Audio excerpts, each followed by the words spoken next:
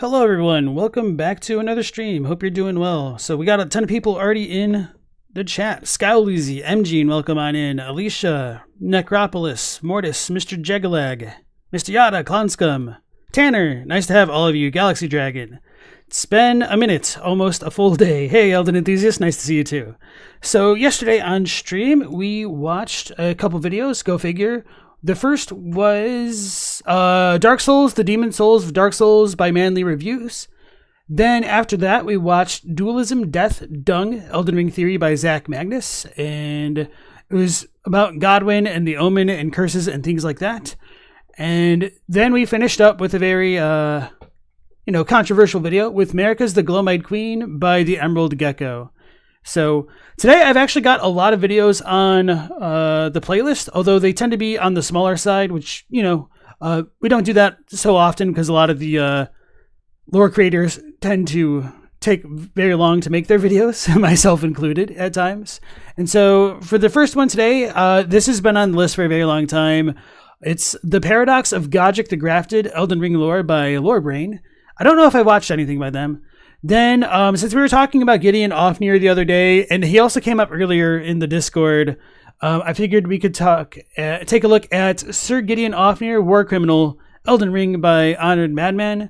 Then, second wins The Language of Color in Games, Semi-Ramblomatic, because that's been a kind of recurring theme in, throughout the streams, I guess, kind of over the last month or so. And then, depending on how much time we have after those, we will check out Elden Ring Lore, the Olivinus Conspectus by Square Table Gaming. I don't remember what Conspectus does what off the top of my head because, quite frankly, they're not all that relevant to the grand scheme of things. I think Olivinus are the Comet Bros, but I'm probably wrong. So that's just kind of trying to give you guys how much I really pay attention to all of that actual Lucarian Academy lore there. And then, to go out with another potential banger of the night, we might end up with Gloom-eyed Devastation, Elden Ring Theory by Zach Magnus. So a lot of really interesting topics that I'm looking forward to tonight. Elden wants to make a 10 to 15 minutes video on Glintstone this month. Are you going to tie it to the philosophies of Giordano Bruno or Gnosticism or anything like that? Or just a more generic one in general? Hey Jesse, nice to see you. Alright, Gideon Ofnir, the All Criminal, is Jagalag's favorite. Alright. And congrats, Clown Scum, on finally soloing Godfrey after 2 days.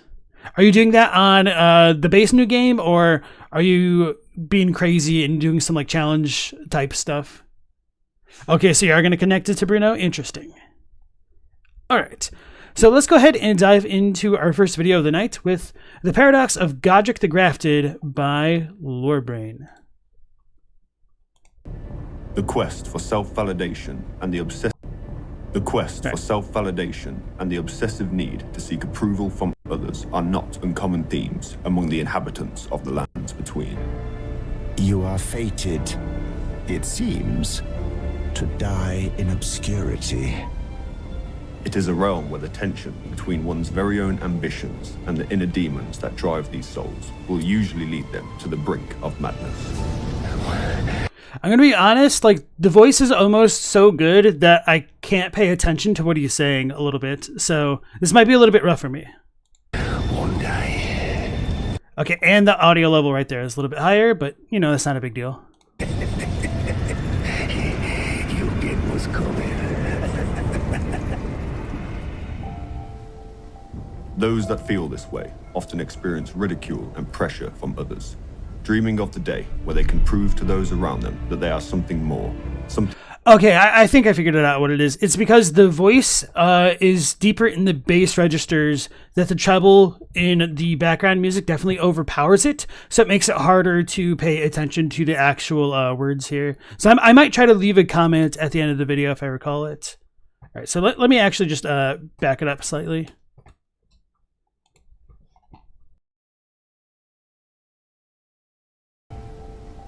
Those that feel this way often experience ridicule and pressure from others, dreaming of the day where they can prove to those around them that they are something more, something greater than just a mere blemish on the lands between.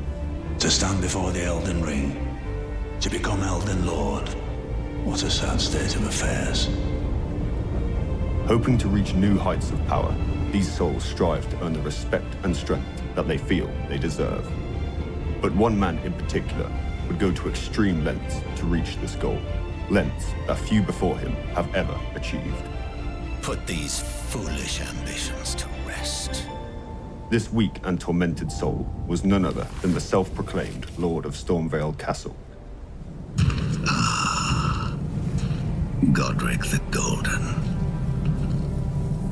His castle lies upon the cliff to Limgrave's northwest, but I suspect you know that well enough already. Godrick was a distant... It does kind of bother me that no matter what demigod you kill first, Gideon says the normal stuff as though you'd killed Godrick. Just because it's like, if the challenge is there and people want to do it, especially for New Game Plus, it would have been nice if the quest dialogue was a little bit more dynamic about that. Descendant of the Golden lineage, a bloodline that can be traced all the way back to its beginning, with the marriage of Queen Marika the Eternal and Godfrey, the first Elden Lord. Maintaining only a distant relation to Marika's line, his divine blood was sorely diluted, and he was viewed as the weakest among his demigod kin. And so this is something that doesn't actually come up too often anymore, that idea of like the divine blood. I know in like the super early pre-release materials, there was talk about like how the demigods had received the blood of Marika, and perhaps without context, that could kind of come across like a bit more literally, maybe more like the communion sense, although it could have always meant the familial sense. It just wasn't entirely clear. And of course, after FromSoft had released a game like Bloodborne, it seemed like it very well could have been like a more literal thing there. And so I wonder if Godrick's so-called diluted blood was actually a bit more of a relic of an earlier draft of the story, perhaps. Hey, Oddspace, nice to see you again. Despite being the blood of Godfrey, first Elden Lord, he's a grotesque old fool grasping for power. And yet, despite this, after Marika shattered the Elden Ring, he was able to inherit the Great Rune from the center, also known as the Anchor Ring. Godrick, a figure who was twisted by his own insecurities and his relentless need to prove himself to all those around him, would only ever serve to be his downfall. His actions, born from this desperate pursuit of recognition, caused him to descend into a horrifying madness. Yeah, Godrick is kind of like got that quintessential little brother syndrome. Wait, isn't that literally the name of the villain in The Incredibles? Is it Syndrome? Or Syndrome, I guess? That's not really relevant. It was just kind of ironic, I guess, the way that I phrased it. And just, Syndrome is kind of like probably one of the easiest symbols to point to represent that whole complex, I suppose. It is Syndrome, sweet. He should have just farmed some Albinorks for runes. Yeah, well, he doesn't like Albinorks because they're silver, and he's the lord of all that's golden.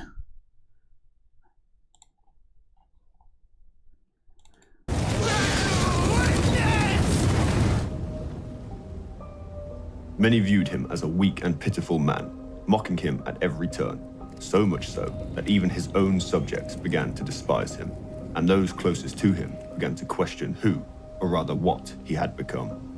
I am the lord of all that is golden. But for Godrick, these acts of ridicule only pushed him further and further into madness. He felt that the best way to combat this was to commit gruesome acts of mutilation and torture, targeting anyone unfortunate enough to cross his path, all in a desperate attempt to live up to his bloodline and hoping to earn the respect that he felt he deserved. Mighty dragon, thou art a true-born heir.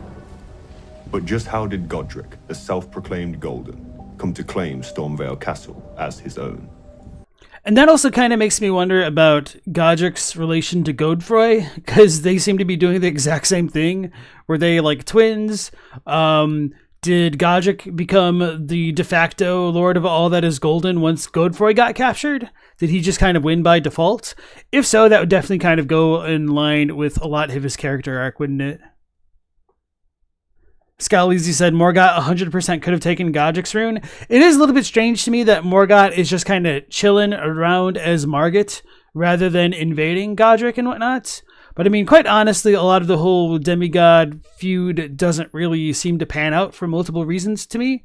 And I will again point to the conflict between Malenia and Godrick just being mind-boggling why she didn't elect to steal or take by force his great rune after she made him, like, literally or figuratively lick his boots, I guess. Cloudscum can't hate Godrick, to be honest. You two know what it's like to be the family youngest. Yeah, so, although I think it's really easy to dunk on Godrick, certainly the deeds that he did were reprehensible and deplorable by any stretch of the imagination. I find like his character arc is pretty understandable, given that Marika tells all of the demigod children to essentially beat the crap out of each other, take each other's great runes, or die with or without trying, essentially. So, I mean, if you're gonna get got, you might as well do the getting, right? So I don't exactly blame Godrick for the situation that he was put into, but despite everything, he still comes across as like one of the most delusional of the demigods, I suppose, and definitely amongst the most reprehensible for a multitude of reasons, which is, I guess, kind of a tough bill to fill because you got Moog doing Moogwin things. That's not great. And you also have Rykard doing his blasphemous stuff. And honestly, I don't really see too much fundamentally different between Rykard and Godrick. In some ways, like, Godrick seems worse, but maybe that's because he, like, tries to present himself as somewhat hanging on to his humanity despite all of the grafting. Like, he still wants to be himself at the end of that, I guess, somehow. Whereas, like, Rykard's like, nah, bro, screw this system. Let's upend it, but not Frenzy Flame. That's a little too far, even for me, you know? So, right. All right. Hey, Galamoth and Eladelia, welcome back to stream. And Ponyboy, nice to see you. This is Godricator number 1. I'm having some real difficulties tonight. Eladelia says, Morgott knows getting inside the tree isn't an option, and Godrick makes good bait. So, even if he knew getting in the tree wasn't an option that he could consider, it would still make some sense, I guess, to me for him to consolidate his own power so nobody else could challenge the Erdtree. But maybe there's some like weird ass Morgott train of thoughts that we're just not privy to. Wouldn't be the first demigod. We don't know what their motivation or thoughts are.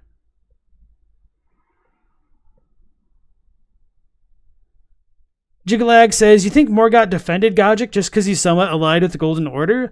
I don't know, man. I mean, Godrick more or less did seem to instigate the first defense of Leyndell and like that first siege on Leyndell other than the dragons, if the story trailer and Godfrey's lore are anything to go by.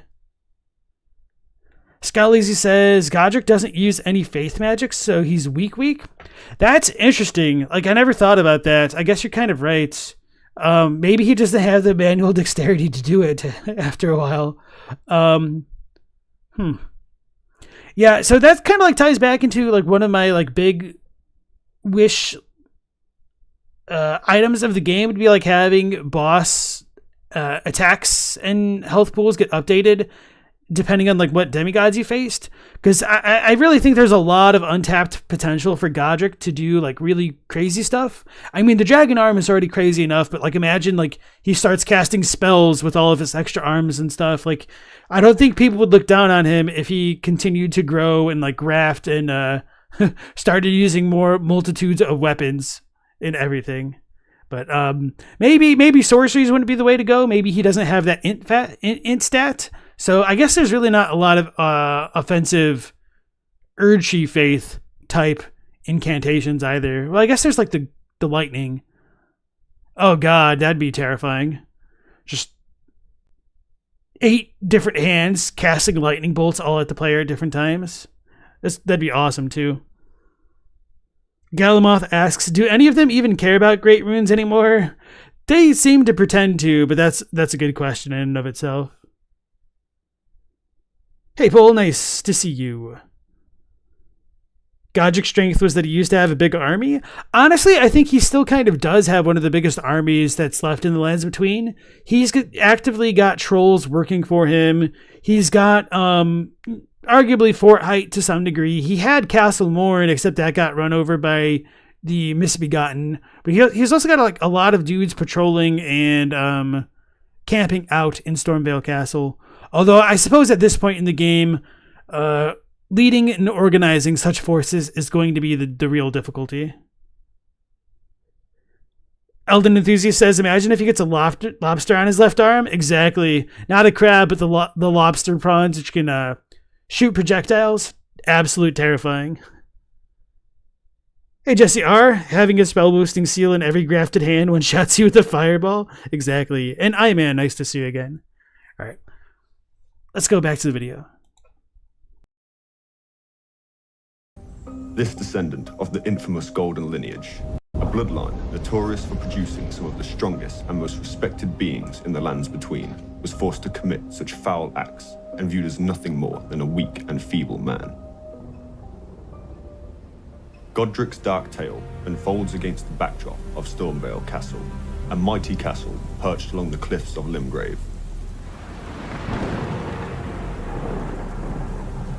Once, long ago, it had been ruled by a long-forgotten king, during a time when warhawks ruled the skies. Legends whisper of a battle waged here by Godfrey, the first Elden Lord, as he marched south to Limgrave under the banner of the Golden Order. I like that little art. I wonder where it's from. The true history for this ancient conflict remains a mystery. However, some would believe that Godfrey confronted the Storm King within the castle, ultimately defeating him. As a result of this conflict, the castle was left empty of a ruler for generations, standing only as a hollow shell of its former glory. Many generations later, during a period of turmoil, the Shattering took place, an event which sent the Lands Between into a long and bloody war. One of the individuals to partake in this war was General Radahn, who at one point supposedly led his forces to lay siege to the royal capital. Whilst the exact history of what happened seems lost to time, some say that amidst the chaos of battle, Godrick seized the opportunity to flee the city, carrying with him a multitude of treasures in the process. He concealed himself among the city's women that were fleeing the chaos, using an item known. Sorry, I want to look at that chest again. Oh yeah, YouTube. He concealed himself Damn among it. the cities. Him a multitude of I was wondering if any of the braids here could correspond to the little braided type thing that we see on the sigil of Mesmer and his house, potentially. It kind of looks close. I would need to like take a real close check, but I don't know. Maybe you guys will see it too. Hey, Space Neighbor, welcome on in. Yeah, I did talk about Destiny 2 a bit on another stream. My thoughts on the big trailer that dropped this morning? I thought it was pretty good. I'm a little bit annoyed that the quality of the trailer is that much more than the game, but I mean, I can't really begrudge Bungie too much. It's all good. Come on, bro. of treasures in the There we go. process. He concealed himself among the city's women that were fleeing the chaos, using an item known as the Mimic's Veil, an artifact that once belonged to Queen Marika herself. This item granted the wearer the ability to alter their appearance, allowing Godrick to change his form and escape the city unnoticed.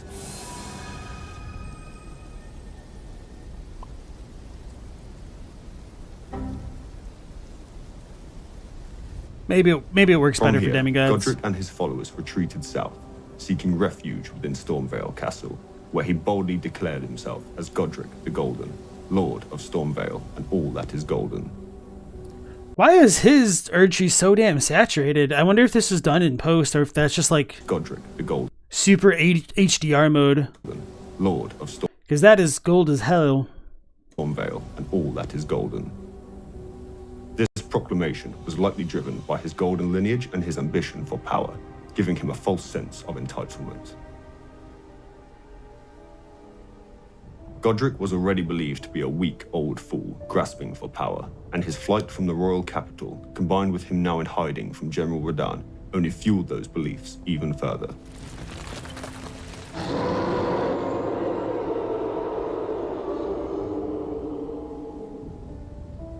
He knew deep down that he had to do something to change this view. As the war raged on, Godrick, already a disgrace in the eyes of the land's inhabitants, discovered the grotesque act of grafting. The process of grafting involved dismembering the limbs and body parts of other beings, both creatures and humans alike, and fusing them onto one's own body in order to gain their strength and power. It is speculated that Godrick learned of this forbidden art from his kinsman, Godfrey the Grafted, another scion of the Golden lineage, who once harbored ambitions of becoming Elden Lord himself. So that's a little bit of a weird claim. I want to double check Godfrey's description because it's been a long time since I honestly looked at Godfrey in a serious manner. Yeah, okay, so this doesn't really say anything about Godfrey like having that ability before Godric. So this was a bit of speculation that I wasn't expecting there. I think he set that up that way, but I just want to double check for my own sanity here. Okay, it is speculated that. Okay, we're all Godrick good. learned of this forbidden art from his kinsman, Godfrey the Grafted. But that kind of line of speculation is a little bit strange to me because why necessarily infer that Godfrey would have had grafting first? Anyway, that's not too important. Another scion of the Golden lineage, who once harbored ambitions of becoming Elden Lord himself.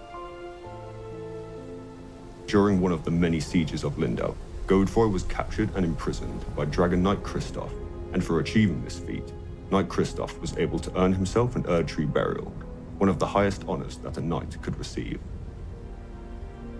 Godrick, inspired now by Godfrey, dispatched his soldiers on tarnished hunts, capturing anyone they could find and subjecting them to gruesome experiments, some of which appeared to be on children, and those that were found worthy were dismembered, ready to be grafted.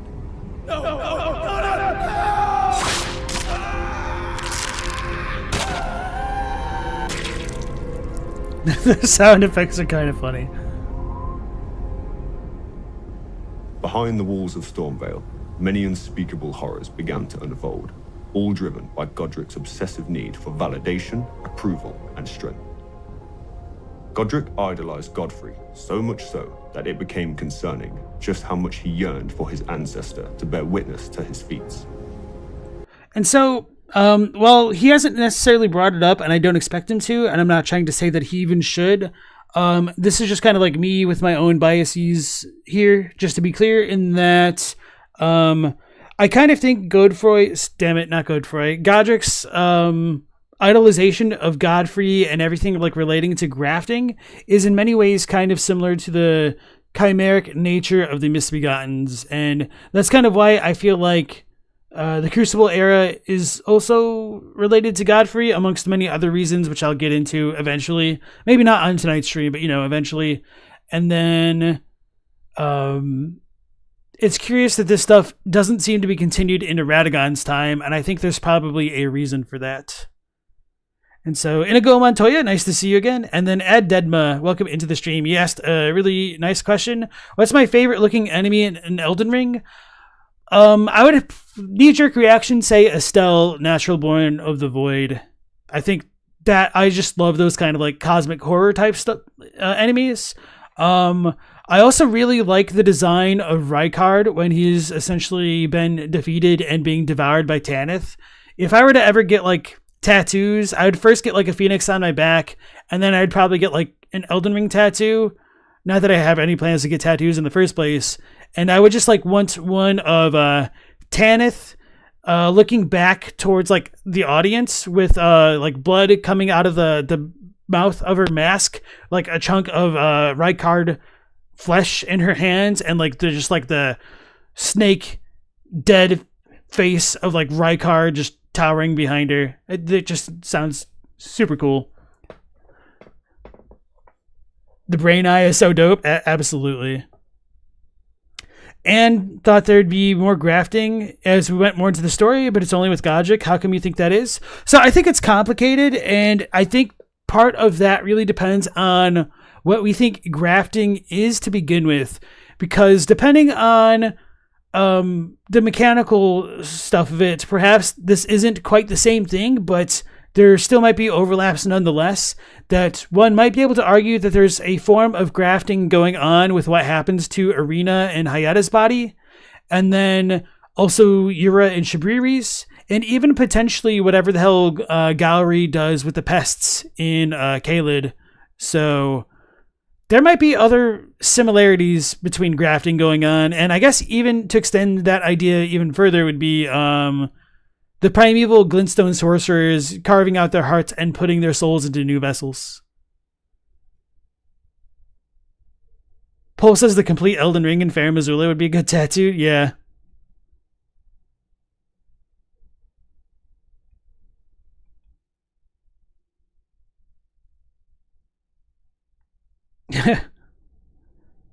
Maybe grafting isn't that important. I don't know. We might get more of that stuff going on in the DLC. I'm a little bit skeptical, but there might be some like adjacent stuff going on with it.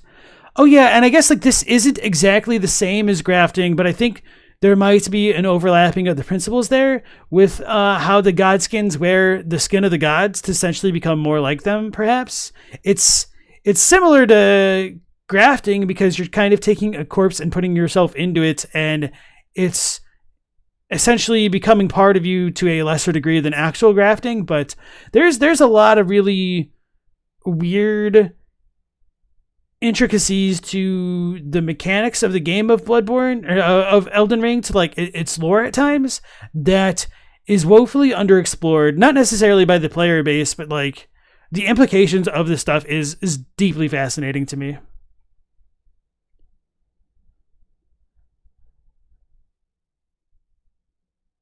Doggo Doggo, welcome back. You said Quelaag made that sort of connection with the corpse tree and skinning and grafting type beats. Oh yeah, I guess that is a potential parallel as well. The big ol' stacks of corpses in that newest trailer. I gotta like be ready to start incorporating some of this new stuff into my like standing headcanons at this point. All right. Hey, just G6BR, welcome to the stream. Do you think the lands between are called that because they're born between the Shadowland trees and that's where they're doubles in Elden Ring? I don't necessarily think so. I think like in many ways the lands between is kind of similar to the Nexus in Demon Souls and what's called the lands betwixt. things betwixt in Dark Souls 2. So it seems pretty on theme with the other games, but I do think it is a fair question to wonder if the lands between are between the Shadowlands, although Miyazaki's interview made it seem like it had been the other way around, that the Shadowlands got disconnected from the lands between first. But even with that interview, I feel like that doesn't really line up with quite what we see in that new trailer, so I imagine there's just more to it that we still don't fully understand. And Spaghetti, nice to see you again. Alright, let's go back to the video. Wielding an axe with the figure of a lion, the symbol of Godfrey, and even fitted his army with the crests of the golden lineage, such as axes and depictions of Serosh, the beast regent. He even displayed a portrait of Godfrey in the halls of Stormvale Castle, the very halls where Godrick would perform his grafting, all so that Godfrey could witness what he had become. Despite dubbing himself Godrick the Golden, he was the object of ridicule and scorn. His subjects despised him for who he had become, and the people across Limgrave openly mocked him, tarnishing his name even more, eventually dubbing him as Godrick the Grafted. The exact timeline of when Godrick began to graft himself is not made clear. However, there are two main theories surrounding Godrick that each stem from his confrontation with Malenia, Blade of Mikola. Malenia was another individual who played a pivotal role during the War of the Shattering. At one point, she marched her army of Cleanrot Knights south in order to confront General Radahn in a fierce battle that would later dictate the outcome of the war. However, during her march, she passed through the lands of Limgrave and Stormvale Castle, where it is believed that Godrick insulted and mocked Malenia, so much so that a battle erupted between the two. The first theory is that Godrick had already grafted himself prior to his confrontation with Malenia, and because of this, Godrick deluded himself into believing that he was now a formidable being with the power to rival his demigod kin. Yeah, I think that's a pretty reasonable assumption there, and I think because of the way that Godfrey was already grafted and thrown in the Evern jail after the first defense of Leyndell, that it would be fairly safe to assume that Godrick was already grafted to some degree at this point. He may have been continuing to graft himself after the fact because Kenneth Haight warns us that he collects tarnished parts essentially, and so if he's collecting tarnished parts after getting his ass beat by Malenia, then he might be trying to undo the damage that she did to him, or he could have just been continuing on business as normal. He'll be the lord of all that's golden, bathed in rays of gold and whatnot. So, who all just came back into the stream? Mao, nice to see you again. Casey Butts, and then I think there is one more, but I'm going blind. Oh, well. Everybody, welcome on in. So, Spaghetti thinks that the lands between could be kind of purgatorial. I've definitely wondered that as well. Somebody a moment ago was saying that they wondered whether or not it was like the Midgard situation with Norse mythology, which I've wondered a lot about the Norse mythology. I would be more in line with the parallels of Norse mythology if we had more references to the kind of connected worlds to the Yggdrasil, but they're kind of not present in the current iteration of Elden Ring, which isn't to say that they don't exist, but we don't exactly have evidence of them either, so I'm a little bit lukewarm on all of those connections, as I am with other kind of real-world parallels at times. And then we got trying to connect the lands between as being in the middle of something. Middle Earth, indeed. Dev Chappelle, nice to see you again, and Hilko. Mao thinks the lands between are more like the Garden of Eden. So who is the snake? Who is the snake? Was it Mesmer? Oh, you just meant in terms of the naming scheme. Okay, wait, let me reread what you said then. It's just another version of Midgard or Middle Earth, the land central to the narrative. Oh, okay, I see what you're saying there. Okay, thank you. All right, let's go back to the video. And yet, when confronted by Malenia, what followed was a short, swift, and very one-sided battle, with Malenia defeating Godrick so badly that he began to beg for his life at her feet, something that his ancestors would never have done, further showing his true nature and weakness to all those in attendance. This only further shattered his reputation and pushed him further into madness, with paranoid thoughts of what others may think of him. The second theory is that Godrick grafted himself after his defeat to Malenia. Having been beaten by her so badly and made to beg for his life, he was forced to face the reality that he was nothing more than a weak and feeble man who desired power. With this defeat, perhaps Godrick felt that the only way he could return to his true home and become a stronger being that Godfrey would be proud of was for him to indulge in the act of grafting. Regardless of this, the outcome was one and the same for Godrick. Disgraced and broken, he retreated into his castle, haunted by his relentless desire to prove himself as a great demigod, just like his ancestors. After this, Godrick continued to hide deep within the castle, still in pursuit of power through grafting. That was until one day, the player Tarnished arrived at Stormvale, where the two encountered each other in a fight to the death. Godrick is... Oh, I caught him. He pressed the button. He was going to skip the cutscene. So anyway, Forgeborge, welcome back to the stream. So yeah, I don't necessarily think that he would have begun grafting himself after the Malenia incident, if for no other reason than Godfrey being a potential parallel point for Godrick. It's really tough keeping track of all these damn G names. At least I haven't screwed up and said Godwin yet. So anyway, there are some other questions in the chat that I wanted to address. I kind of wanted to talk about what Forgeborge said, but that actually just get me really off topic, so I won't.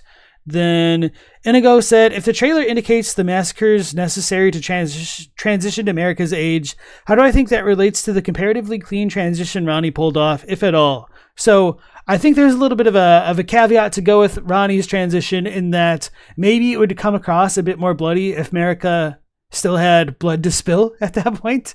And we don't know if America also pulled a Ronnie and let everybody else do the fighting to just waltz up at the end and go grab a relic of the fallen god that came before to kind of institute her new order. But I do think that's an interesting question nonetheless there.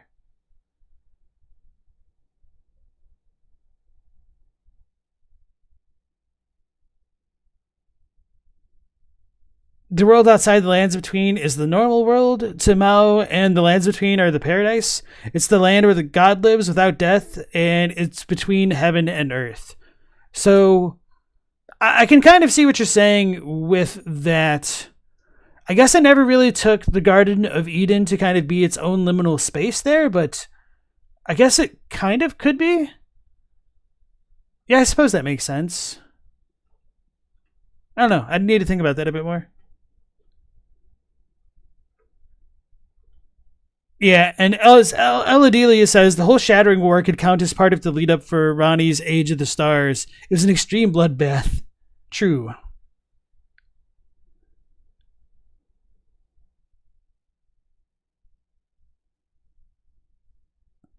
Mao says the serpent is the traitor, and you think that the exile of the Tarnished is when man is exiled from paradise. So I don't really see a lot of the snake parallels between Elden Ring, despite there being the great serpent that Rykard has, and the kind of unnamed serpent god. But nonetheless, it's all right. All right, let's go back to the video. Is sorely defeated by the player, crying out for Godfrey to witness him as the battle rages on. And yet, upon defeat, Godrick cries out once more, and for the last time, proclaiming himself a lord, showing that even with his dying breath, he is still driven by his desire to prove himself to anybody that will listen. I am the Lord of all that is golden, and one day we'll return together to our home, bathed in rays of gold.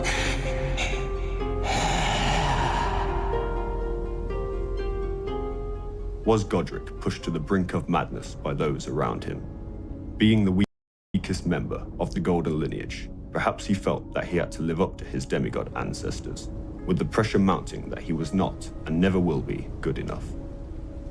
Or maybe he was just another weak and cruel man with weak and cruel ambitions, blinded by his own arrogance and self-entitlement. With the passing of Godrick, Stormvale Castle once again witnesses the fall of its lord, and as time marches forward, Nefeli Lu, a descendant of Horalu, chieftain of the Badlands, can emerge as the new ruler of Limgrave. Should the player tarnished encounter the ashes of the Stormhawk King within the Chapel of Anticipation, they can offer these ashes to Nefeli at the Roundhold table, where she will gladly receive them. From here, she goes... Lately I've been wondering about what exactly that texture is on the hooded Banished Knight set, because I haven't taken a good look at it. I believe it would probably be like the bird looking like thing, which you can see on the Rallying Standard banner. And this appears a couple other places in Stormvale, but I'm not sure, and it could end up being something different. Somebody probably may have already unpacked it. I just didn't really think about it until recently. At the Roundhold table, where she will gladly receive them. From here, she goes on to cross paths with a man named Kenneth Height, a man who deems her as a worthy heir to Limgrave, a role which she accepts, stating that it reminds her of her home. Nefeli, who is now the new lord of Stormvale Castle, pledges her aid to the Tarnished in the event that they become Elden Lord, and as a result of this, Stormvale...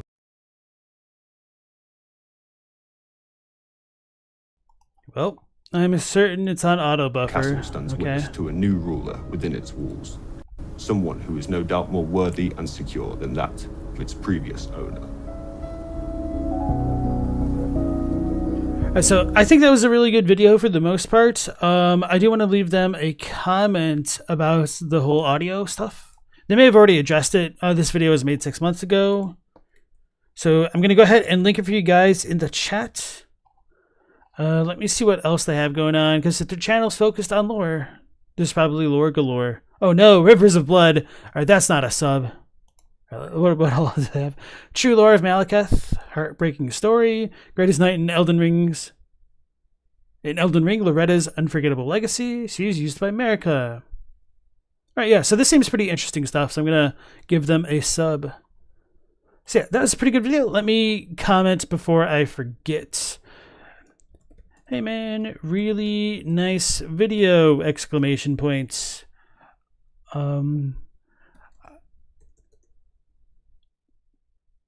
How do I want to phrase this? Damn it. You may have already fixed it in your newer uploads, but would you mind bumping up your voice audio a bit more? Because it has so much bass, it makes it harder to focus on compared to the treble in your background music. As for Godfrey, I also think it might be relevant to his characterization that America told all the demigods to pretty much war or die, and that may have spurred him on to action. Evil deeds be damned. Okay, I think that's pretty good.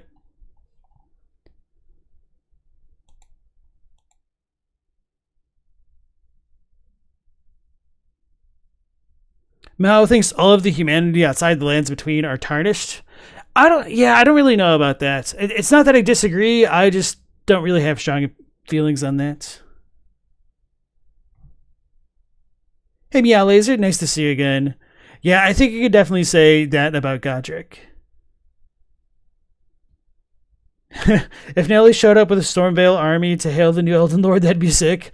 Just imagine Nefeli showing up with an army and then like taking down Margit and even Godfrey.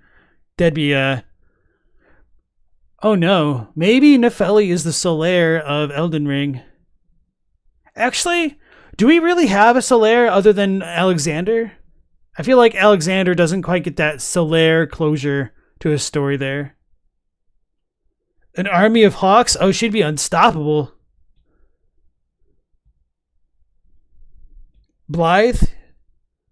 I don't necessarily see Blythe like Solaire, although I get where you're coming from, partially because Solaire was kind of doing it more for himself, whereas Blythe is doing it for somebody else. But yeah, I can see where you're coming from with that one though. You guys think Alexander? Okay. You think Alexander's more Siegmeyer? Yeah, that's kind of how I feel about him too.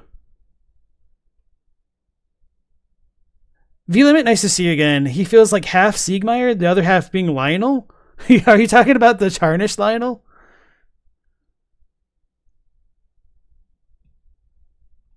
Actually, Jesse, we were talking about this the past two streams. Apparently, Roderica is definitely a tarnished, according to her own dialogue. But there is like no item description which says it. And part of the reason for that would potentially be, according to somebody in the chat who I forgot came up with the idea. So, whoops, it's mine now. I stole it. Don't get me for the plagiarism, please. It would be that Roderica may not have been called to the Lands Between by Grace, and she could have physically arrived here on the boat with her friends, and that might be why she never saw Grace. Maybe because it was never her time when she came here. Okay, I got you, V-Limit. I just wanted to make sure that it wasn't like a Lionel reference to a different game. Yeah, definitely Alfred is the other Solaire type figure. It doesn't help that Alfred literally has Solaire's VA. Goddess Begat says, Dung Eater was meant to be a satirization of Solaire, right? I don't know if it's that reductive, but certainly I think with the way that it plays out, he seems to be a subversion of that theme for sure. Kale is the Solaire of Elden Ring. I think I would agree maybe if he like summoned you or if you saw him in more places maybe. Galamoth said, didn't all the Tarnished physically sail to the Lands Between, or no? I would say no. It seems most of them saw the guidance of Grace. So our Tarnished, we just kind of like died and woke up in this liminal space that teleported us to the Chapel of Anticipation. But I don't know like what the hell the deal was with all of the other Tarnished. Like, we kind of have a Finger Maiden, but she's dead. But we also don't really see the other Finger Maidens of all the other Tarnished, with the exception of Vike. And I don't know if y'all have caught on what's going on with that situation, but that doesn't exactly seem to be on the up and up either. It is strange to me that we don't get more Finger Maidens in general. I guess there's technically like Theralina, but she's not exactly the most reliable performer of her duties anymore. Inigo Montoya asks, did we fight Godfrey because he was there to stop us, or because he wanted to be Elden Lord? If he was going for Elden Lord, how is he going to get into the tree without a maiden? That's a very good question. I mean, Marika may have been his original maiden, so I'm sure interpretations about this will vary and differ, and I guess I'll pull up the footage to go along with it. But I think when Godfrey picks up Morgott, the grace given, he kind of gets the grace from Morgott, or maybe that was always Godfrey's original grace. I don't know. So like leave that part in like the super skepticism part of my comments here. And then I think the more grounded thing would be that I think after Morgott disappears, Godfrey might regain his grace, and his grace points him to us, since we would be the biggest obstacle for him becoming Elden Lord at that moment. Although, I mean, honestly, if it was really me and not my player character in there, I'd be like, oh, you want to talk to Marika? No, that's fine, dog. Just, I want to listen. Like, what the hell is he going to say? I hate this game. All right, so this is some footage that I gathered for the trailer contest, so let me speed up. A long while, Morgott. So Morgott turns into this grace type thing. We don't necessarily see it go into Godfrey's eyes. His corpse disappears, though. And now, looking at the way that Grace appears other places and points like away from the side of Grace to things, that's kind of looks like what's going on with Godfrey. It's starting by him and pointing towards us. I had wondered whether or not this is supposed to be our Grace guiding us to Godfrey, but maybe it's arguable, I suppose. Long and hard didst thou fight, tarnished warrior, spurned by the grace of gold, So yeah, that's kind of my thoughts on the matter with that. Now, what about OBS Necropolis? What do I use to capture game footage? Oh, yeah, that was OBS. Okay. Ponyboy, nice to see you. You assumed all the dead Tarnished were teleported and all the living ones were called. You also assumed that Vare killed our maiden. He knew too much when he first laid eyes on you, sus. Yeah, that is a very common idea, the part about Vare, at least. What you say about the Tarnished being dead in the lands between, maybe it's because they weren't called. I might really have to think about that a bit more. Not that I disagree, but I think that could be a substantially sound rationale for what might happen to some of the characters in the lands between. So I want to think about it more and see if it's like actually a consistent idea, because it has bothered me that there are like dead Tarnished with the dude wearing the guilty set that Dio will stand by in next to Summonwater Village in Limgrave, and also the way that Tops just keels over and dies for no reason. I mean, even that is still annoying, even if Tops never saw the Guidance of Grace. But yeah, I kind of felt like a lot of the dead Tarnished were dead because once Guidance leaves you, it just might make you fully mortal, with the exception of people who still have, like, perhaps the will to carry on, like Roger with the Death Root and whatnot.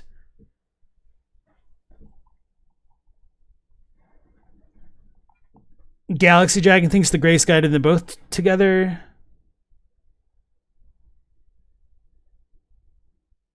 You're welcome. Hey, Red Knight, nice to see you. Could be both. The Grace guides us both, and we're both each other's next battle. I mean, can't we just watch that little familial marriage spat? So that way we could spare ourselves the trouble. Hey, Pesto de Besto. I also love Pesto. You thought it was implied that Godfrey was given back his grace, which led him to the throne room to wait for us. I definitely think that is a strong implication. I just wonder whether or not he gains more of it with the Morgott situation. Because, like, why the hell does Morgott only disappear then with Godfrey rather than when we kind of pseudo-kill Morgott there? Mialua, welcome back to the stream. Could Grace be considered artificial fates? I think that is an unironic, strong possibility. I think I might hint at that possibility in my Grace of Old video, but I don't know if I state it so clearly there, because I do like to leave some things up to the audience to come to. Yeah, Scaleezy says, we could have watched Godfrey and Radigan fight over America, but no. Really settled the debate over who would be the supreme Elden Lord. Alright, so yeah, that was a good video. I believe I linked it in the chat, but in case if I didn't, I'm going to go ahead and do it now. And then we'll go ahead and move into... Damn, we already spent this long on this video. We'll go ahead and move into the next video of the night, which will be one by Honored Madman. It's been a minute since we looked at anything by him, with Sir Gideon Ofnir, War Criminal, Elden Ring. So yeah, we've talked about Gideon quite a bit the past couple days, and a little bit more on the Discord earlier today. So hopefully this will be a fun one. Welcome back to Honored Madman, and today we're going to be talking about everyone's favorite lore nerd, Gideon the All-Knowing, a guy who I have admittedly slandered in the past. But that doesn't mean that I don't find him to be one of the more interesting characters in the game, because I do, especially now as I'm looking back on the characters I didn't focus on as much in my earlier videos or my earlier playthroughs. My favorite Gideon moment is... I don't know how to make the text right again. Hold on, I'm going to Google YouTube closed caption colors. For real? I can do it from this. Oh, options. I did not see this. Why is it so dim?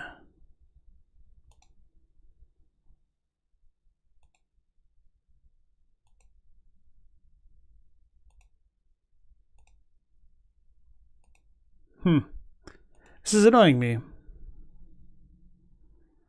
Oh, font opacity. Why was that changed? I don't... Maybe there's like a hot button for it? All right, this should be good enough, I suppose. 20 seconds. By hot button, I meant like a hotkey. Okay. Sorry for all that. That's a little bit strange to me. Hey, D&D Hydrate. Welcome back to the stream. You feel like Radagon and Godfrey would arm wrestle and shake hands? I don't know. Radagon is kind of a nerd in the grand scheme of things. All right, Mo. You take care, and thanks for hopping in as always. When you tell him that Mogwin... All right, I'm going to back it up because I got super distracted.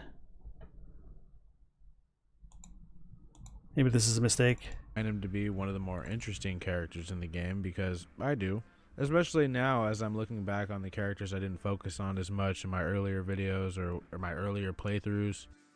My favorite Gideon moment is when you tell him that Mogwin and the demigod Mog are the same person. I always forget just like how how the closed captions capitalize it when Honored Madman speaks, and just like the accent it's so great. Shit, I was wondering who that Lord of Blood was. Best just leave him down there. I don't know why, but it just cracks me up because, I mean, not only is Mog there, but Mikola is there, and Gideon doesn't really seem to care all that much. It's almost like he already knew, but why would he reward you for sending? I don't know, it's just something I found a bit odd. Still my favorite Gideon moment, though. Oh, yeah, thanks, Clown Scum. I forgot that the video would probably be a bit quiet. So I just bumped it up, so it should be better. So Gideon Ofnir was one of the earlier Tarnished of the Round Table, making him quite old. Now, I got this from one of the many insightful comments that's often left on my videos. The name Ofnir was often used by Odin as one of his many aliases. I mean, if you look up alternative names for Odin or names he's taken on, there's a long list, and on that list, one of them is Ofnir. But Gideon was one of the earlier Tarnished of the Round Table, possibly one of the first. I don't really know for sure, but I'm sure he was there back when Wilhelm and Vargrim were there. Now, it was during this time that Gideon decided to dedicate himself to the pursuit of knowledge, which is in itself a futile pursuit because, you know, he's never going to have all of the knowledge. He's never going to truly be all-blowing. But damned if he isn't going to try. It was also around this time that presumably Gideon developed his fondness for ears and their use as his sort of motif. Although that might have came after he started to establish his network of spies and double agents and whatnot. I actually really like the whole ears thing. It reminds me of what the crones do in The Witcher 3. They have these peasants sacrifice their ears and they like tie the ears to trees so they can sort of monitor the forest in a way that they're like always watching. And it's really eerie because you could actually, you know, see the ears, and then there's a part of a quest where a dude cuts off his ear. It's a pretty good game. Maybe I'll do some Witcher videos down the road. And despite viewing... It's kind of funny to me because we had a comment earlier in the Discord today about how much somebody hated Gideon Ofnir's beard. Like, pun intended, ear all capitalized in beard. Other people in Tarnished as a means to an end and pawns to be manipulated, Gideon did have a few friends back in the day. One of which was everybody's favorite puppet fetishist, Selivis, who, yeah, he's maybe a lot more comically treacherous compared to Gideon, but it makes sense why they'd be friends. And Dolores, the Sleeping Arrow, considered by many to be a handsome woman who dressed in the clothes of men. Now, this Ned's Declassified-esque group of friends would eventually fall apart after Dolores began to criticize Gideon's methods. And it was said that she was quite outspoken when it came to that, so, you know, do with that what you will, but maybe she was particularly annoying with how critical she was of all of Gideon's manipulations and lies and his just overall duplicitousness. And Selivis is sitting there like, well, I'm all of these things too, and I'm like happy that I have a friend who's just like me. Why are you criticizing him? To criticize him is to criticize me, and you criticizing me isn't something I like very much, so I'm just going to murder you and turn you into a puppet as sort of a sick joke. Seems kind of hilariously on brand for Selivis, especially considering how much he admires his puppets. I think Gideon, on the other hand, didn't take any issue with Dolores' criticisms. In fact, I think it's possible that he liked having a friend that would call him on his bullshit, maybe even thinking it kept him from falling too far into being a condescending twat, and that maybe he shouldn't view people only as a means to an end. But oh, that's funny, because I was going to say he probably just used Selivis as much as he could. And then if Selivis like gave him pushback, he probably just didn't care too much. But, we don't really know too much about their relationship. And that's actually something else that I was going to touch on. I know it's a really, really popular idea that Celavis could be Pedia, the little Albinoric dude that you can meet in Caria Manor, who will get got by the puppets once the Celavis portion of the character might die. And so if Celavis had visited the Round Table Hold and was like direct friends with Gideon, it does make me wonder whether or not he should be considered that Albinoric, although maybe that Albinoric could still pilot the Celavis puppet and understand what's going on with it. Maybe it's kind of like the good old shadow clone jutsu, but a little bit better because you're not actually cloning yourself. I don't really know. So maybe that'll just be relevant to some people who do believe that Celavis is Pedia as a bit of a reason to rethink that position. But anyway, that's not too important. Mr. Yada did have a good point in the comment section here about Gideon Ofnir's motivations, because if he is kind of wearing this armor set and he died outside the Lands Between, then it seems as though his character was very interested in knowledge and spying and listening even before he was called back to the Lands Between, which I think is a very fair observation there. Without Horns forgot about Pedialites? Oh no. It's all good, Chadwick. No, your Dolores' Best Girl one, that wasn't too far behind. It seemed irrelevant in the chat log there. Necropolis thinks that Celavis is essentially Pedia's true self. Pedia does not want to be what he is. So that's kind of like why I brought up the whole thing of Celavis meeting Gideon and potentially being part of the Round Table Hold and like knowing Dolores, because maybe a Pedia can still understand what's going on through the puppets and that can still work. But if you don't necessarily believe that, I think it just casts more room for doubt. All right. Celavis, on the other hand, fucking hated this shit. And he probably also took issue with Gideon's sort of relaxed attitude towards her criticisms. We already know Celavis is willing to be just as manipulative, if not worse, than Gideon. Just look at any point in his questline. It's not exactly hard to believe that Celavis would kidnap Dolores and turn her into a puppet because of her criticism and outspoken behavior towards the two of them. Maybe Celavis even thought that this would sort of make the problem go away and him and Gideon could go back to being a couple of manipulative twats.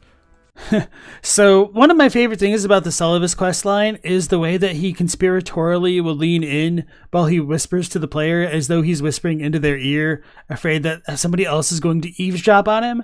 It's just such a minor little detail, and it's like kind of so over the top that I just find it really hilarious in the grand scheme of things. But this backfired and caused Gideon to part ways with Celavis forever, something that the Carian Preceptor is still bitter about, as evidenced by him trying to still and turn Nephili into a puppet, presumably just to spite Gideon all these years later. It's also possible that Gideon wasn't super chill towards the criticism, and maybe even agreed with Celavis' attempt to remove her. But if I were to speculate, I would say that that's where things soured. I think that maybe Gideon felt some type of guilt, and that when he saw Celavis had made her into a puppet, basically a living manifestation of his guilt and what he had done to his friend, I think it was a little too much for the all-knowing knight to handle, which caused him to sever ties with the creepy Carian Preceptor. I imagine Gideon was pretty cool with Celavis turning people into puppets before he saw it happen to someone he actually cared about, despite her being a critic of him, which would make his apparent disgust of Celavis later by the events of the game sort of seem like a projection of his own disgust with himself. And there's always... I think that's a pretty fair assessment, even if like not everybody would agree with that. But what was I going to say about that? Yeah, so one of the weirder things to me about Gideon is that even if he's like, oh, you shouldn't do that to Nephili because we can still make use of her, he doesn't exactly seem to do it out of concern for her well-being. He's like, oh, well, that's just a waste of potential. So he doesn't actually really seem to look at people through a humane lens, and it just always seems very quid pro quo. Like, what can he get out of each transaction there? And so when Nephili leaves him, he's like, whatever, she doesn't work for me, I'll just like work with what I have, it doesn't matter, I'll find a new tool to complete my spying for me. But it is kind of funny though that like the puppets aren't something that Gideon uses. So maybe that just speaks to perhaps a limitation of the puppets, or maybe we aren't as good puppet masters as Pedia. I'm not sure, but anyway, Inigo asked, what happens if you kill Pedia? Would Celavis still be alive? Unfortunately, you can't kill Pedialite because he's got a kind of invulnerability barrier. So even if you put on like the Thorn set or whatever it's called in Elden Ring and try to roll into him and kill him, he will live. There might be another way to cheese him and kill him, but I haven't really experimented to see how that interaction works. And if Celavis lives, even if you kill Pedia, I really wouldn't take it too much beyond perhaps like dev oversight that Pedia could even be killed if they are supposed to be one individual. So I think it's a little bit of a wash there.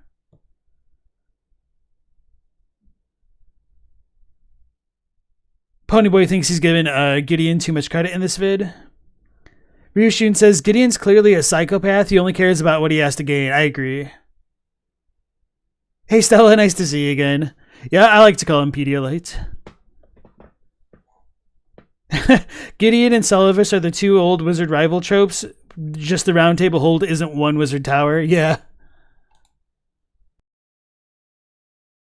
As the other alternative, that he didn't really feel guilty about Dolores' death and always found Celavis' puppet obsession a bit creepy. So similarly to the other theory, that's where he drew the line when he saw that Dolores had been turned into a puppet.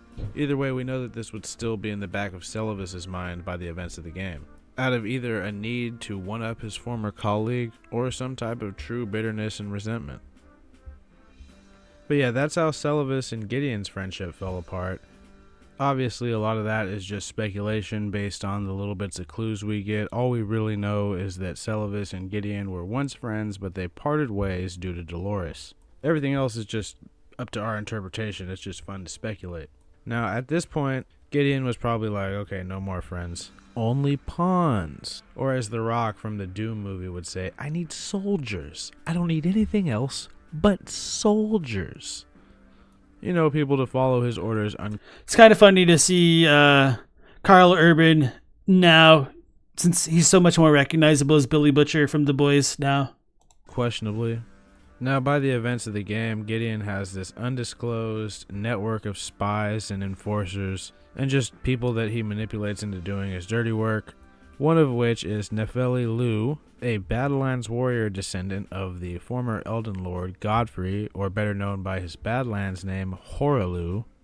Gideon also had the spy Henricus deeply undercover with the Volcano Manor cult, although that ultimately didn't end well for him. Gideon also had an unspeaking adherent enforcer named Ensha, who wore the bones of an ancient king like they were armor. At first glance, you might actually be forgiven for thinking Ensha is a puppet. I used to. I don't anymore. I think he's definitely some type of anime edgelord style guy that Gideon roped into doing his bidding. Out of all of his pawns, though, Nefeli was arguably the most valuable. Besides her obvious skill in battle, she could provide many uses to Gideon, such as becoming the heir to all of Limgrave, supplanting Godrick after he dies, although that doesn't seem to be part of Gideon's plan. It just sort of illustrates her usefulness, or that at least of her heritage. So the best that was a little bit of an interesting audio issue there. Example of Gideon's style of ruthless manipulative pragmatism, which is a lot of big words that I think I'm using correctly, is best illustrated by his relationship with his surrogate daughter Nefeli, whom he took under his wing when she showed up in the Lands Between, following the guidance of grace. Sort of like the player, but Gideon's a lot more condescending. It's kind of funny to me that he's like, oh, these are a bunch of big words, and then in the immediate sentence following that, he uses whom properly, which like most native English speakers will not do. Sending to us when we show up. He gave her the info she needed to infiltrate Stormveil Keep and attempt to kill Godrick, and even plays the act of the concerned and protective father if you happen to tell him about Celavis' plot to turn Nefeli into a puppet. Although I think this has more to do with the fact that he knows Celavis is trying to one-up him, and he'd rather deny him that pleasure. But Gideon's supposed care for his surrogate daughter all but disappears once she discovers some of his war crimes at Albinoric Village. I'm not sure if she stumbled on it all her own, or if Gideon foolishly sent her there after his omen killers and depraved perfumers failed to turn up anything, well, outside of the ruthless slaughter of the Albinorics. And what does Gideon do when Nefeli confronts him about his atrocities? He disowns her, tells her she's not cut out for this shit, which that one might be true. Now this sends the poor warrior woman into a depression, and if you tell Gideon about this, he further illustrates how he couldn't care less. She was always a pawn to be moved about the board, a valuable one but a pawn nonetheless. But as always, I'm getting a little bit ahead of myself. Now when we meet Gideon upon our very first visit to the Round Table Hold, he seems like a pretty okay guy. He welcomes us, but he tells us, hey, you're just a visitor until you start earning your keep. You know, you can't just act like you're one of us until you start acting like you're one of us. Now, and it's because of this line that I think there must be the kind of a quintessential multiverse going on with Elden Ring that's kind of hinted at in the other FromSoft games as well, because while I could certainly see Gideon pawning off the task of killing all the shard bearers to somebody else, I don't really think that works in lieu of what Ania tells us about, like, seeing two great runes together, the fingers having high hopes for Gideon and whatnot. And so, while I do kind of legitimately wish that he's like, oh, I'm not going to welcome you until you get this damn door open because I can't do it, and just like not really lead us onto that fact, it just, I don't know. I don't know how else you could try to really meaningfully reconcile that kind of disparity between the other lines in the game there. So, oh yeah, I wanted to talk about Ensha. That's what it was, and I kind of forgot. I guess it really isn't that important since Honored Madman doesn't really go into like the detail there. But in case anybody's wondering, I don't necessarily think that Ensha, as the follower of Gideon, is literally like the Ensha of the Soulless Bones is like talked about in the armor. I think he's just a dude who has the armor, and that's pretty much it. I think he's just kind of like an edgelord, like Honored Madman was saying, but that's not really too important right now. Jagalag asks, do all the puppets need to be alive like Nefeli, or can they just be a body and be created artificially? That's a really good question, and we don't know. I would like to think that they probably need to be transfigured while they're alive, because if you kill Nefeli, you can't necessarily make her drink the potion, and the same thing with like the Dung Eater. They both need to be alive to be transformed, so that's kind of what makes the most sense to me. All right, you Shun, I see what you're saying there. Flourishboard says, it's hilarious that Gideon and Celavis have the classic falling out over a girl trope, except it isn't over love, but instead about one of the friends removing the other's free will. I don't know exactly if I would call that hilarious, but sure. What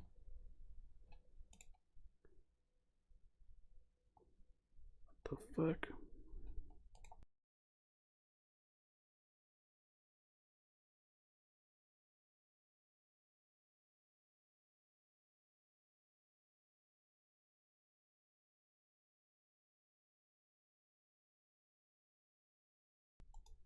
So, Oladelia says, it's stark to think that Ronnie's body might be safely at the top of the tower because she 100% knew Celavis make a Ronnie puppet if he could get to her corpse.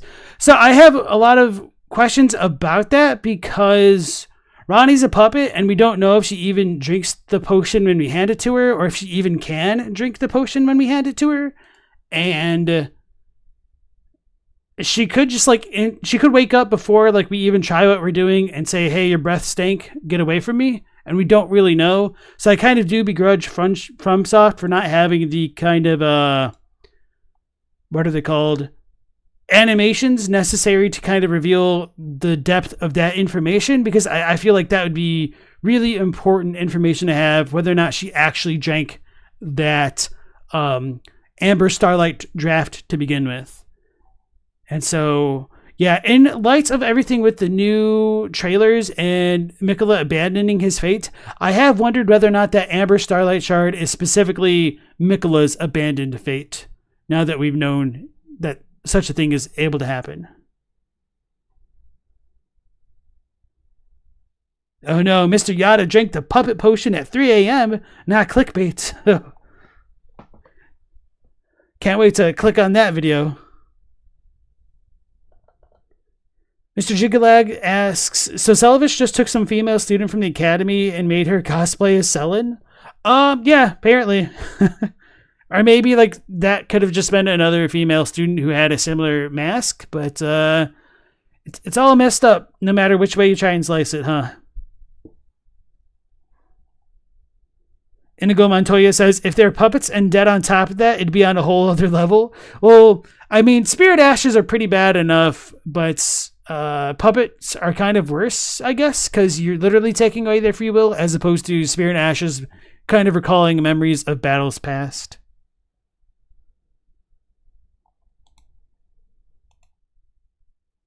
After the player demonstrates their usefulness by claiming a couple great runes and talking to the two fingers, Gideon offers a partnership since you guys both have the same goal of becoming the Elden Lord, and he's like, oh, we'll share information. I'll give you all the info I have on the demigods that I know about, and if you find anything out that I don't know, I'll reward you with one of these very, very rare sorceries or incantations. Since he's all-knowing and pretty much knows every single sorcery or incantation in the game, at least based on his boss fight. And sure enough, though, if you bring him some info he doesn't have, he also exchanges some more info he wasn't previously willing to disclose, like about Mog, Malenia, and Mikola. Mog. However, Gideon's overall darker nature starts to become more apparent if the player takes a trip down to the Albinauric village, where a once thriving community of homunculus now sits in ruins. All because Gideon discovered that the Albinaurics held a secret that he didn't yet possess. In this case, it was half of a medallion that granted access to the fabled Erdtree, one of the few areas across the lands between where Gideon's spy network did not reach. So, in before, find the Albinauric woman. Chat sleeping tonight. Got him. When Gideon learned that the Albinaurics possessed this secret, he did the only thing that he thought reasonable, and that was to send a couple of depraved perfumers led by the second coming of the Capra demon to go annihilate the village. However, he did not get his prize. He did not find this mysterious medallion because his keeper had to... I do like how everybody just knows that the Omen Killer is a reskinned Capra demon. ...disguise himself as a jar. However, he and Ensha tracked a lone Albinauric woman to a shack in Liurnia, where he questioned her on the whereabouts of this medallion and how to get to the Erdtree. When she refused to comply or said that she didn't have the medallion, which was the truth, Gideon then put down her direwolf Lobo, an act considered unforgivable by me, essentially immobilizing the young woman and preventing her from completing her extremely critical mission. You see, I like how you can just overlook an entire massacre of a village of Albinaurics, but one little Lobo, that's enough to do it. We've got like a Napoleon type situation going on here. And like for anybody who doesn't know, apparently Napoleon Bonaparte, the former emperor of France and whatnot, famous warmonger, believe it or not, sent so many French soldiers to their deaths and had so many people killed over the years, and he never really felt bad about it until he managed to find a dog grieving madly over the corpse of its former owner. And he said, like, seeing... I'm just going to pull up the quote because it's way better than I could ever try to give it.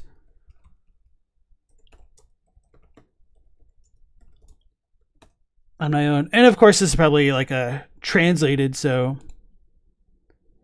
All right, quote. This soldier, I realized, must have had friends at home and in his regiment, yet he lay there deserted by all except his dog. I looked on, unmoved, at battles which decided the future of nations. Tearless, I had given orders which brought death to thousands, yet here I was stirred, profoundly stirred to tears. And by what? By the grief of one dog. So yeah, honestly, I feel like that's probably one of the most real quotes that I've ever heard. It really does like humanize Napoleon, and there's just kind of like an absurdist quality to just being able to haphazardly gamble with the lives of like literally thousands of people and to not really recognize the humanity that goes along with it.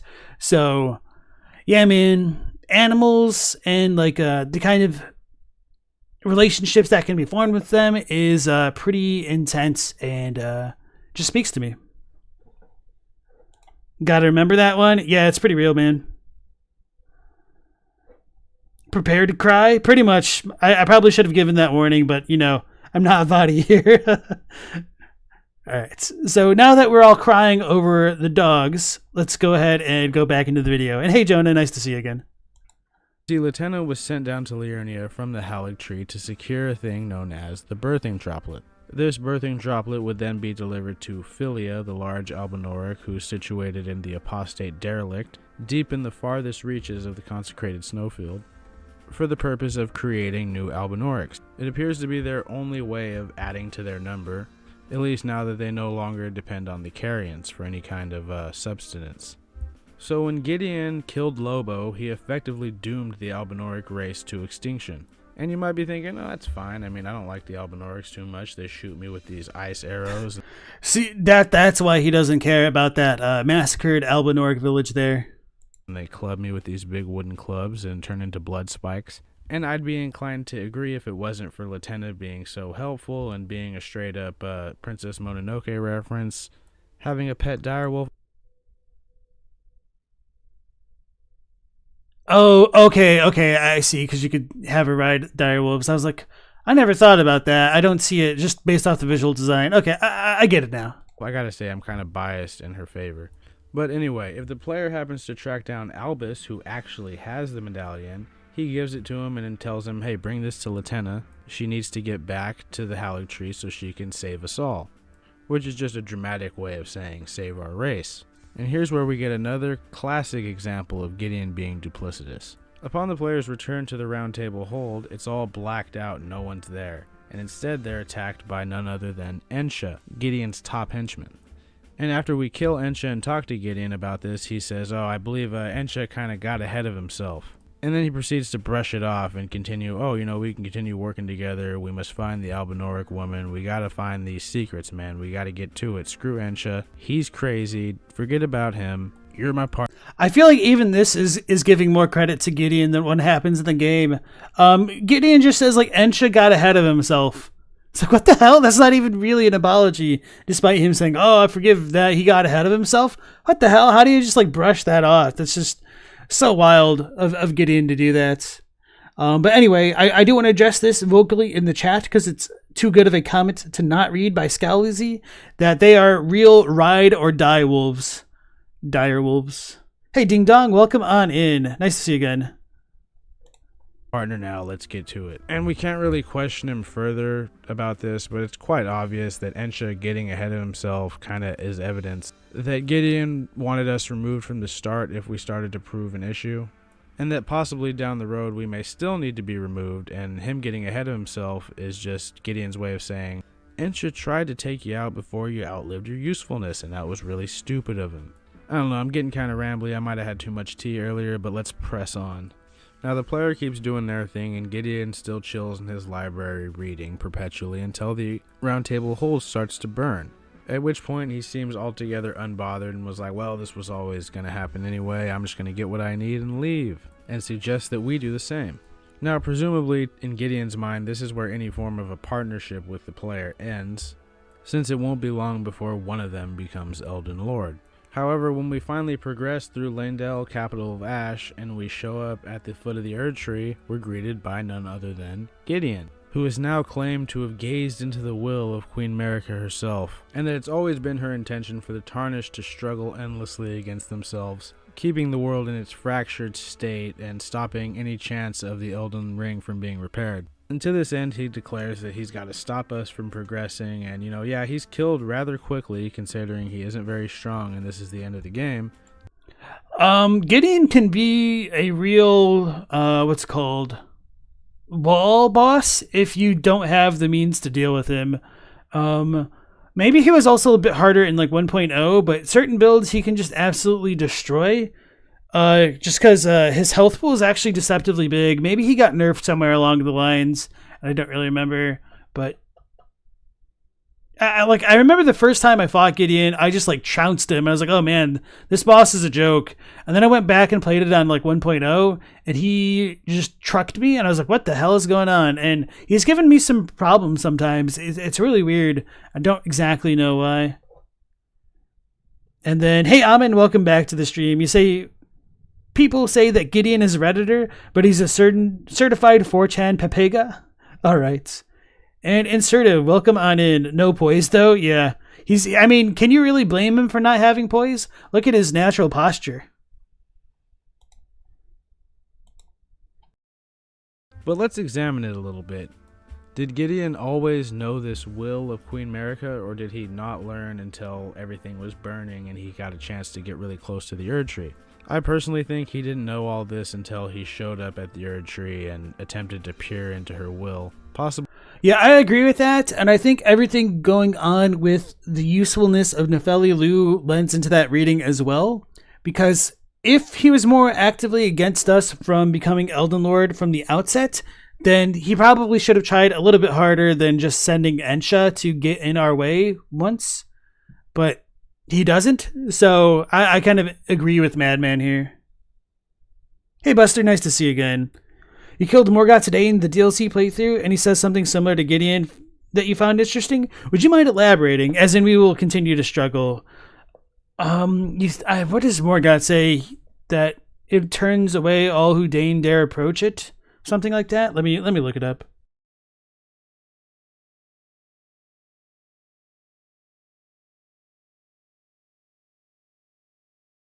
Tarnished, thou art but a fool. The Erdtree wards off all who deign approach. We are all forsaken.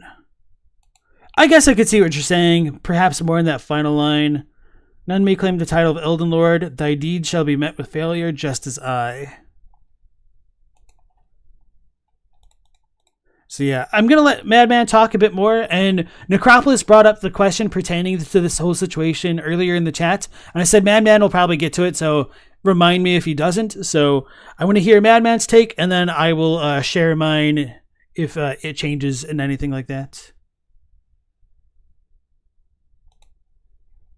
Possibly even learning that it was Marika that shattered the Elden Ring to free herself from the Golden Order, and in his mind the only way to accomplish that was to keep the Tarnished fighting for eternity, keeping the ring from being repaired.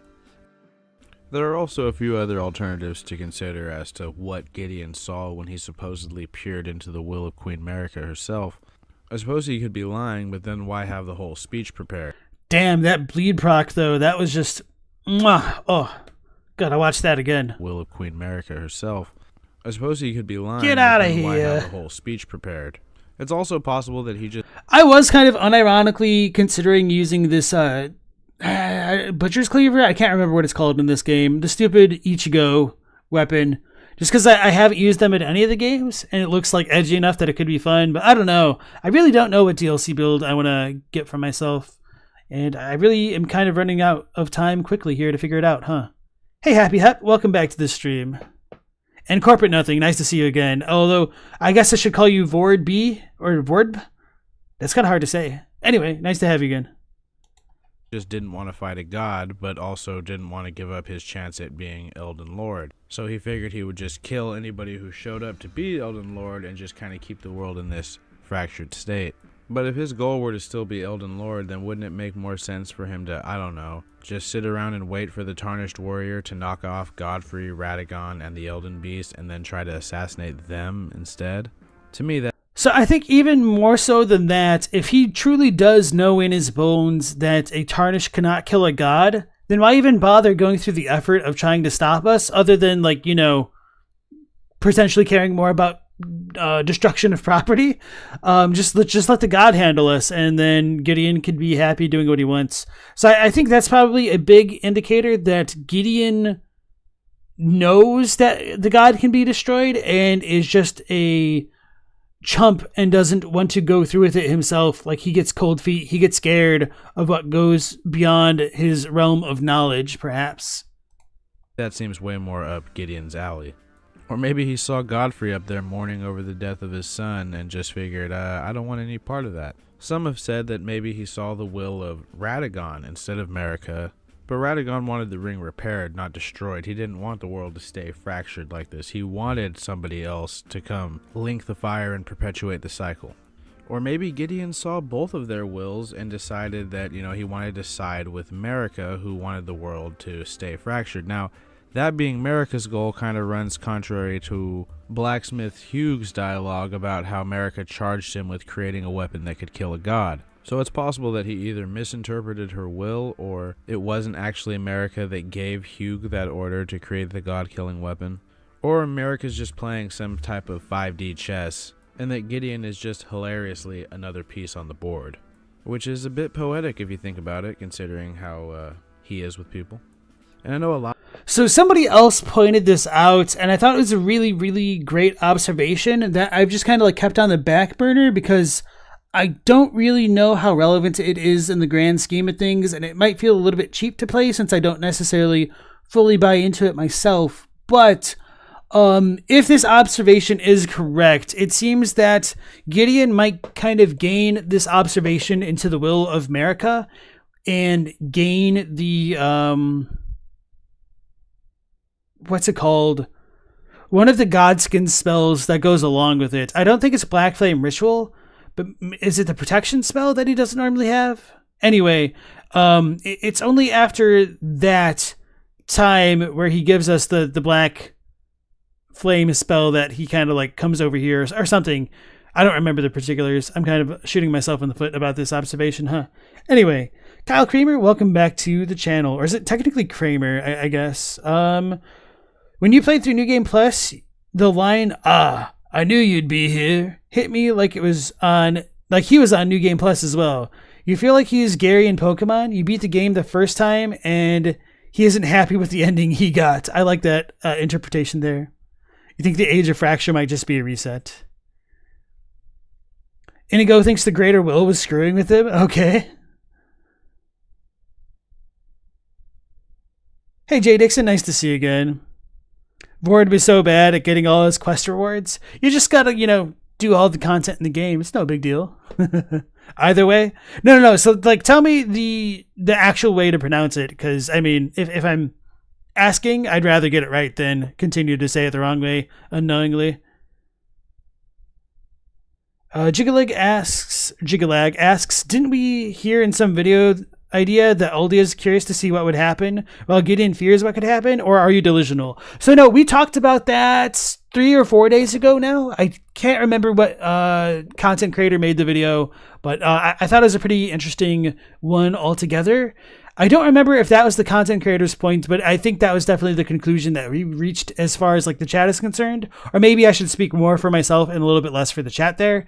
And so I felt like Aldia was fine with whatever solution the player character reached, but he didn't necessarily have that intestinal fortitude to make such a choice himself, because at least for Dark Souls, one choice of lordship requires turning their back on the world and life as we know it to a kind of return to the normalcy, versus propagating a kind of corrupt system in perpetuity, even though such a system is kind of one where there's like beauty and love and life inherent within it to an extent, even if it's all built on the pretenses of a lie. So Aldia attained his knowledge, but he didn't know what choice to make, whereas it seems like Gideon has kind of made a choice, but didn't potentially receive that enlightenment that he wanted. I don't know. Maybe Gideon's a bit more knowledgeable and a bit more tragic than we make him out to be. But nonetheless, I think it is fair to question how much knowledge Gideon does actually have of the game world at times.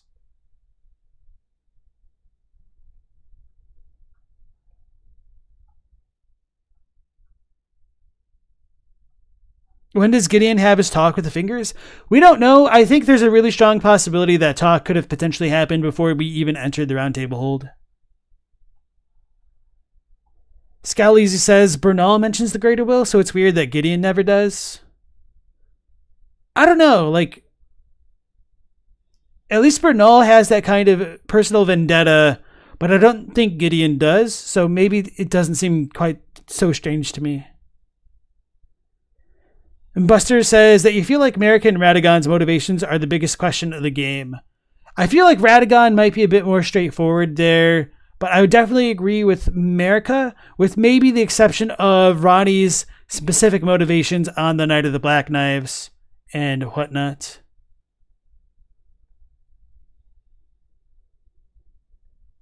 All right, let's go back to the video. A lot of people think that Gideon is sort of betraying the player here, or at least some people think that. But he's actually very clear from when you guys form your so-called partnership that it's sort of like this professional courtesy thing. Like you guys are working together because you have the same goal in mind until the time comes where there can only be one of you, you know, when it's time to be Elden Lord. And I think it was always Gideon's intention to use the player to do a lot of their dirty work for them and gain a lot of information and find out a bunch of secrets that Gideon himself wasn't able to discover or uncover, and then to kill them when they outlived their usefulness. Gideon was so cocky he probably thought it would be really easy to take out the player, since he had essentially already tricked them into doing all the work and gathering all the runes, slaying all the demigods, while he leeched away at every single secret and lore discovery that was made by the player. I mean, if you need to look any further with how Gideon is to people after they've outlived their usefulness, look at Nefeli after she discovers what he did at the Albinoric village. She becomes disgusted with him and becomes conflicted in her service to him. And what's Gideon's response? Well, to disown her, because she's gone too soft. You can't show compassion for homunculuses. They were merely obstacles in the way of our secrets. And he disowns her without a thought. He said homunculus, full metal alchemist. Not really. Why did they say homunculus there? It's kind of strange.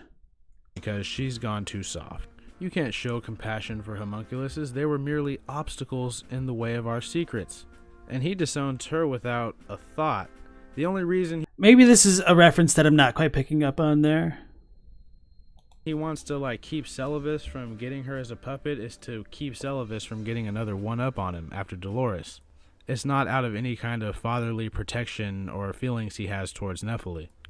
But yeah, as of right now, that's really all I have to say about Gideon right now. I always wanted to cover him, and now I've... Was he actually talking about the Albinorics there? Oh, he was talking, okay, I see. He's talking to Nefeli about the homunculuses of the Albinorics. I thought he was saying that Nefeli was a homunculus there. I might have gotten a little bit distracted. That's on me. Appreciate it, chat. And then, Eladelia said, you feel like Gideon was unprepared for the fact that our player has the ability to level up. He probably knows Vare is killing the Finger Maiden, so we'd assume we couldn't possibly have one. That's an interesting thought. It is certainly questionable, like how all of these folks would have gotten to the Round Table Hold, though. So maybe you would assume in Gideon's mind, people aren't going to be able to level up anymore. But I feel like, with maybe the exception of Roderica, pretty much everyone who came here should have had the ability to level up at one point. Although, to be fair, I have wondered whether or not Finger Maidens can level people up, or if it's something more specific to Malenia. But anyway, I don't really have too much else to say other than that. Then Kyle asks, do you have an idea why Bernal attacks us only if we kill Rykard? You get that he's a recusant, but it seemed like he didn't really care about much. Maybe it was for our power? I think so. So I feel like,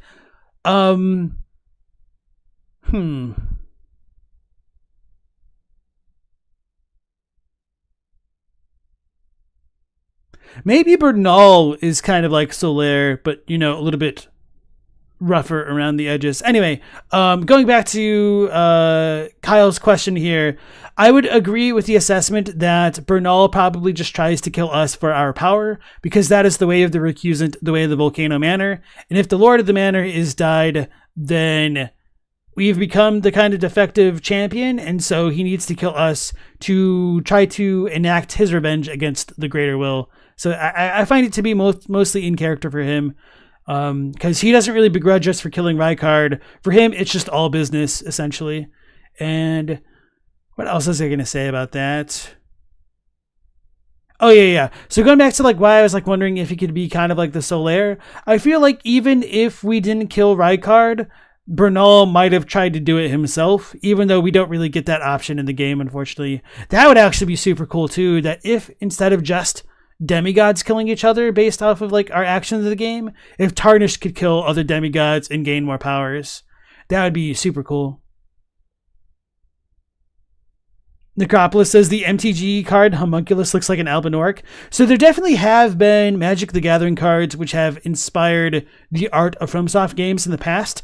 Because I know the lanterns that the church servants carry in Cathedral Ward of Bloodborne are more or less directly ripped from a kind of Magic the Gathering card, which I always forget the name of. I think it's like Lantern of Insight or something like that, which is more or less exactly what it is in Bloodborne.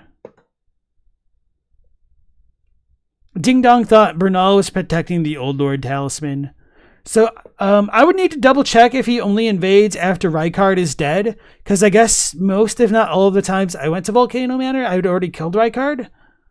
But yeah, I guess I'll need to put a mental note to do that or something. Yeah, and Ponyboy says Volcano Manor is basically operating on sword logic, which I don't necessarily want to talk about sword logic specifically, but more or less it's the idea of might makes right, and it's survival of the fittest. Intellect, nice to see you. And then Kyle says he doesn't show up if Rykard is not dead. You thought he would still show up. So maybe there is something to that after all.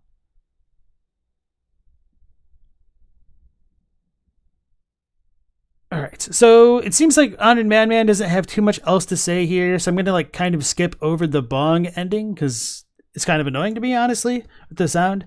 So I'm going to go ahead and give him the like, as always, and share the video with you guys. So yeah, I quite enjoyed that.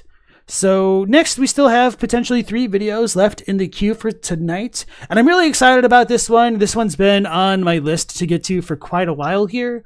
I've watched maybe 1 or 2 videos by Second Wind, especially after the whole channel rebranding and everything that happened with that. So definitely looking forward to Semi-Ramblomatic and the language of color in games, since this has been quite a recurring topic for us. All right, here we go.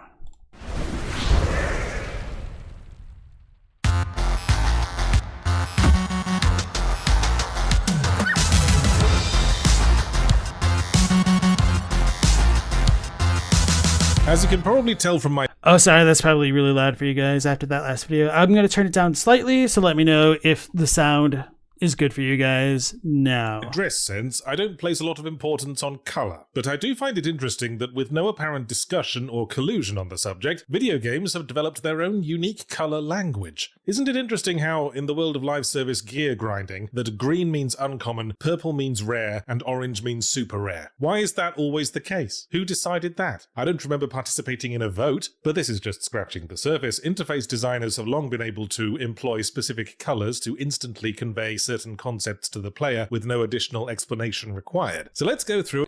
So I'm just kind of spitballing here. There's actually a lot of really interesting studies that have been done into the linguistics of language acquisition across cultures globally, and what colors get represented by what cultures and how and when they developed in the history of that language.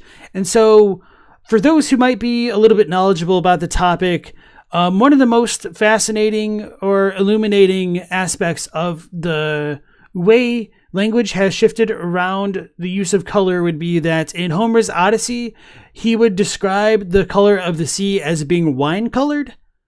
And typically today, when we think of the sea and its color, we would say it's blue, and we don't exactly see a whole lot of blue wines out there. So what the hell is going on? Were people colorblind back then? No, surprisingly enough, it just seemed to be more of an intrinsic limitation of the language at the time, where the color blue and colors along that bit of the color scale weren't as readily differentiated in the past as they are now. And apparently this is kind of a cross-cultural linguistic issue, in that there is a certain order in which colors are adopted within a language. And so some of the first colors I think that get differentiated would be red, and I think it was brown and green are amongst the first, because red is color of the blood, and that's a big deal. And then green and brown might be more for separating vegetation. And blue comes really late in terms of the acquisition of language to describe that branch of colors. And so there tends to be a pretty ordered pattern for how it works. And I don't remember the exact specifics for it off the top of my head there, but it's very, very fascinating. So going back to my spitball theory about why it goes green, purple, orange, I think like whatever game first came up with that system probably was just copycatted, and it was like taken forward and just kind of rolled with because it eventually just became an industry standard. And at least for me, the first game that I think of that really implemented that color scheme more specifically would be World of Warcraft. And so with World of Warcraft becoming a cultural phenomenon, if it was not the first game to use that color scheme specifically, and at the very least, I think would have cemented its legacy in gaming after that point. And the rationale for it could be that green is just kind of like a natural, very neutral, low-key color to represent something interesting, but not necessarily fantastic. Purple is kind of like the color of royalty, and it's a bit, calm, but can still be very exciting. It is a very uncommon color in nature, so it will stand out a bit more. And then yellow/orange is just the first color that gets registered by the human eye, and thus it would make like probably the best color for really high impactful moments that the player will immediately recognize and immediately get that rush of dopamine, would be my guess. But again, that's just what it is, a guess there. Hey, Anticipated, nice to see you again. All right, sounds good. Glad to hear that. I'm not sure about that, Kyle, whether or not Roderica's retinue were fighting for her, or if they were just kind of like being chivalrous and trying to protect a woman. Vord also looked into this recently. Good stuff. Nice to hear that. Doggo says this is old school. You haven't seen this guy for a while. Gloam colored? Oh yeah, for purple. Thanks, Pony. No, they did not have blue drink, believe it or not, Happy Hep. Stella said, you saw someone post a picture of the Mediterranean Sea, you think at sunset, and it did in fact look wine-colored. You're going to throw that out there? So yeah, I think at times the sea within specific circumstances can look wine-colored, but I don't think that's a general term that we would ever use at this point. The broader point is that language has evolved to be more inclusive of colors over time, and we have kind of like historical record of that based off of like those ancient Greek texts for like Homer and the Iliad and whatnot. Necropolis said the first one you saw it was in was WoW. Anticipated thinks that started in Diablo 1. That can make sense. It's also a Blizzard game. Definitely plausible.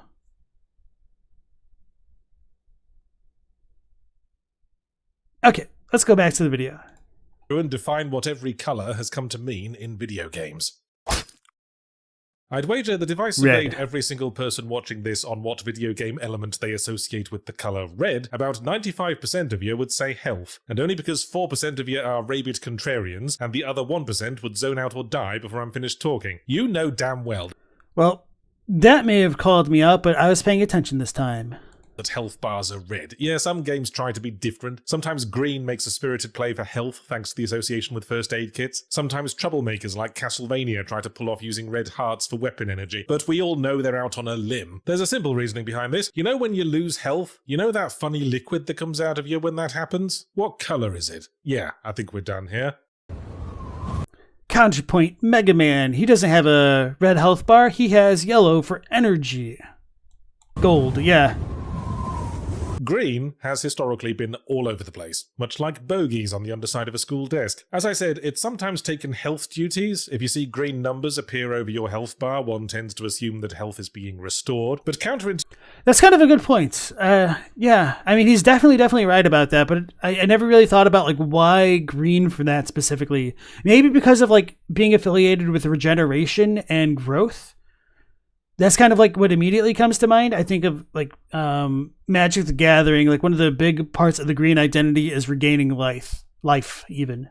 Intuitively, green is also shorthand for poison, especially if it's in gaseous form or leaking out of a pipe or a barrel with a radiation symbol on the front. Also, True if we're story. dealing with a color-coded elemental damage system like in Pokemon or Persona, green has been known to fill in as poison, acid, plant, and even wind on occasion, presumably because water/ice already took blue in more recent years, thanks in part to That's kind of an interesting point there, yeah.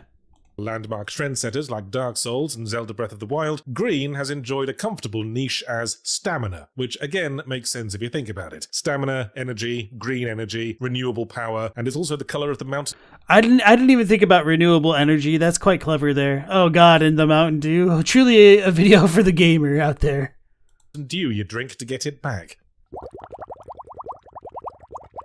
Blue is an interesting one. In a fantasy setting, blue is inevitably used for the mana bar because of its association with mysticism and deep, weighty, faraway concepts like the eerie majesty of the ocean, the distant sky, the gentle moonlight. Also, in contrast to red, it's a colour not usually found in natural biology. Eviscerate some poor bastard in a grassy meadow, and blue is the colour you're least likely to see. But in non-magical settings, I'd say blue is most often associated with shields and armour, like the powered shield in Halo. Again, probably because of its calming effect and contrast with red. If bullets are hitting and you're still seeing blue, then you can relax, the shield's holding. If the blue goes away and the red jam starts appearing around the edges of your vision, that's when you need to worry.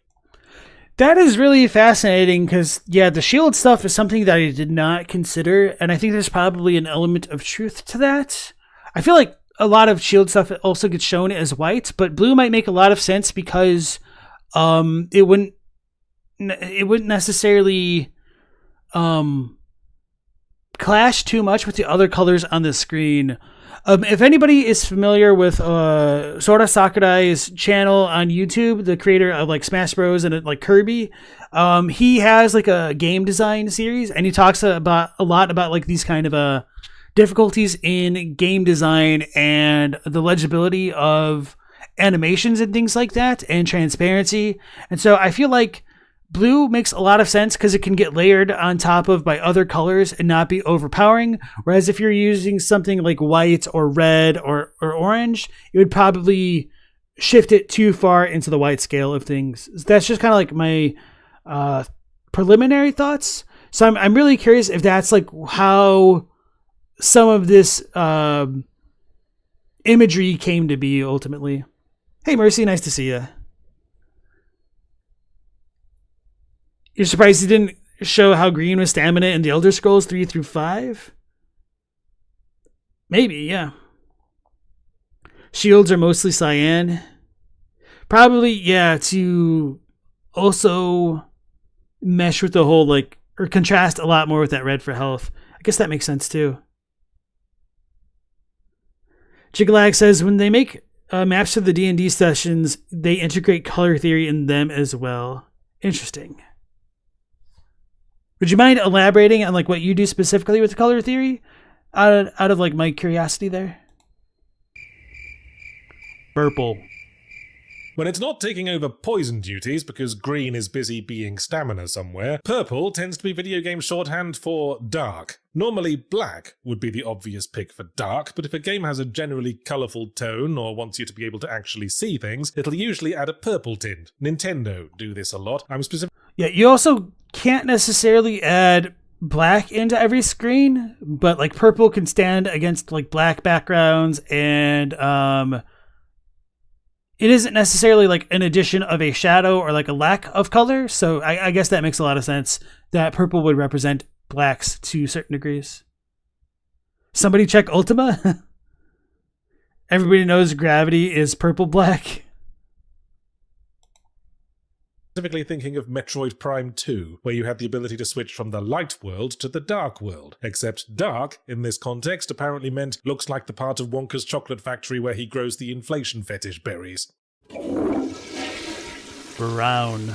Now we're getting to the broader world of video game culture, because brown is a colour more associated with an era than with game mechanics, namely the PS3 360 era of, quote, gritty realism, when the preponderance of World War II settings and comically over-serious tones, inherited from games like Quake and Gears of War, serious in the take me seriously mum, this Nine Inch Nails logo on my folder is part of who I am sense of the word, meant everything had to look like it was made of chocolate and cement dust, like the part of Wonka's factory where he stashes the bodies of the shitty kids. Oh no, magenta. Hey Revy Bar, welcome into the stream. I've probably answered this a few times, but have I seen Hawkshaw's Elden Ring color theory video?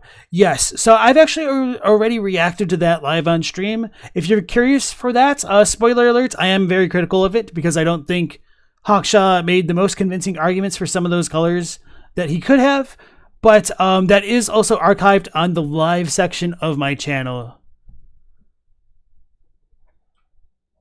And then Anticipated said, there used to be black level laws in movies, TV, and games. You remember the 90s Batman cartoon had a very hard time getting past? You think contrast ratios used to be horrid for screens.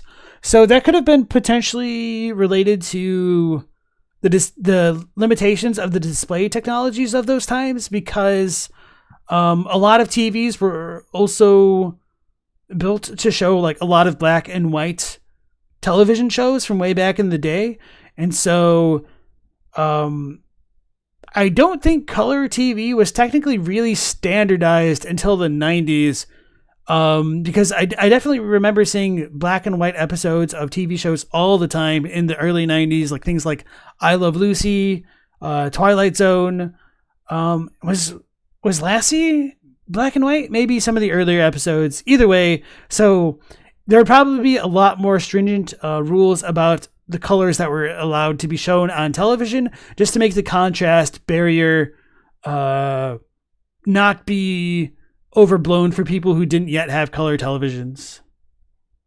But yeah, that's a really good point. That might not have been the point that you're trying to make, but that I think that just kind of like jogged up some memories there.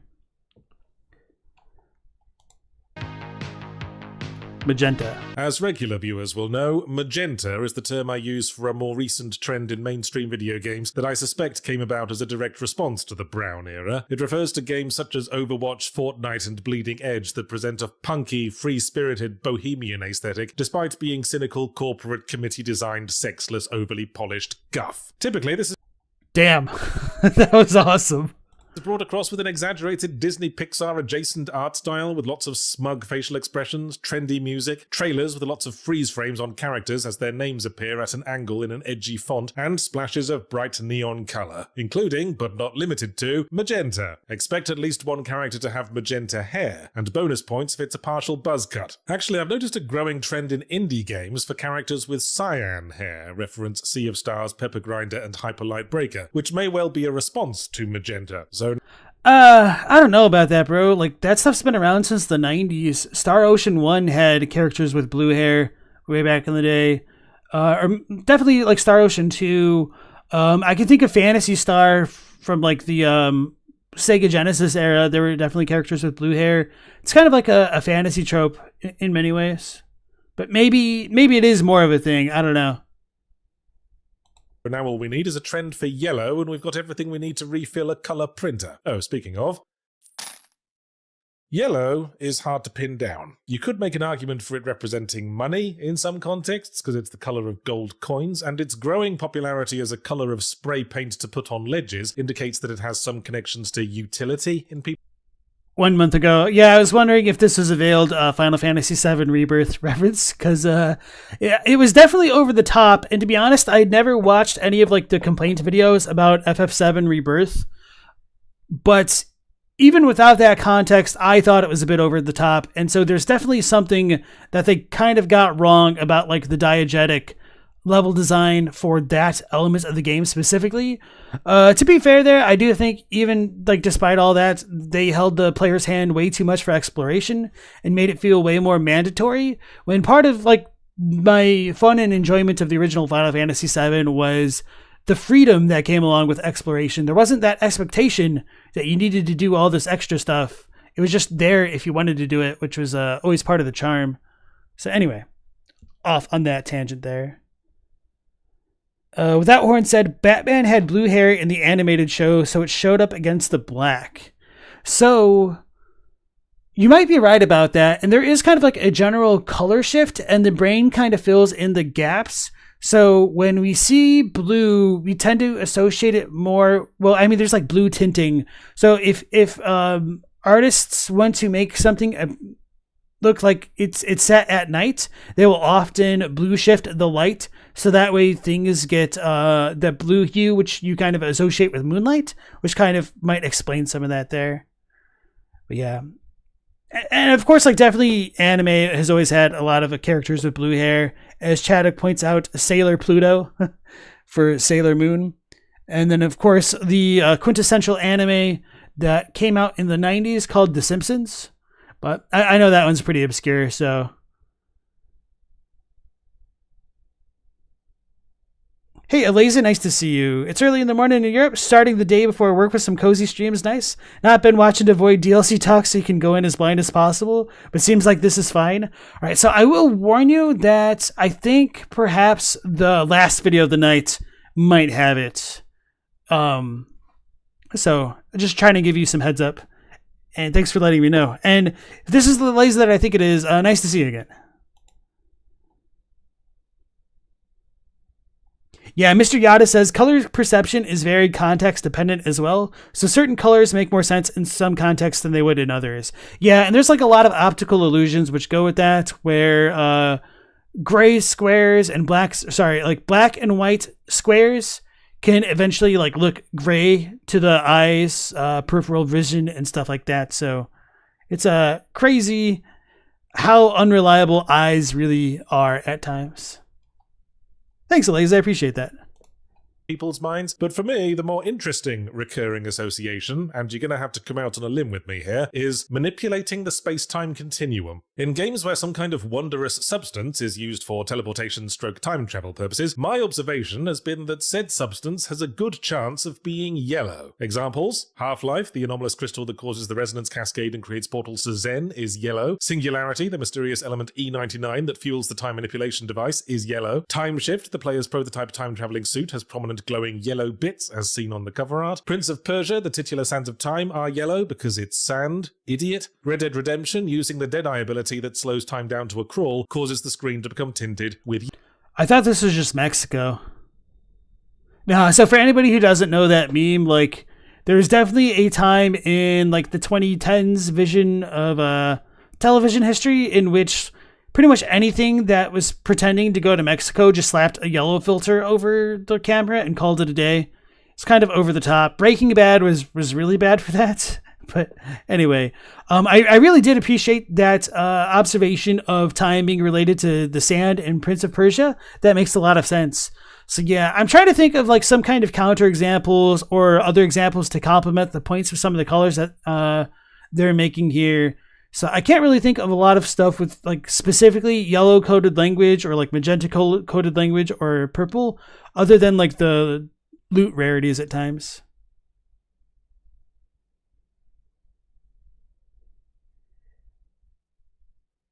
No, I know this is not literally Mexico because it's Red Dead. I was just making a stupid joke. Am I telling you Mexico isn't yellow? I plead the fifth. Hey, Bubba, welcome into the stream. What level and build am I going into the DLC with? I kind of talked about this earlier where I still don't really know what I want to do. I'm kind of tempted to reload some of my earlier saves and just use that character for, you know, the kind of fun continuity of getting my ass kicked a bit. But I would need to double check what level I stopped leveling up at once I beat Malenia, but that's kind of what I'm thinking. Yeah. Maybe I'll like pull up that video on stream sometime and see. No, I don't think I would like pull it up. I mean, I could always just reload my save and see what I was actually at. No, I've not read the Alan Moore comic Promethea. If you like have a cool website for me to check it out, feel free to leave it in a comment on the video itself or on the Discord because it sounds kind of interesting.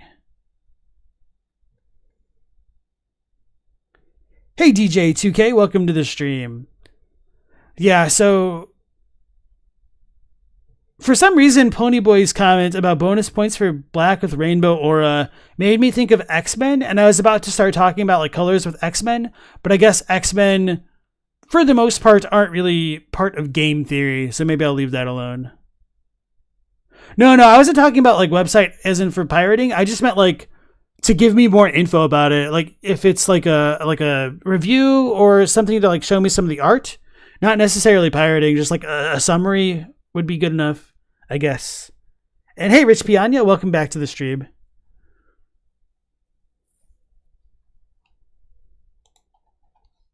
Yellow. I've no idea how this association came about. It goes way back. In obscure early LucasArts adventure game Zack McCracken and the Alien Mindbenders, a yellow crystal is used for teleportation. And if, like me, you're of a fanciful bent, you might wonder if the yellow minerals from Zack McCracken, Half-Life Singularity, and Prince of Persia might all be the same thing. One of these days I should dredge up my old abandoned project to create a video game equivalent of the Walls-Newton family, or League of Extraordinary Gentlemen style massive crossover canon. It was always... So now that I think about it with the Mario, yellow could represent hazards or opportunities because you've got like the yellow blocks, the P blocks, and like the first set of P blocks in Super Mario World are the yellow ones, which you can like get the 1-up mushrooms, not the 1-up mushrooms, but the normal red toadstool mushrooms from, which make you bigger. So yellow is also Sonic Rings, which is gold. That's not too great. Triforce? Maybe it's just like a power thing. Yeah, I think yellow might just be like power to some indiscriminate degree. Because you get coins, you get power-ups. Mega Man's health is kind of yellow because it's an energy-related thing. Samus gets like missiles. Her health is actually purple, at least in Super Metroid. That's her energy level. Just energy blasts tend to be yellow at times.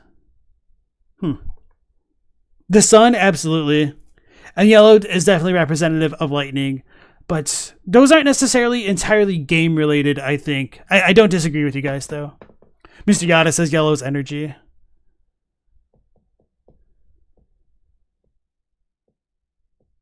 Bubba's trying to decide if you want to go in with an intelligence build or not for new weapons. Haven't seen any intelligence weapons in the trailers, but you're hoping there's some in Raya Lucaria, in that Raya Lucaria area we saw. So at the very least, I think there's going to probably be an Int Faith hybrid with that super cool knightly looking NPC with their super cool looking sword. But I would be inclined to believe that there's going to be more intelligence based stuff, if no other thing than like the weird purple butterfly spell that the Roderica looking traveler wears in the first trailer.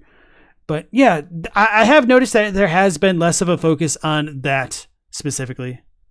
Hey, Emerald Jack, nice to have you again. Alaze has been talking about the meaning of colors in the latest DMC videos, like red equals physical strength, while blue being more symbolic to the spirit and the mind. Yeah, so that was actually towards the very beginning of the video where he pointed that out with red and blue. Green and purple. He talked about purple being...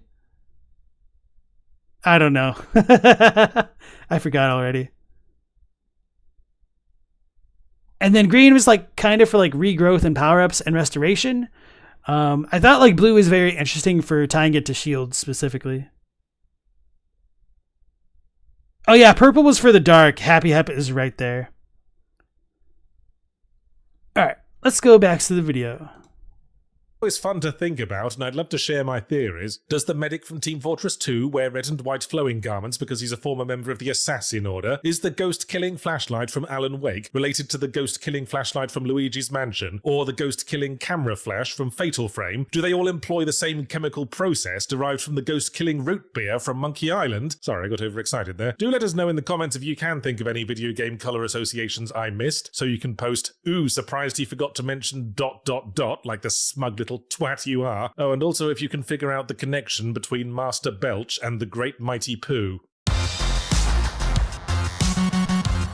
I didn't realize the video was going to be over that quickly. Okay. This video is sponsored by Ground Branch, the uncompromising thinking man's FPS from one of the developers behind the original Rainbow Six and Ghost Recon games. Live out your tactical fantasy through 8-player co-op multiplayer, complete with proximity chat and in-depth character and weapon customization. Don't have 7 friends to play with? Well, head on down to your local grocery store and start trying to be asking courteous strangers in the produce aisle. Also, while you're there, please check to see if the heirloom tomatoes are still on sale. Those juicy little guys are so delicious. Ground Branch is here to put the tactical back into tactical shooter, and the big version 1034 update makes the experience even better thanks to map improvements, additional playable characters, and the new prone stance. So what are you waiting for? Start shouting things like breach, suppressing fire, and I've got your 6 to all your new produce aisle pals today in Ground Branch. Available now on Steam in early access.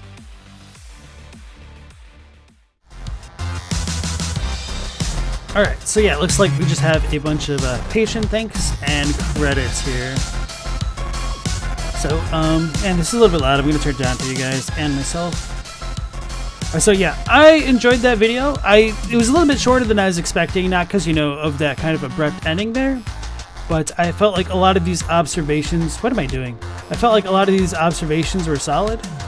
So I'm going to go ahead and share the video with you guys if you want to give our friends at Second Wind a like as well. So let me check out some of those comments.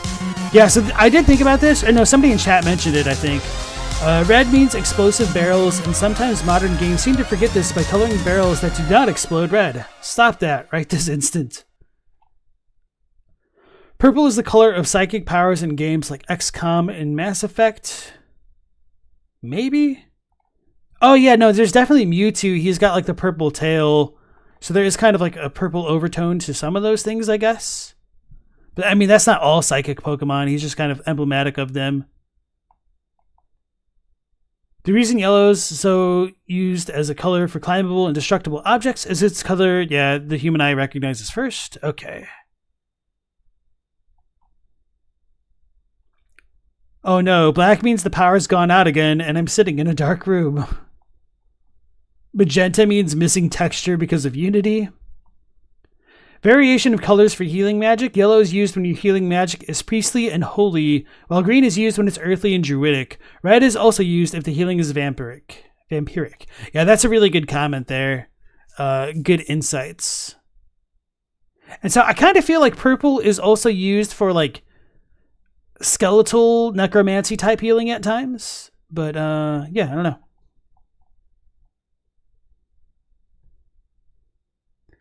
Mr. Jigalag said maybe it's DS speaking, but you always associated the mixture of dark blue and purple as the dark/deep. Purple is the color of psychic types in Pokemon. Is that like not icon? What do you call that? The little title looking block? The title plate of the psychic type is purple. I think you guys know what I'm trying to say. Wait, no, they're all purple on the game cards, aren't they? Anyway. Oh, the psychic type cards are purple? Sweet. Okay. Yeah, I never really played the Pokemon card game because it was more about collecting back in the day. People didn't actually play where I was from. Anyway. Oh, this is an interesting comment.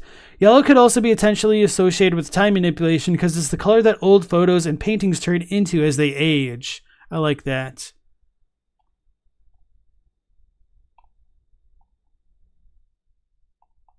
Sepia. Okay.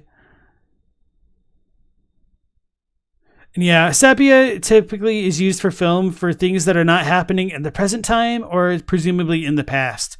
So it kind of represents time travel, and that might be where we get some of the yellow feel from that as well. That makes sense.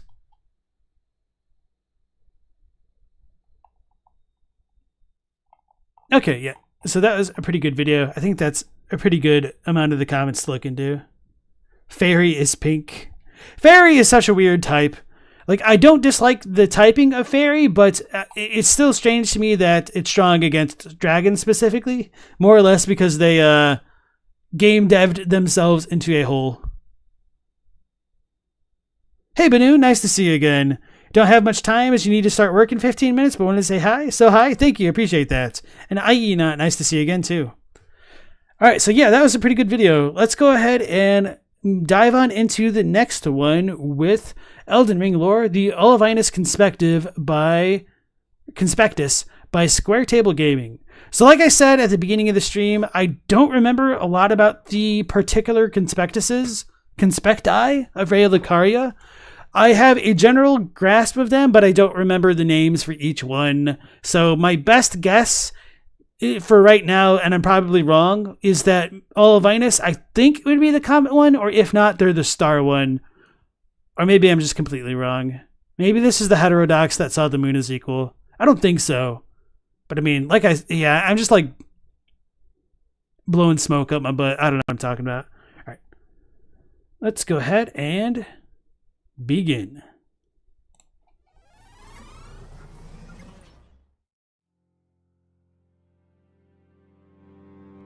The Academy of Raya Lucaria is the hub for any and all who want to study glintstone sorcery in the lands between. Those who wish to learn the secrets of glintstone study within its walls, and should they prove their worth, they're able to join a Conspectus. We've covered almost every There we go. Conspectus throughout our Elden lore series, but there's one left that we have yet to delve into. Hey, howdy. The Olivinus Conspectus, started by the primeval sorcerer Lusat, focuses on the study of meteors and sees its members casting sorceries named for the stars themselves. So when I said comets, that was including meteors, so I'm going to take that as a dub. Much All right, like howdy, the have a good Carlos night. Conspectus, the Olivinus was created by a founding member of glintstone sorcery, venerated by portraits throughout the walls of the Academy. But like his colleague Azor, Lusat too dove into the study of the primeval current, finding deeper truths, and leaving his Conspectus without a leader. Welcome to Elden Lore, our weekly series diving into the lore and stories of the people, places, and groups of the lands between. If you enjoy this video, please consider subscribing to the channel. We try our best to create fresh takes on every topic we explore, and with 100 lore dives under our belts, we like to think we're providing much needed context to help with everyone's enjoyment of Elden Ring. We also have a Discord where FromSoft fans can connect and discuss their favorite lore and theories. So, while it is obviously different in game than this artwork here, just the kind of coloration of the eyes kind of reminds me of the Lion Dancer troupe, or whatever you want to call them, for the trailers in the DLC. Whether you choose to subscribe or not, just know that we appreciate your viewership. Sorry, now let's get Eliza. back to the topic at hand. The sorcerers of the Olivinus Conspectus are one of the most common types of spellcasting enemies we face in the lands between. They are found in Raya Lucaria Academy, the Academy Crystal Cave, Celia, Town of Sorcery, and other areas where the mages of the land make their home. Yeah, I am not going to lie, I could not begin to try to differentiate the different conspecti from what helmets these dudes are wearing. Was that a custom render for the mask? It looked cool as hell if so. For the artwork, it just looked like art. I don't think it was a render, but maybe I'm wrong. Not? Looks like it says Pat. Yeah, so I think Square Table Gaming might have somebody who like does that stuff. Holy smokes, come on, those guys are hugely important. They're hugely dead in my games. Areas where the mages of the land make their home. They are in fact so common that the glintstone sorcerer ashes are those of a member of the Olivinus Conspectus. Ashen remains in which spirits yet dwell, used to summon the spirit of a glintstone sorcerer. Spirit of a Raya Lucaria sorcerer wearing a stone crown, a scholar of the Olivinus Conspectus, who has mastered the use of the glintstone star sorcery. These sorcerers set themselves apart through their study of meteors, which we learn about through the Olivinus Glintstone Crown. One of the Glintstone Crowns bestowed upon Raya Lucaria scholars whose pursuits were deemed worthy increases intelligence to the detriment of HP. The lineage of the Olivinus Conspectus began with the sorcerer Lusat, and its adherents continue his study of meteors. And as I said the last time, I publicly announced on stream that I try to remember what the sorcery, what the academy began with. I forgot. So since this item description doesn't mention the first Conspectus, I'm going to assume that Azur started the school of Rea Lucaria. But I don't remember. Anyway, maybe I should just like pull up the descriptions and look. Burger King had magicians. This is very similar to the Carlos Conspectus, which studies comets. And in order to understand... No, I was wrong. Meteors are different than comets in Elden Ring? Big L. L in the chat for LP. So what we got that L there for. Okay, I guess it makes sense.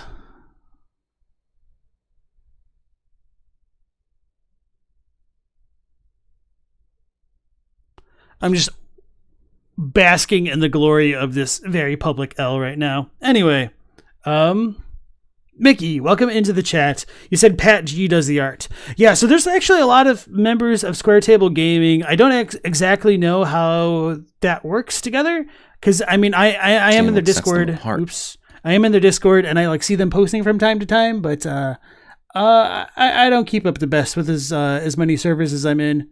So whoops. So yeah, it is cool that they kind of have like their own niche that they work on individually as a kind of square table, as it were. Yeah, Ponyboy says, just quite sure that meteors are different from comets in real life as well. There might be some distinction. Like, I know comets are more like watery, liquid-based or whatnot, and that's kind of like also relevant as far as like the Japanese is concerned, because it's like suisei, and like sui means water. Anyway, Floorgeborge says meteors and comets are different. Comets remain in space, so meteors enter the atmosphere. That's what I thought. So I don't know exactly how that pertains to Elden Ring specifically, because I mean they kind of have comets in the atmosphere for the lands between. So it just seems to be more of like a thing that you just don't take hyper literally, perhaps. Similar to the Carlos Conspectus, which studies comets. And in order to understand what sets them apart, we need only know the difference between comets and meteors. Comets are larger pieces of icy space rock found further away from the planet, typically orbiting the sun. If a piece of a comet breaks off from a collision, it becomes an asteroid. If it then enters the Earth's atmosphere, it starts to burn up and becomes a meteor. The naked eye can perceive these as shooting stars, as they have a tail behind them as they fly across the sky. This means that the Carlos Conspectus was studying glintstone, the amber of the cosmos, while it was still in space, and the Olivinus Conspectus studied it as it came closer to the surface of the lands between. This can be seen through the sorceries developed by the Olivinus sorcerers. Both glintstone stars and star shower are sorceries of... I thought about the idea of the light tailing the meteors and whatnot. Maybe that's kind of the intrinsic difference between starlight versus potentially a golden hued light, amber, whatever you want to call it, in that starlight trails the stars, but golden light guides fate. So yeah, I probably should have established that this is all a fate reference. So if fate follows the stars in the night sky, then gold fate leads us to the fate we must follow, perhaps. I might want to think about that a bit more. The arrow of time? Okay, Chadwick. Of the Olivinus Conspectus, and unlike other spells, we can see tails coming off of them as if they were shooting stars. Glintstone Stars tells us it is one of the glintstone sorceries of the Academy of Rea Lucaria, fires 3 magic shooting stars that pursue the target, a sorcery of the Olivinus Conspectus, which attracts sorcerers from Celia, town of sorcery, and Star Shower fires 6 magic shooting stars that pursue the target, the most difficult to master of the Olivinus Conspectus sorceries. The most interesting thing we can learn from these spells is that they originated at the Academy, but Celian sorcerers are drawn to learning them. Perhaps because the creator of these spells hails from Celia himself. During Selin's questline, we have to track down the remains of Master Lusat, and she tells us, His expulsion from the academy, I heard that Master Lusat returned to his home, a place called Celia in the eastern Caelid wilds. Thinking about it, I obtained the glintstone key I gave you from a Celian sorcerer. It wouldn't be too much of a leap to suppose he's still cooped up nearby.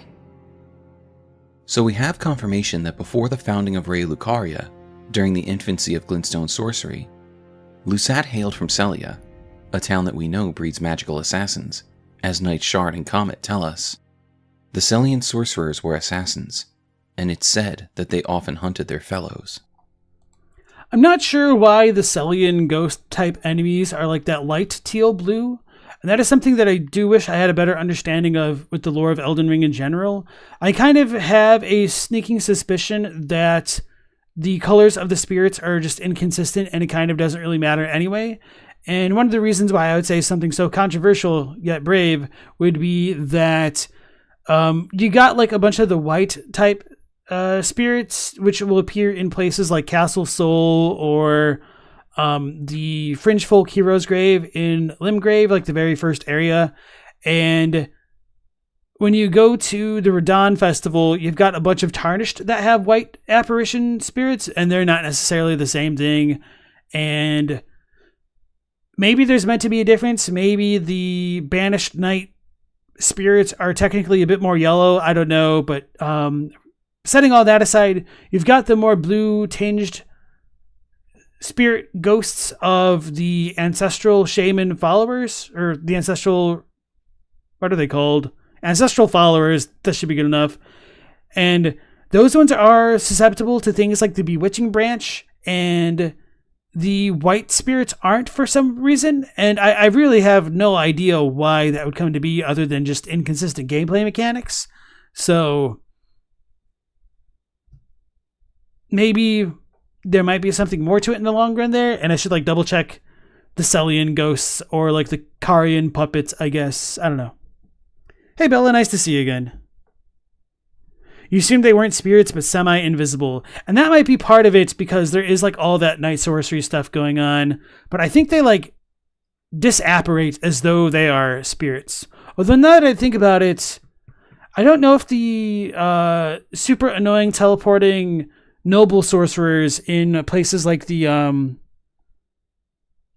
what's it called, the Moonlight Altar ruin area, I don't know if those things are spirits. It's been a while since I really paid attention to them. They could have like more corporeal forms after all.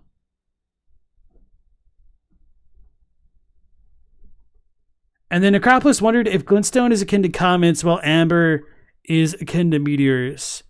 I don't know, because like if we have glintstone, that would imply the comet is no longer in the sky and it's in the ground, but it's a different form than like an asteroid which should come from a comet. It's very strange, but yeah, we do have a bunch of like the gold color ore that comes along with meteorites in the locations where we like find the falling star beasts, or pretty much in the depths of many of the mines and caverns, I guess. So there does seem to be some real discrepancy between glintstone and meteorite, but I still, for the life of me, don't know what that discrepancy actually is. Bella says the spirits are the same color as the Academy Gate, so your guess would be that they're there as part of the extra security, perhaps? I think so as well, but I'm kind of curious how they exist there mechanically and what separates those puppets from other like nondescript spirits, though. Hey, C, thanks for the comment, and yeah, welcome to the chat. Appreciate that. Elda says amber is terrestrial, Grace. I disagree with that because, I mean, as vague and annoying as it is, the Founding Reign of Stars says that once the astrologer glimpsed the primeval current, it kind of became reality and the stars amber fell upon the land. So I really kind of hate that it's described as star or celestial amber, essentially, because amber should specifically come from trees, and this could be figurative language, and I just kind of hate it.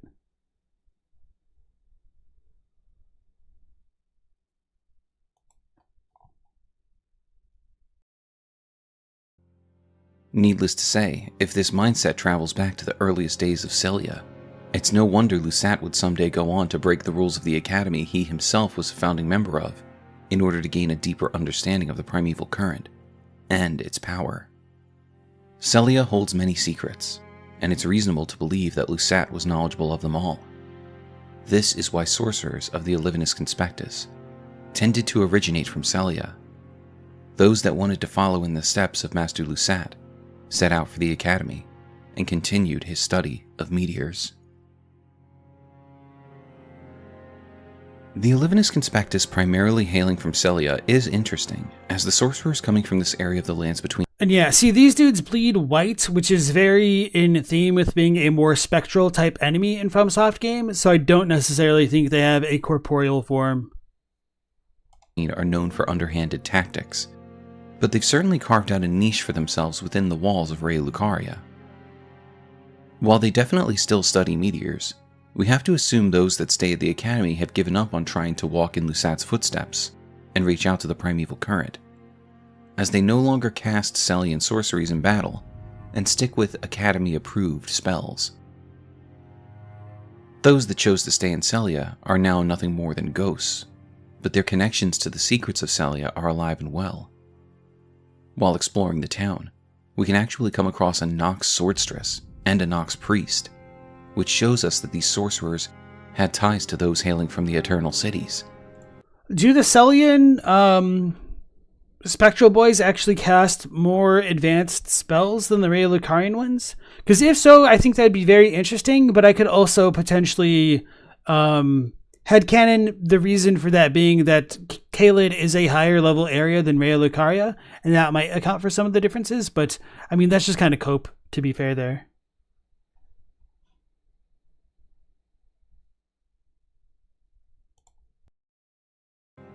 As for other secrets of this town, the most glaring one is located in the Celian Hideaway, where what's left of Master Lusat waits for us. The Celian Hideaway is well hidden, and if not for a member of the Hema Conspectus nearby, it's likely no one would find it. This Hema sorcerer stands in front of a gravestone, and just beyond this gravestone is an illusory wall leading to the hideout. This sorcerer... Yeah, I pretty much missed the hideout on my first playthrough.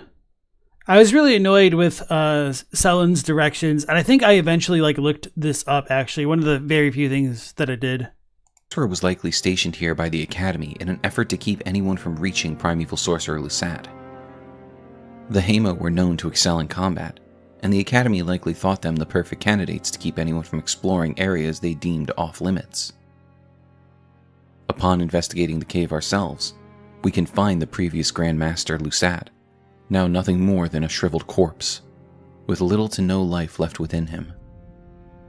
Lusat's robe is described as a robe reserved for Grand Masters at the Academy of Raya Lucaria, corroded by blue glintstones. Since the Grand Masters Azor and Lusat were driven from the Academy, no one has achieved their formerly held rank, and his glintstone crown tells us it is the giant blue glintstone crown worn by Lusat, primeval current sorcerer. This crown replaced Lusat's brain and skull altogether, and now, removed from his body, it is all but dead. What power remains within raises the potency of Lusat's primeval current sorceries at the cost of additional FP consumption. So one thing that I'd like to point out about Lusat and Azur specifically is that their attire... worn by Lusat. Damn, it's really back, huh? Now let's do this. Okay. Is that the attire that they wear is similar to the kind of banner that you can see in the debate classroom. I have a screenshot of that banner. And this kind of design is also found on a ton of the statuettes all around Liurnia of the kind of monk looking like woman with her hands in front of her. And I think it's indicative of a time before the actual Carians came into Liurnia and like took over Raylucaria. So this is the debate hall classroom, and obviously we've got like our inverted astrolabe, or I don't know if you call that for the moon, but anyway, here is the big old banner that I was talking about, and it's all ratty and tattered. So it seems as though this design fell out of use quite a long while ago, potentially when the primeval sorcerer grandmasters were banished from the academy. And so the Carians do have like a lot of environmental clues that they also came later in the timeline there. So let me think. I can't type primeval. I will try to pull up that statue that I was talking about a moment ago. Oh, okay, so in Raylucaria itself, you've got the statue showing up on the kind of sarcophagi. So here is the same design which appears on Azure and Lusat's robe, as well as on that debate hall banner. I don't remember what staff this is, but this is like one of the more advanced ones. I'm pretty confident. And then we should have one of that statue lady standing up, I think. Kind of, but it's different. So I don't know the story behind this thing yet. It's something that I might explore eventually, but probably not really. Oh, here we go. Here's a good one. So you can find that statue also in the Moonlight Altar. So I don't know how significant this really is. It's just kind of interesting to me that this design gets actually repeated in statues, which isn't always the case for some of the archaeological findings within Elden Ring. So while I do tend to be very skeptical of a lot of the visual elements because they tend to be reused at times, I think this might be like, noteworthy, even though it doesn't seem like we can make such grand conclusions from it quite yet.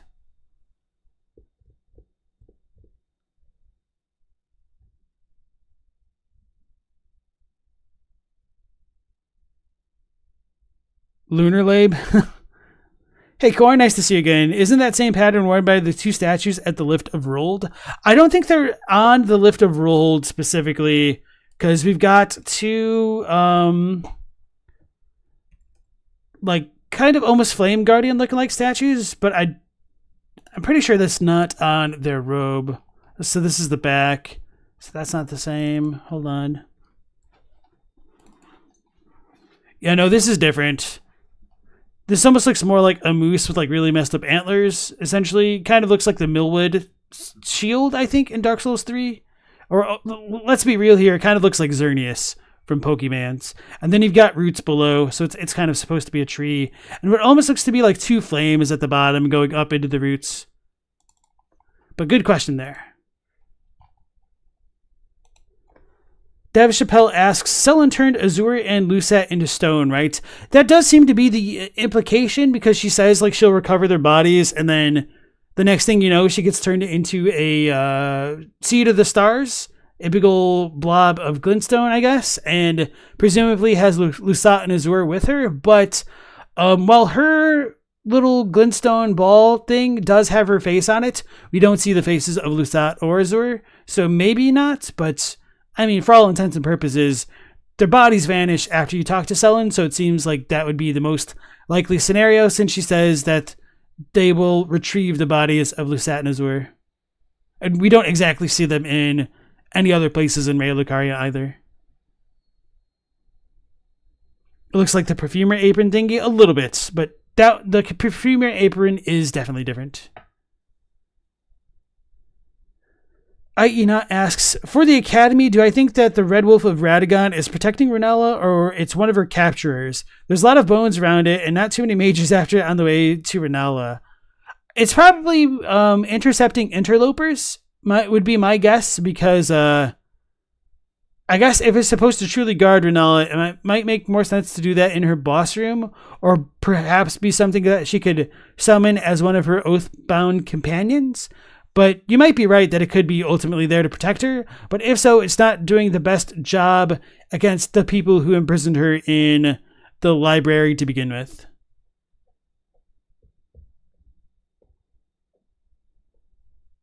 Hey Les, welcome into the stream. You were in Volcano Manor the other day, and the shade of red from the fire inside of the manor reminded you of Messmer's fire in the trailer. So you just mean like the fire in the fireplace specifically, or like the lava, or do you mean any of Rykard's hex-based spells? All right, let's go back to the video. Stones. Since the Grandmasters Azor and Lusat were driven from the Academy, no one has achieved their formerly held rank. And his glintstone crown tells us it is. The giant blue glintstone crown worn by Lusat, primeval current sorcerer. This crown replaced Lusat's brain and skull altogether. 1 second. And now, removed from his body, it is all... Oops, that's weird. Okay. But dead. What power remains within raises the potency of Lusat's primeval current sorceries, at the cost of additional FP consumption. These items show us how grasping at the primeval current has affected Lusat. He's no longer human. Not really. He's become corroded by glintstone, to the point where it has replaced his mind. It seems in grasping the current, the knowledge taken does not just drive one mad, but makes them part glintstone as well. And part of the thing which fascinates me the most about Lusat and Azur's brains kind of being replaced by glintstone is that they're described as almost like inorganic beings at this point. So to be inorganic means to not have like, you know, the normal animate cell structure that one would associate with most animal life, and kind of could potentially equate it to something more like a stone, which, you know, big surprise, glintstone. So that makes me wonder whether or not things like Estelle, Natural Born of the Void, or the Crystallians are inorganic life, and then therefore technically like unlife because they're not organic / animated life, I guess. I don't know how else to describe it. So then Les is saying you think that the fires in the Volcano Manor itself are like Messmer's. Interesting. Okay. You think it's fair to say Lusat got petrified? I don't remember if Lusat's hand opens when he gives you his spell, but I know Azur does. But yeah, for all intents and purposes, it maybe crystallized is the better word there. Silicon-based life, potentially. Microplastics golem.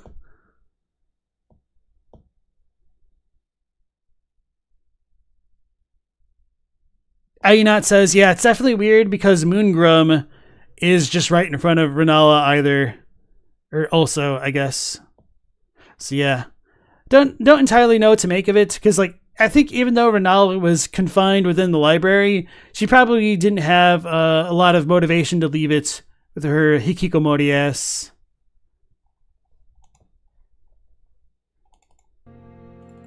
Upon finding Lusat, he gives us the fruits of his labor at studying the current, the sorcery, Stars of Ruin. Legendary sorcery devised by Lusat, Primeval Sorcerer. Fires 12 dark shooting stars that pursue the target.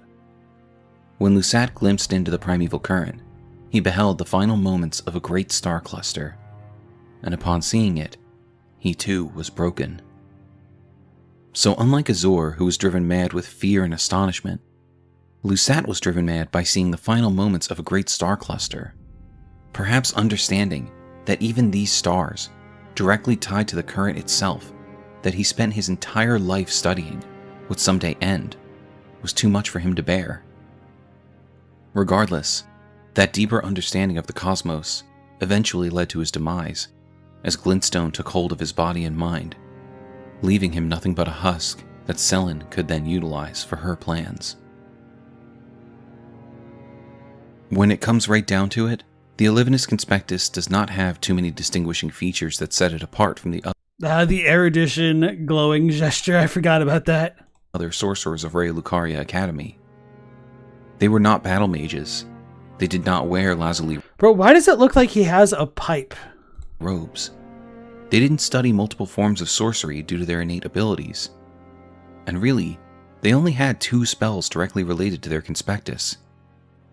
If anything, You could say their contributions to the Academy were somewhat underwhelming. With that said, it's always possible that this could have been intentional. After all, the sorcerers of Celia are not to be trusted. I figured it out. It's a blood stain. All right. So, hey, Jonathan Grover, nice to see you again. You ask, do I have a theory on where all those giant skellies in Caelid and the mountaintops came from? I also think it's important to include the Forbidden Lands in that, but yeah.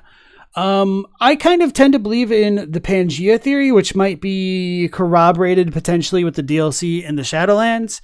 And for anybody who's like not familiar with what I just kind of flippantly referred to as the Pangea theory, it would be that I think that in the past that all of the kind of continents in the lands between were probably either like closer together, or there may have been like a kind of land bridge gap which would have connected them together more directly than they are now.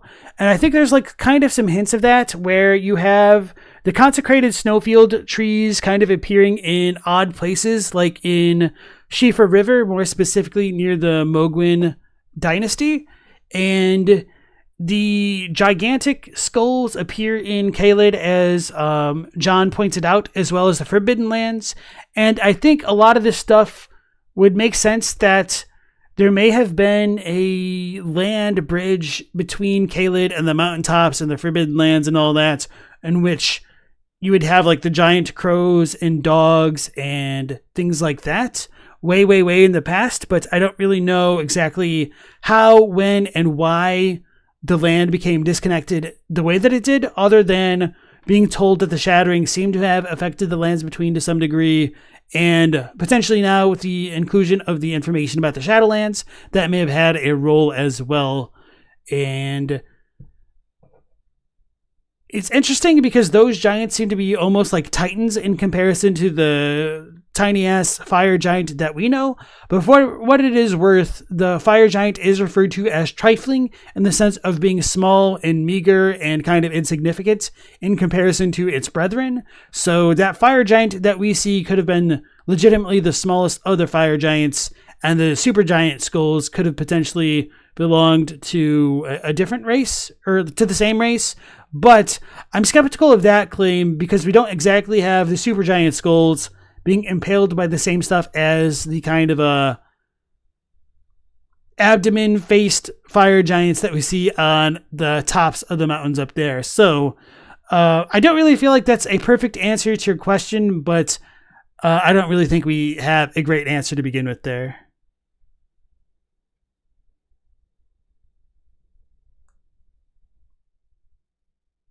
Galamoth wants to know more about the consecrated snowfield. It's such an awesome place aside from the fog.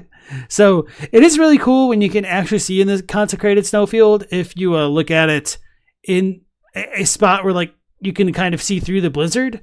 And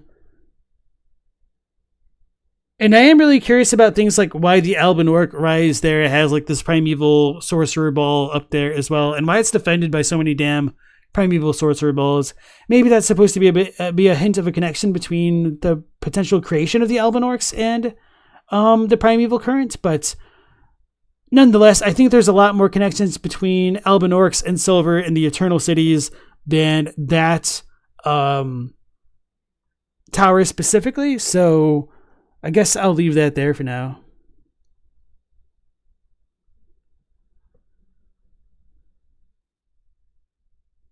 Ponyboy says the Alban Orcs also have gold eyes in the snowfields, and those ones also use Golden Order fundamentalist incantations, so it is curious how they came to that state, other than like maybe super divine faith and whatnot. Oh yeah, and then Acropolis brings up the Dragonkin soldier spirits there, which are very frustrating. That we're told that the Dragonkin are born underground, so what the hell does that mean in relation to those Dragonkin soldier spirits up above? Especially because they constantly respawn. There's no dumbass spirit calling snail which keeps them alive. If you kill them legitimately, they will respawn. It's kind of frustrating, actually.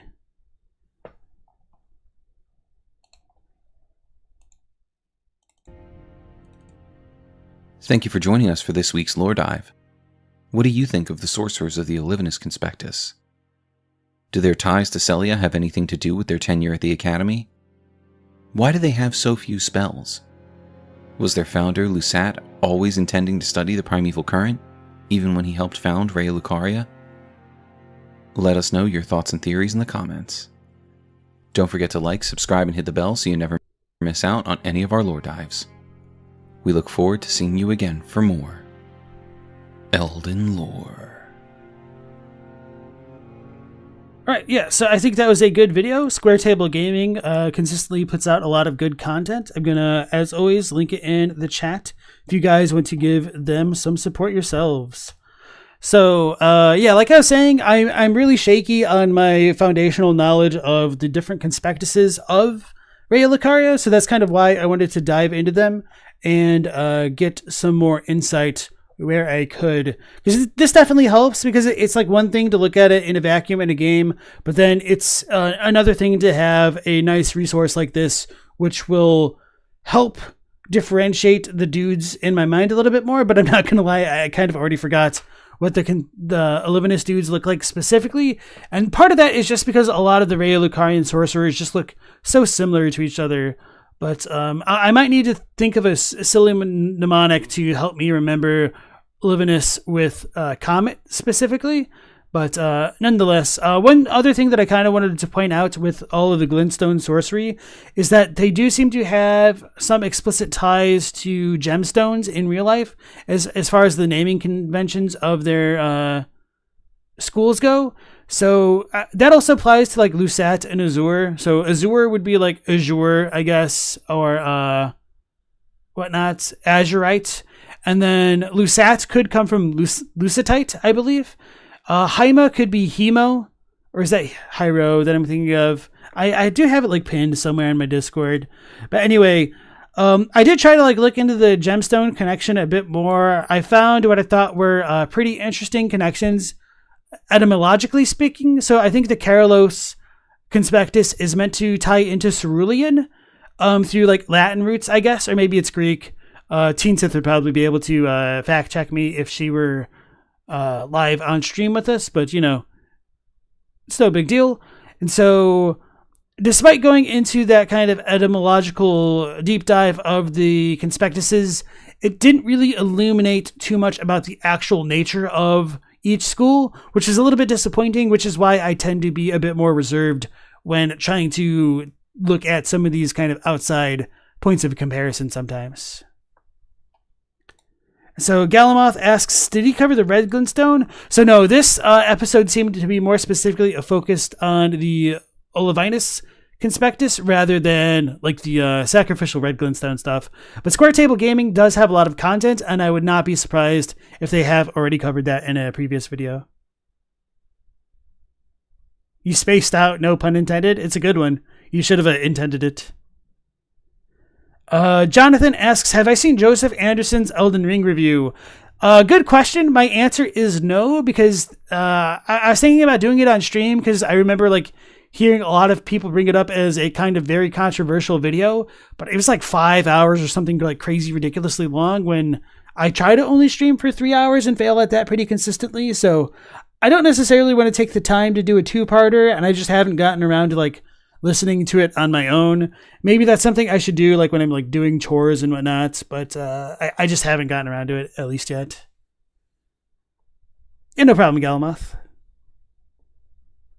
See, can't believe the level of detail they crammed into every quarter of this game. It's great, even if it can be infuriating at times. It's Wizardist? Wizardist? I guess that is how one would pronounce that. All right. So yeah, that was a good video. So let's go ahead and it's not worth my time to look at Joseph Anderson's review. All right. Thanks, Eladelia. Maybe I'll take you at your word for that. All right. So next we're going to have maybe a bit of a banger to end out the stream with. Another fairly short video here, but definitely going to go over time going over it, but that's fine. So let's check out Gloam-eyed Devastation, Elden Ring Theory by Zach Magnus. So we watched another video by them the other day, but I'm terrible at remembering what I watched by whom. So maybe I shouldn't have even started the sentence. The Gloam. Okay, so yeah, his videos are very quiet. I don't know if this is the one where I had to like really bump up the gain in post. So just bear with me here while I try to balance it. not only for myself, but you guys as well. You're lurking in the depths. All right. Let me check out the balances on my OBS here. Of Elden Ring's history. Oh yeah, this is super mostly quiet. by reputation. Okay. So I'm going to bump up the gain, which requires me to open the gain filter. So hopefully this will be good for you guys. All right, now let me know how this sounds for you. The Gloam-eyed Queen is an important figure lurking in the depths of Elden Ring's history. She's known to us mostly by reputation, and there aren't many hard facts, but I have a few guesses. She is survived by an artifact, her Godslayer's Greatsword. The name really says it all. The description tells us about her Godskin apostles. They channel her power, or perhaps her sword's power, and apparently liked to skin gods. The Queen's sword's name wasn't just aspirational. According to the Noble Presence item description, the Godskin Noble's God Hunt had at least the one trophy, which implies they did successfully hunt down a god or two. I think they managed to kill more than one or two gods. The world may have looked like quite a different place before the Gloam-eyed Queen and her apostles' rampages. I'd say there were lots of gods all over the place. In the modern day, the Lands Between is a fairly monotheistic place, with Marika at least trying to assert herself as the one true god. But Alright, I want to double check when this video came out, and the one before that, 4 weeks ago. Alright, I'm going to open up his channel real quick, because I remember he talked pretty quickly on his last one. Okay, so this has been a bit of a persistent issue, so... Did I leave a comment on this video? Let's talk about Omen. I don't think so. I should have. All right. Hey man, I enjoyed the video, but I do have a bit of constructive feedback. I think these videos would be improved if you slowed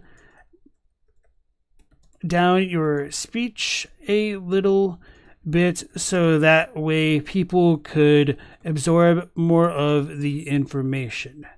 You can also add in more gaps for your voice recordings in post to let some of that information settle at times as well. And I don't say this with like any like mean spirit whatsoever, because this is something that I've needed to learn and get better at with myself, because it's really easy when you're making your own content to become too familiar with it.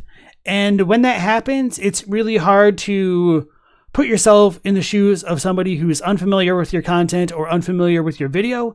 So it just takes a really lot of conscious effort to slow down when making stuff like this, which is definitely, I think, one of the hardest parts for me specifically, because I tend to speak fairly quickly and slur my words and not enunciate as well as I should, unless like I get some more of that, like that visual feedback, or if I know I'm like speaking to someone that doesn't understand English as a second language. So it's just kind of hard to have that perspective when you're just kind of off in your own corner working on your own little videos here. And then Jackson Weiss, welcome to the stream. The Gloam-eyed Queen, yeah. So that's kind of what happens sometimes when you get the auto captions running wild. Right, so I'm gonna back it up to the very beginning here, just to give them their fair shot here. The Gloam-eyed Queen is an important figure lurking in the depths of Elden Ring's history. She's known to us mostly by reputation, and there aren't many hard facts, but I have a few guesses. She is survived by an artifact, her Godslayer's Greatsword.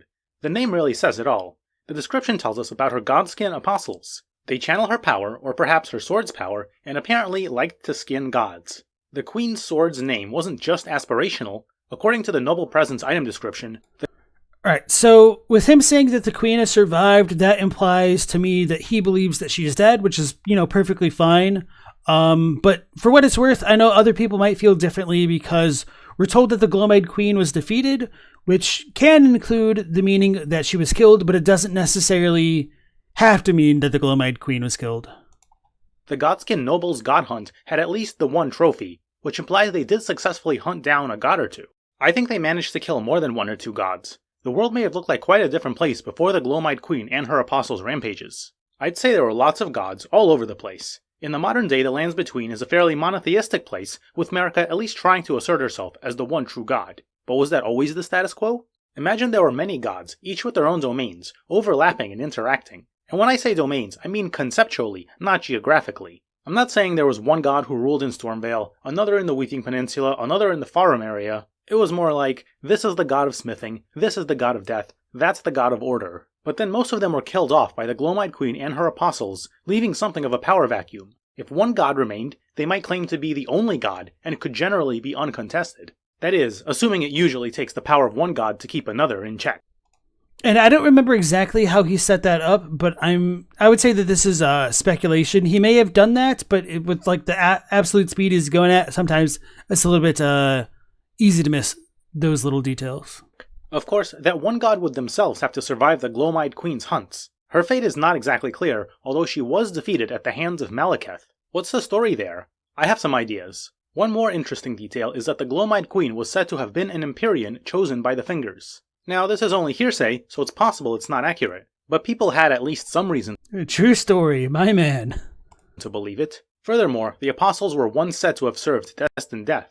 So there are these interesting interconnections to Greater Will, Elden Ring, Two Fingers type stuff. Malekith is, of course, Marika's shadowbound beast, and especially if the destined death connection is to be believed, it shows that there was a changing of the guard, from the Gloam-eyed Queen's reign of terror to Marika's Golden Order. After all, the Golden Order was formed by confining destined death. At least Enya says so. So how did all these people interact in the distant past? And so I'll get back on my pedant soapbox here that for anybody who might be unfamiliar with this text and my channel in general, I often defer to the Japanese text of Elden Ring and FromSoft games in general and try to parse out any differences between the two versions and see how that can inform the lore of these games. And this is a topic that comes up very frequently because as far as the word confine works in English, it gives the impression that the rune of death was sealed, which is kind of different from the Japanese flavor of the word, which is more along the lines that the rune of death was removed from the Elden Ring, which is a very different spin on it. And this becomes more complicated because we don't necessarily know if the sealing of destined death happened after the Night of the Black Knives when Malekith put the rune of death in his blade in his body and sealed it away so that no one may steal it again, or if the confinement of destined death and the sealing of destined death would have just been when Malekith put the rune of death originally into his blade. So I know it really comes across as splitting hairs, but the biggest takeaway that I want to impress on everyone is that it was removing the rune of death from the Elden Ring specifically, which created the Golden Order, not necessarily sealing it away. And part of the reason why I stress this so much is because I have seen others in the past get the impression that the sealing of the rune of death didn't happen until after the Night of Black Knives, and they think that's when the Golden Order would have been created, which doesn't make any sense because the rune of death already needed to be removed from the Elden Ring for Ranni to steal a fragment of it to kill Godwyn and herself with it and to steal it from Malekith. So that's kind of my quick soapbox tangent on one little word there.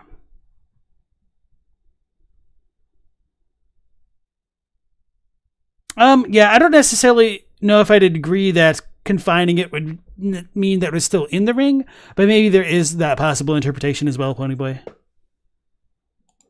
I think it all ties together if we bring in one more element. This is the Nox, or more specifically, the pre-banishment Nox civilization, who perhaps were called by a different name at the time. Nox clothing item descriptions tells us that the Nox, or Proto-Nox, somehow pissed off the Greater Will and got banished underground. Now they live in so-called eternal cities. What exactly was the nature of this sin and punishment? Nox have quite a record of attracting unwanted attention. From the Remembrance of the Natural Born, we learn that Astel once destroyed an eternal city and took away their sky. Does this refer to the same event as their banishment underground? That could be described as taking their sky away, but I don't think so. I think Castel was a completely unrelated calamity. That happened later and did not relate to the Gloam-eyed Queen. So what did the... I agree with that assessment of Astel, and I might go into more detail about it if it comes back up again, but I definitely know that goes against a lot of the established grain of thought on the topic, so if you guys have more questions about it, I will elaborate as per usual. These Proto-Nox do to anger the Greater Will? I believe it was the Fingerslayer blade. It's said to be able to harm the Greater Will, a difficult concept to imagine, but it seems well substantiated that it can harm the Two Fingers. Apparently the Two Fingers are otherwise extremely hard to kill. They're a contact point between the Greater Will and the lands between, Actually, I wonder whether they're especially tied to the Greater Will in particular, or if they more generally serve the purpose of connecting outer gods to terrestrial affairs. After all, Fingers supposedly had a hand in the Gloam-eyed Queen's life. Well, that's only hearsay, so maybe inaccurate. I don't have firm convictions about that yet. But in any case, clearly the two... Yeah, so this is kind of like one of the weirder parts of the lore, because, well, I do like to say that I myself like to take most items at their word unless they use hearsay.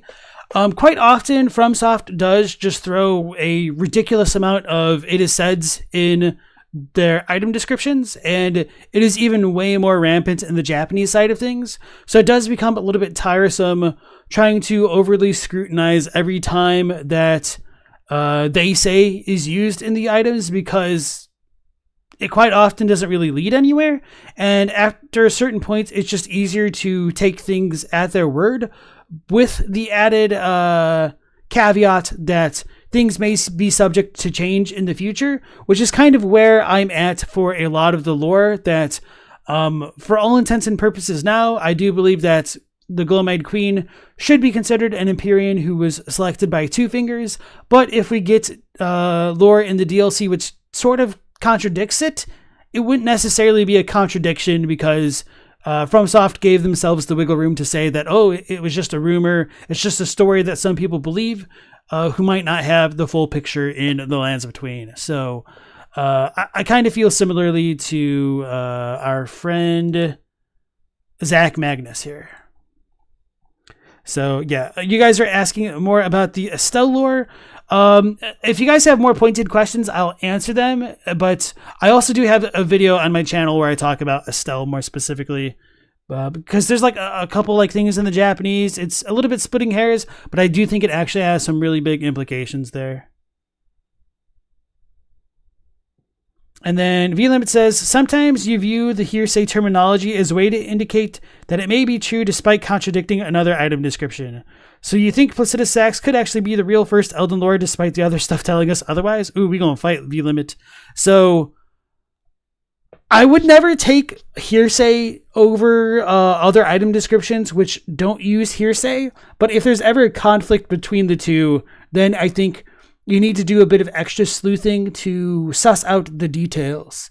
And the quintessential example of hearsay that I always point to with Elden Ring specifically would be what I would say would be a major discrepancy in the astrologer set and things like the Rhea Lucarian robes. Or no, not the preceptor set. So let me pull that up for you guys.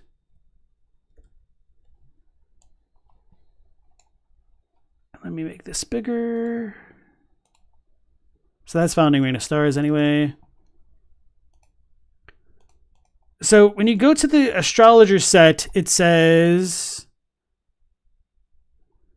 astrologers read fate in the stars and are said to be the heirs of the glintstone sorcerers. So, you know, the first time I read this, I'm like, okay, it makes sense. Astrologers, heirs of glintstone sorcerers. Okay, I'm on board. Wait a second. Maybe there might be something more to it, because it is said here. So when we look at, there's another description aside from the astrologer set. I think it might be the Stargazer heirloom, and not the astrologer set, other than the preceptor set. I think it's the Stargazer heirloom, but anyway, the preceptor's big hat says, glintstone sorcerers are the descendants of astrologers, a fact that the Carians remain aware of, even if their fate has long been severed from the stars. So I don't necessarily think the astrologer set is wrong or lying. The way that I kind of recontextualize that information is that the glintstone sorcerers, from the things that we'll later learn about the kind of academy sorcerers in general, are probably haughty and like to sniff their own farts and think that their glintstone sorcery is the best, and therefore the inferior sorcery of astrologers must have been derived from the true sorcery, but they misunderstood it, and so they're wrong. And of course, like, I'm injecting a little bit of flavor there that isn't necessarily in the game, but my point is, the current glintstone sorcerers believe the astrologers must have come second, so that description is true. That is something that is said in the Lands Between, so it's not exactly wrong there. So let me see if y'all are replying. You know, I'm not a fan. You also think it's very case by case. I can appreciate that. Eladelia has a very diplomatic answer in that sometimes they think certain items have an "it is said" because they got sick of arguing about whether it should be true or false at the office and settled on maybe. Hey, Potato Poker, welcome back in. You said, why did Estelle attack the Eternal Cities? We're not exactly told of the why. I've got some theories, but that's pretty much all they are, just theories, unfortunately. So another little bit of some of the discrepancies between the hearsay descriptions and ones that aren't hearsay could tie into translational differences, unfortunately. So I quite often turn to the example of Sir Alan in Dark Souls 2 being thought that he left the lands at the height of the Old Iron King's power or whatever, but he got killed by the bearer of the curse, which was us, but people didn't know that, so they just thought he left. But the Japanese makes that reading more available than the English. So typically, I don't really think I've actually found true contradictions in the lore from soft games that I haven't been able to see an explanation for with an alternative translation of things at times, other than actual literal lore concessions to gameplay mechanics. So I do want to double check. I think the Stargazer heirloom real quick. Yeah. Okay, yeah. So this should be very clear that this is going to be a reference to Renala. So it says, the young astrologer gazed at the night sky as she walked. She had always chased the stars every step of her journey. Then she met the full moon, and in time the astrologer became a queen. So Renala was an astrologer. That doesn't necessarily mean she predated the Glintstone sorcerers, because like Lusat and Azur were already doing their stuff at the academy. But this is kind of more evidence that some astrologers, at the very least, predated the Glintstone sorcerers. Which kind of ties into like founding reign of stars, because they were looking at stars then too. Ooh-wee. So natural phenomenon coming in hot with the questions. What are the top 5 questions I want the DLC to answer? I would like to answer that, but I don't think that's really a good part for me to answer right now in the midst of this video. So maybe at the end of it, I'll answer. All right, let's go back in. Fingers are part and parcel of at least some god's influence over the lands between, and if they're so hard to kill, they seem a bit godly themselves. Since we know the Gloam-eyed Queen exclusively as a devotee of god-slaying, it makes sense to me that she would want to get into finger-slaying as well. It's because of this connection that I believe she belonged to the pre-banishment Proto-Nox civilization. When she caused the forging of the Fingerslayer blade, and maybe even its use, the Greater Will just had to take action, against her and the people around her. This was the ire of the Greater Will. And how exactly did the Greater Will punish the Gloam-eyed Queen? I believe it sent Marika at her. Marika, another Empyrean, and especially her beefy shadowbound beast Malekith, were able to defeat the Apostles and their queen. But what is this about banishment underground? Marika doesn't really seem like the banishing type. If her war against the Fire Giant is any indication, there shouldn't be Nox to speak of anymore, since Marika would have tried to exterminate their ancestors entirely. But escaping underground seems like a great way to escape the Greater Will's influence. I think Marika simply couldn't wield much power away from the light of the Erdtree, so the Nox escaped her wrath by going underground. In this view, their banishment wasn't really the goal, but it was the outcome. Light in general, and line of sight.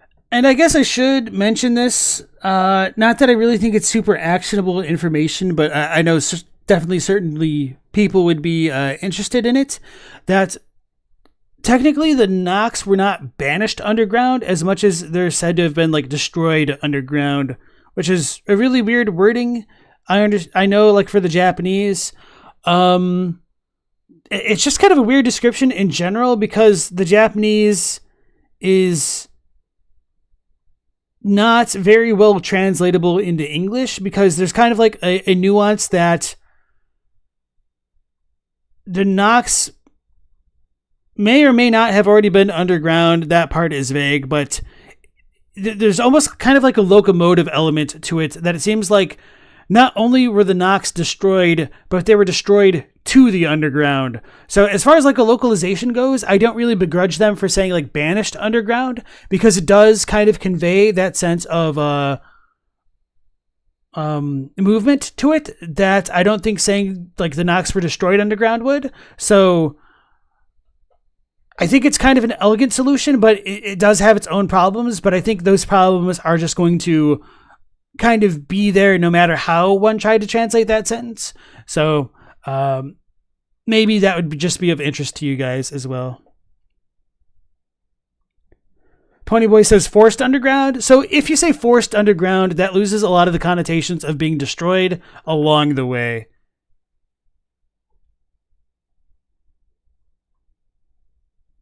All right, let's go back to the video.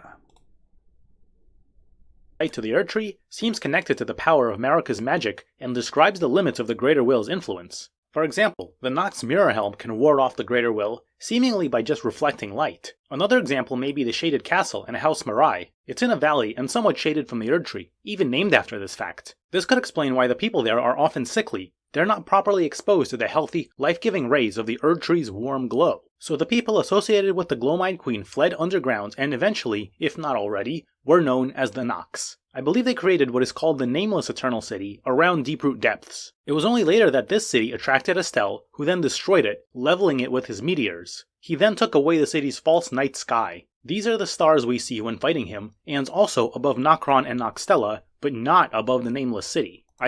And I kind of agree with this assessment here. I don't necessarily know if I'd agree with the Shaded Castle interpretation there, although I think it is a certainly acceptable headcanon.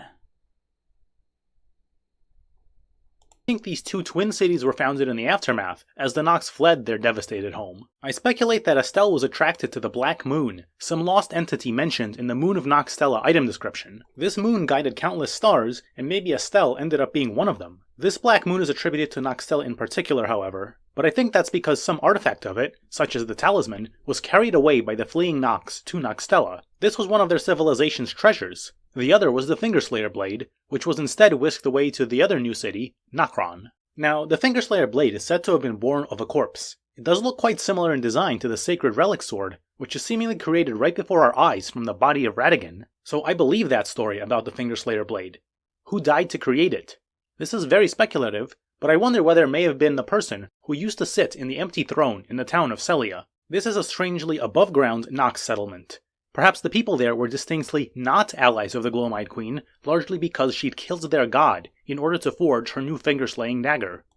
So I might touch back on the Estelle stuff, but I want to at least briefly touch on this in that I do think it is slightly significant to point out the difference between the Nox being banished underground versus being like destroyed to the underground, because we still do have like two Noxian like monks / swordstresses here. I mean, there's one of each, but you know what I'm trying to say.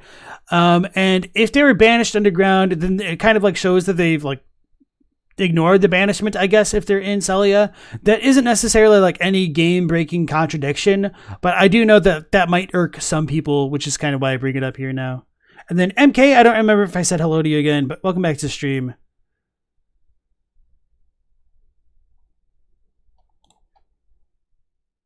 Add some more spice to the proceedings, I wonder if the Gloam-eyed Queen may have been the daughter of that very god. As I previously speculated, it seems Empyreans are likely the children of vessel gods. So maybe the Gloam-eyed Queen was supposed to be the next generation, a pure expression of her parents' outer god patron. Maybe that patron was even the Greater Will, but I think a different outer god ended up with much more influence over the Gloam-eyed Queen instead. Obviously, some sort of death-related god. By the way, this could also help make some sense of Malenia. It's very plausible that Malenia herself is also an Empyrean. Because of this, she could channel an outer god. I think she ends up channeling that same death-related outer god, which helps explain her obsession with destined death. In other words, Malenia is a different person from the Gloam-eyed Queen, but they're similar in a lot of ways, because the same outer god channeled through both of them in two different eras. How did Marika get the Elden Ring in the first place anyway? A fairly straightforward answer is that she got it from the Gloam-eyed Queen. That would further support the idea that the Gloam-eyed Queen herself took it from her parent, themselves a god, and previous vessel for the Elden Ring.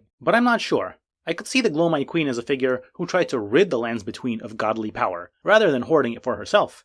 Maybe she never had the Elden Ring, and the power of death was just something generally out there in the world. That is, until Marika concentrated and sealed it.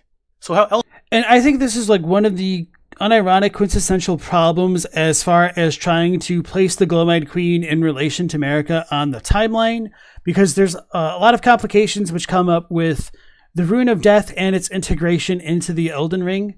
because we're told that the Rune of Death was in the Elden Ring by virtue of it being plucked or removed from it. And so if the Gloam-eyed Queen had it, then does that mean the Gloam-eyed Queen controlled the Elden Ring when the Rune of Death was in it? Or is she just kind of an avatar of the Elden Ring, and the Elden Ring with the Rune of Death was controlled by some other god, which we don't know? Or was it actually Marika, which still controlled the Elden Ring during this time, and the Gloam-eyed Queen was actually an Empyrean meant to succeed Marika, and then Marika was able to defeat the Gloam-eyed Queen because the Gloam-eyed Queen couldn't exactly use Destined Death against Marika or Malekith because they were like part of the Order, I guess, and therefore could control the Rune of Death to a higher degree than the Gloam-eyed Queen could. So yeah, that's just, it's a very problematic part of the lore. I don't like to say this stuff out loud because it's so wonky and out there, but I mean, it does kind of solve a lot of the questions that this stuff raises. If Marika and or Malenia does have some connection to the Gloam-eyed Queen's identity, but it's just all some real Pepe Sylvia or Pepe Ofnir type lore theorizing to just try to fill in the gaps with a very limited amount of information, which is not always very reliable to do with FromSoft games, with the inclusion of things like Filianor in Dark Souls 3, or even Mesmer in the DLC so far. And then Rich's vibe is that for the False Night Sky, it attracted Estelle like a firefly, or perhaps it meddled with the primeval current. Well, I can't read. Or perhaps meddling with the primeval current attracted him, similar to other outer gods attracted opportunistically. So, I'll touch back on the Estelle stuff in a moment. I'll just catch up with the chat a bit more. Ayunat said, dude is speculating on top of his own speculation, so it's basically just a fanfic writing. I would disagree. Like, I honestly think what Zach is saying here is pretty grounded in the text. Even though it is speculation, it is plausible based off of what information we're given so far. So, you guys know that I very readily call out super speculation when it gets too divorced from the text, but I do think this is pretty grounded, to be honest. And then Ponyboy says, the statue in the church with the Turtle Pope is Noxian, which is weird if they were banished pre-war. I mean, you could say that that statue could have come from prehistoric times and they just didn't like remove it, but yeah, maybe.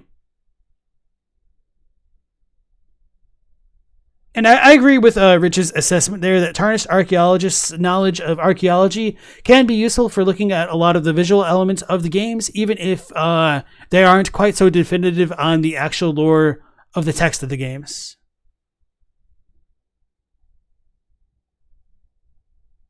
Eladelia says, saying Malenia has an obsession when she only really talks about it specifically during the one cutscene is a bit much.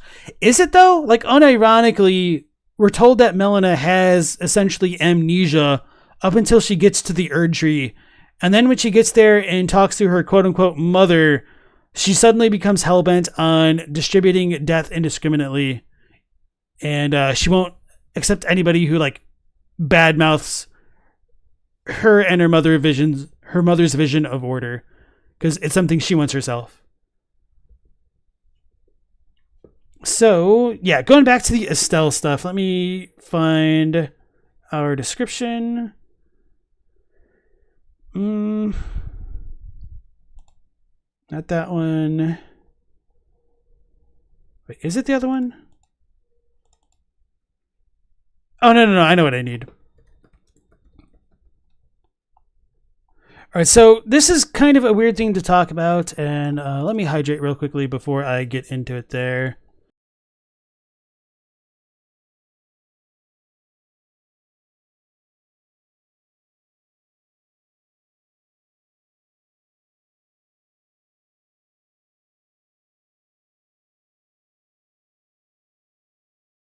All right, so hey Summit, nice to see you again. I'll read your comments after MK's real quick. Does any other character in the game have amnesia? MK only remembers Hayata acting like she does. So technically, yes. There's a really big theme of loss of memory. Pretty much all of the hollow-looking like dudes of the nobles don't have really good memories anymore because like their gold has kind of drained away, I guess. As far as like other forms of amnesia, you might be able to talk about like how Bach loses his memories when he gets reborn, and he just kind of like becomes catatonic. That might kind of fit together. As far as other forms of memory loss, you could say like the Tarnished potentially. Or the Tarnished player character, I mean. But I guess it isn't exactly explicit about that. I would need to like double check some other stuff with the memory, but it seems like for the Raylucarian sorcerer children, it says sleep is as oblivion to them. And so, no, there's sleep is as dream to them. And each... Damn it, I don't remember. Hold on. I'll get back to Eternal Darkness. Is it just Junior? Will that work? Maybe Junior. Scholar? Robe? Juvenile. Okay, duh. Alright, so, robe worn by young Academy scholars, blah, blah, blah. Their rebirth is not without imperfections, and thus do they repeat the process, eventually becoming utterly dependent upon it. Rebirth is as sleep to them, and with each awakening, memory fades into oblivion. So there is kind of a hidden subtext that sleep kind of affects the memory and like waking up. When you do get slept in game, it lowers your FP stat, which might tie to memories. All of the spirit ashes, when we summon them, remember battles long past, which is kind of what like reinvigorates them.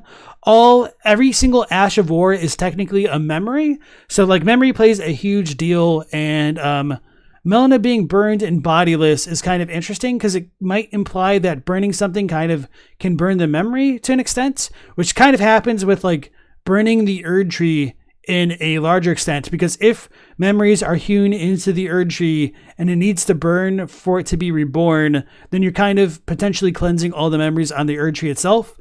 And so maybe burning Malenia as a kindling maiden is what made her lose her memories to begin with. Although I think it was Scalzi the other night brought up a good point that Malenia's burn marks are scarred over, which could imply that they were healed at some point, even though she's described as like being bodiless. Maybe it's just like all visual stuff and we don't really know there. Oh, yeah. And then Kyle brings up Hugh and Roderica. They also literally lose their memory when the Erdtree burns. Thank you so much for that. I appreciate that. And then V-Limit says, Malenia supposedly forgets the detail of her purpose, right? Yes, at the very beginning. So if you rest at like a second site of grace, I think, or maybe it's the one specifically outside of like the Margit boss room, she talks about how she doesn't really remember anything. And then Summit said, you've been listening for a while, but you couldn't comment because you're in an online race. You don't think this, but it's possible the Destined Death was plucked from the Elden Ring, from before the Elden Ring was finished, like art that an artist edited before finishing it. I don't know how I feel about that, because I feel like you would need to establish what you would mean by an unfinished Elden Ring in relation to like Marika's timeline and even potentially the Farum Azula depiction of the Elden Ring and its timeline there.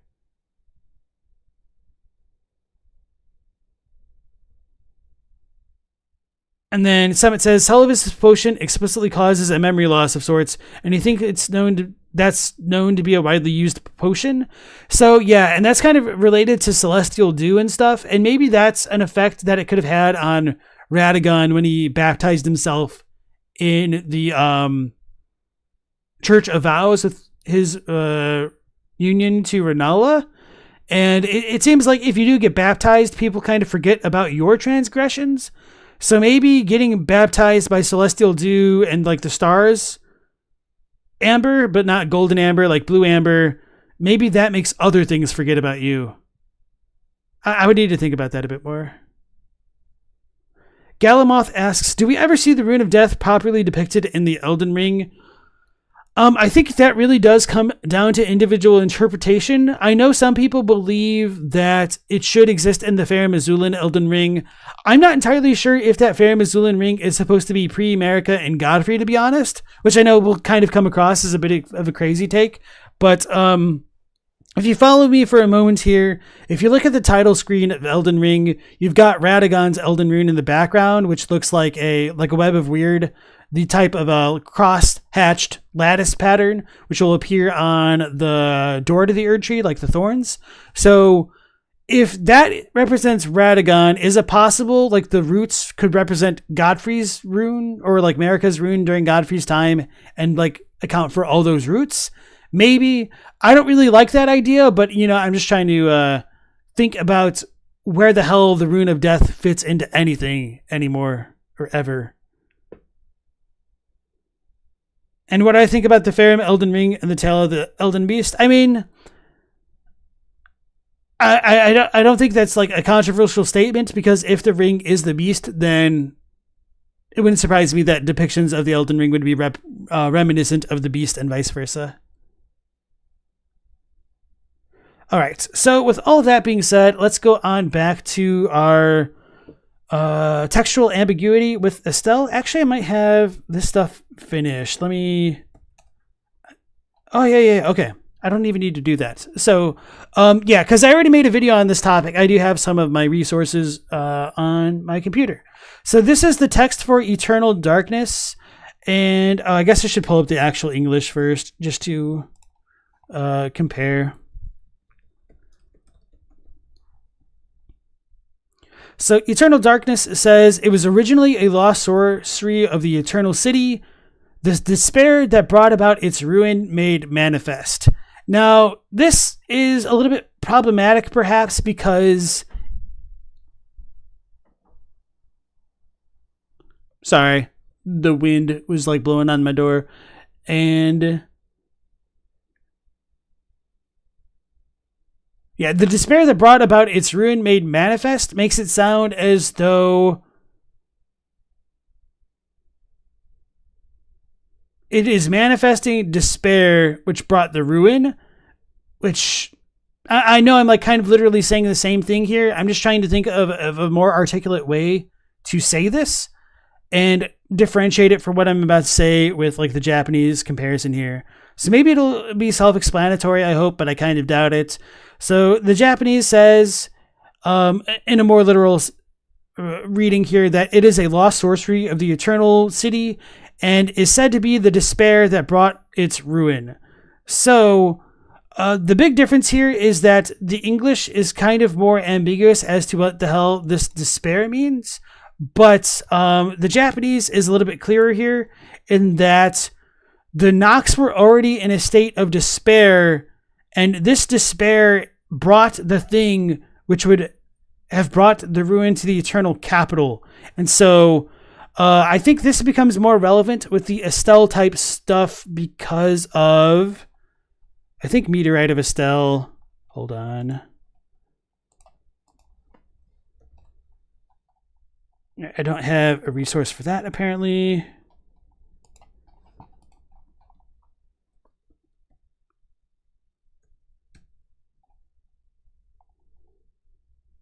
It says, this is a manifestation of this power with which Estelle leveled the Eternal City. So the way that I interpret the other item description of Eternal Darkness here is that the Nox were already underground and despairing, because despair brings its ruin. But we're told in other item descriptions that the ruin of the Eternal City itself was Estelle's striking. So this to me implies that the Noxian city, the Eternal Capital, must have been already underground when it was further ruined by Estelle's arrival here.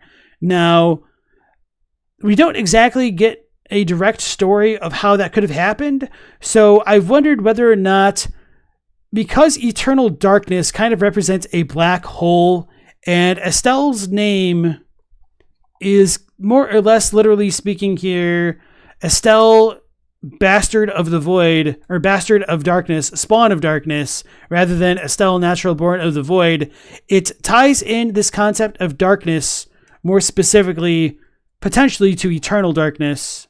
So let's compare darkness for Estelle, Stars of Darkness, natural born of the void, bastard stars. So he's a bastard of darkness, essentially. What do they call him here? Natural born of the void. We can give Estelle natural born of the void, who is said to have assailed the eternal city. Nebula, natural born, that sucks. More natural born. Waves of darkness, which is fine. Waves of darkness. Eternal darkness is kind of where I wondered, like, wait a second. If Estelle is born of darkness and this spell creates eternal darkness and kind of looks like a black hole, is there like a legitimate chance that Estelle literally spawned out of a black hole into the eternal city? Kind of like how you summon meteors out of black holes? Was the summoning of Estelle a colossal accident because of the despair of the Nox people, that they're trying to think of a spell which would dispel all sorceries and incantations? Now, I don't necessarily like that because we don't get really cool ass space creatures which get summoned out of our own eternal darknesses, but I do think there is a kind of pull, I guess, to that idea, pun intended there. So there is also darkness mentioned through Comet Azure and Founding Reign of Stars, which talks about like the darkness of the primeval current, but mostly speaking, it's mostly just references to Estelle and eternal darkness and the primeval current in general. So it just kind of all kind of aligns that way. So hopefully that makes sense, because I know it's like really splitting hairs, but I do think it is kind of significant if it's articulated well. So I lost my chat. I'm blind. There it is. Okay.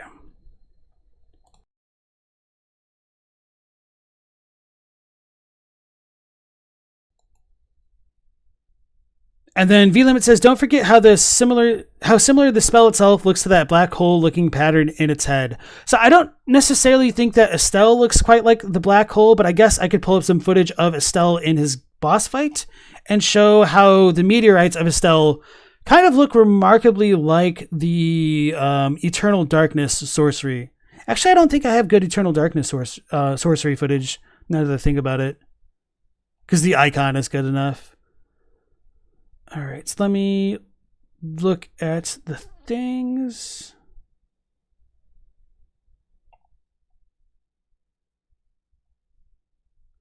And for what it's worth, I mean, I think this is really minor. Okay, I see the meteor one. So in 1.0, Estelle was natural born of the void? Oh, no, that's the wrong one. Where's my 1.0 one? Here we go. In 1.0, Estelle was called Misbegotten of the Void. Let me turn on my HUD. Okay, so there's some meteors there. Yeah, the effects were a little bit different back then. I do eventually turn on my HUD after I get my B-roll. Oh, Remembrance of the Misbegotten. That's funny. Oh, they probably changed that because they called him Misbegotten. That makes a lot of sense. Yeah. Anyway. Here we go. This should be it. I didn't even think about the actual Misbegotten. Oh, maybe. Okay, here we go. Estelle, Misbegotten of the Void. And Void should be a reference to darkness, but that's not too important. All right, so. Oh, that's the wrong meteorite. Okay. That's the yellow Annex Tunnel one.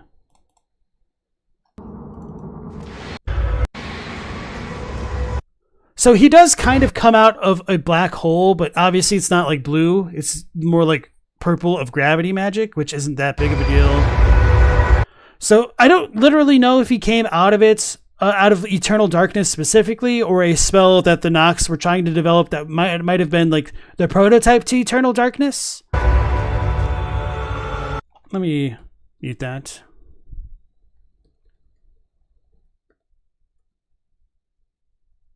So hopefully he'll use meteors at some point. All right. Oh, no. Here we go. This should be it. So yeah, when he does summon in meteorites, I do think they kind of resemble tinier Eternal Darknesses.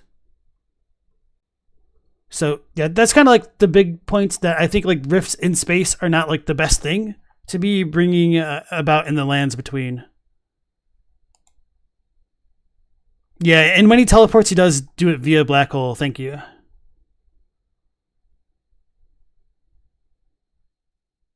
He does have the tail and the wings to be misbegotten. Got him. So what did Nemo say? Okay. And yeah, there is some other stuff relating to despair and like the frenzied flame, which might tie Estelle to like despair in the yellow annex tunnel and the despair of the afflicted there. But it's very not well substantiated by the text, so I just kind of mention it in passing as something to think about. All right, so yeah, that's kind of why I would tend to agree with this reading of the things with Estelle, because the Nox had to already be in a state of despair for Estelle to come in and level the city, which implies to me that they must have already been banished down there to be in such a state of despair to begin with. So that's kind of like the TLDR there.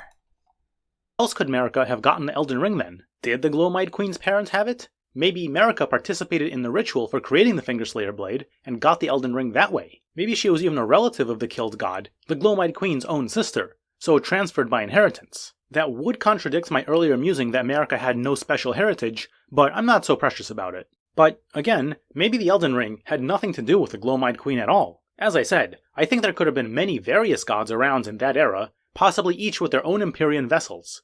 Maybe the Greater Will's vessel god, Vessel of the Elden Ring, was some effectively anonymous schmuck at the time who got unceremoniously killed in some god hunt. At that point, maybe the Elden Ring had nowhere to go and lingered uneventfully. Perhaps Marika just happened to find it one day, like some sort of furtive pygmy. Again, when did this come out? 4 weeks ago. Okay. I don't blame him. I was just kind of curious. I say this, I'm envisioning a very different age compared to recent Lands Between history. This was an age of many various gods and lords, each individually not necessarily all that noteworthy, largely forgotten to the mist of time. Marika's monotheistic order would only encourage blurring this past, especially once fundamentalism came to the fore. But it's the Gloam-eyed Queen who really set the stage for this by killing off so many gods. Marika was just someone crazy enough to take on the mantle of godhood in that kind of environment. In fact, maybe she removed Destined Death from the Elden Ring and made it into Malekith's sword, before ever facing off against the Queen and her apostles. This may have been a very... So yeah, this could unironically be a possibility, but I think this really brings up a lot of questions about the nature of Marika's identity as the god in relation to the Gloam-eyed Queen, which, you know, might be reconcilable if you think the Gloam-eyed Queen could be Malenia, but then that would kind of place the ordering of the so-called Golden Order probably a little bit later than many people would expect if they think the Age of the Erdtree was the beginning of the Golden Order, maybe. Because if Marika becomes a god, you would need to establish when she became a god. By the time this video was created, we're told that Marika became a god in like the Shadowlands, and that's kind of like coinciding with the birth of the Erdtree. And so if Marika had control of the Rune of Death at that point, then I think this would imply a later start of the Golden Order than many people would believe at the very outset of Marika's reign here. So I don't really think that's what Zach believes based off of the language he was using elsewhere in the video, but I think it's kind of important to point out these types of questions. Very innovative move at the time, and it would have seriously hampered the Gloam-eyed Queen's abilities. In this light, Marika and Malekith's success wasn't based on combat prowess, but rather clever manipulation of magical forces. Now, it is known that the source of the Apostles' power was sealed away only after their defeat by Malekith, but strictly speaking, the source of their power is the Godslayer's greatsword, not Destined Death specifically, so you could interpret this as saying that the sword was sealed away later, and indeed, it's found in a chest under a divine tower. So this isn't the most straightforward interpretation, but I'd say it flies.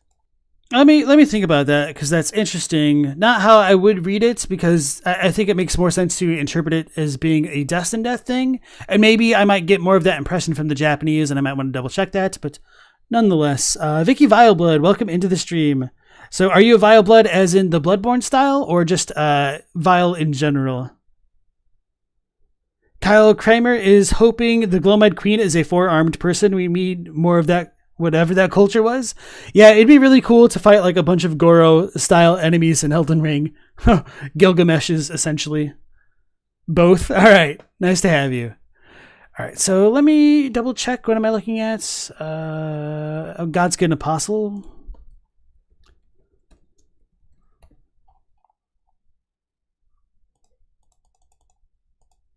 There's a lot of Godskin Apostle descriptions.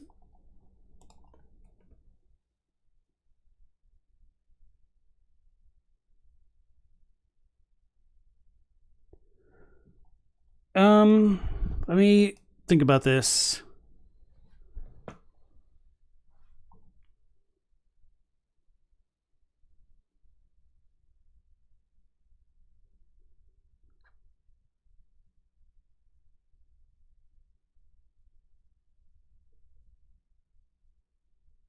Okay, yeah, it seems like it's more explicitly destined death that they're talking about being sealed in relation to wait.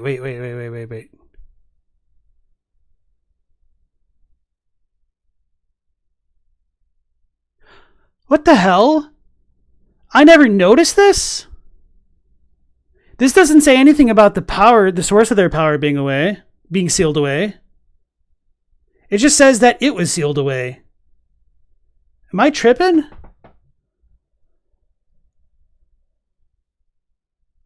No.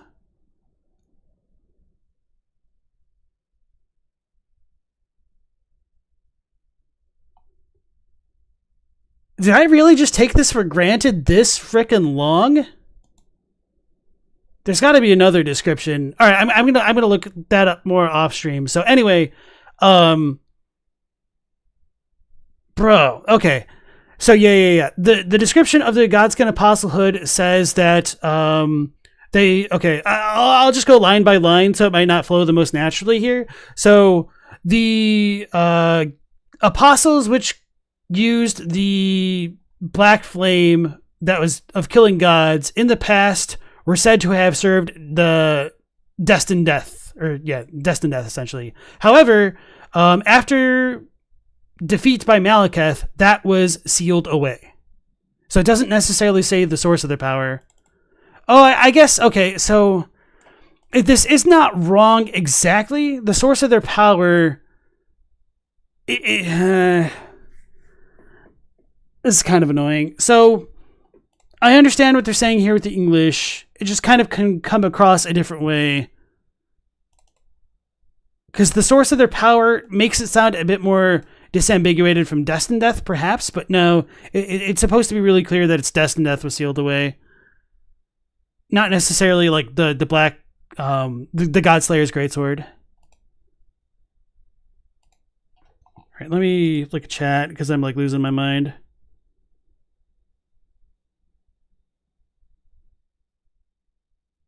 2 a.m. epiphany, something like that, sunlight by translation. So it's like, I mean, it makes sense, but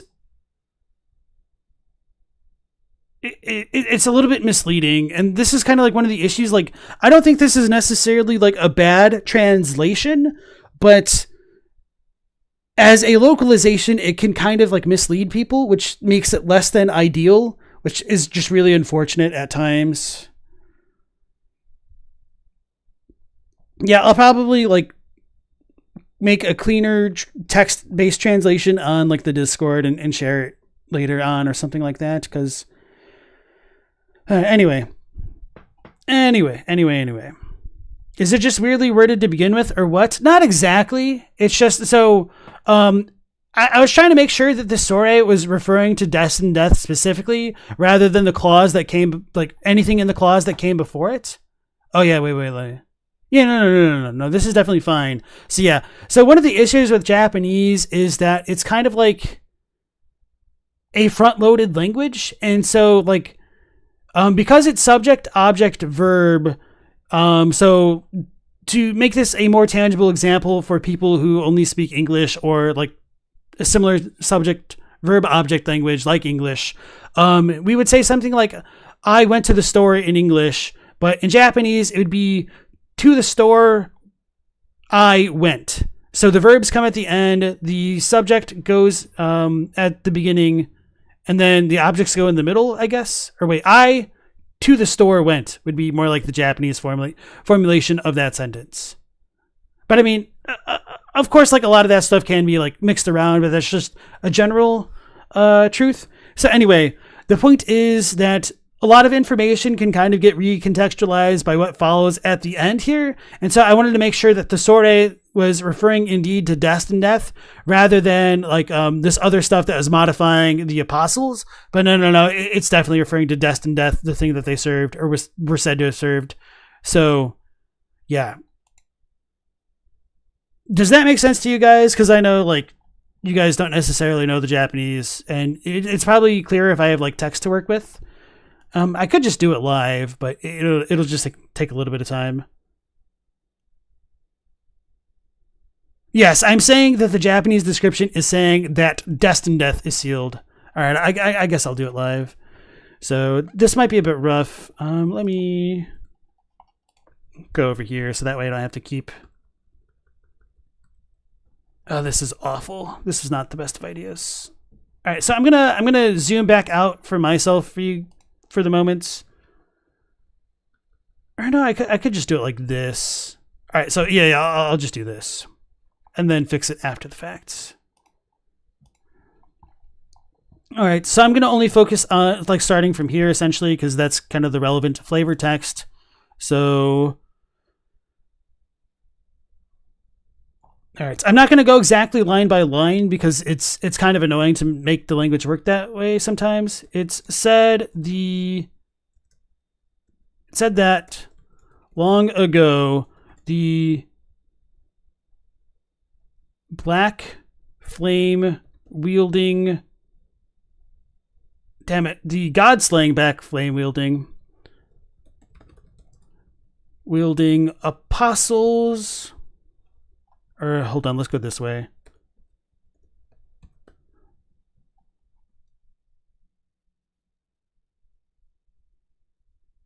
Are said to have served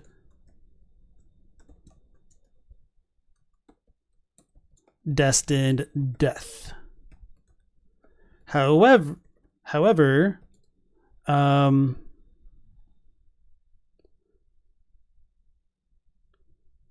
trying to think of how to like conjugate this into English well enough.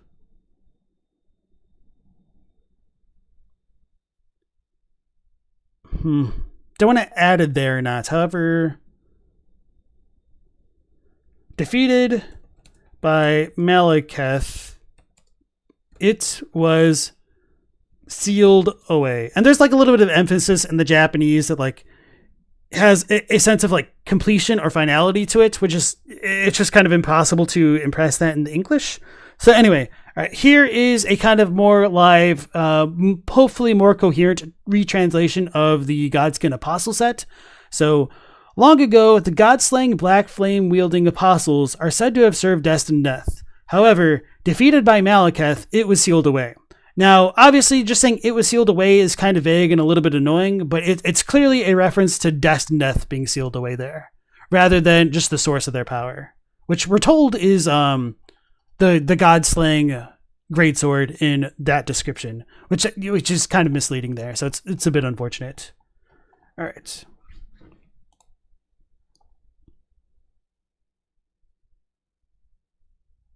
So as far as Eric says, basically the flame isn't sealed, but the power that gave it its bite, destined death, was sealed. As far as this description goes specifically, it actually doesn't talk about destined death giving it that kind of bite. So I kind of want to double check all of the other Black Flame items off stream when I have like more free time to do so, to see if there's kind of other discrepancies, because I was kind of operating under the idea that destined death did power the Black Flame, but maybe it doesn't. That would be helpful, I think. Yeah, that's just too much to think about right now on stream. So let me just copy this and undo it. Okay. So let me just throw this over here in the random crap pile. I should probably do it this way.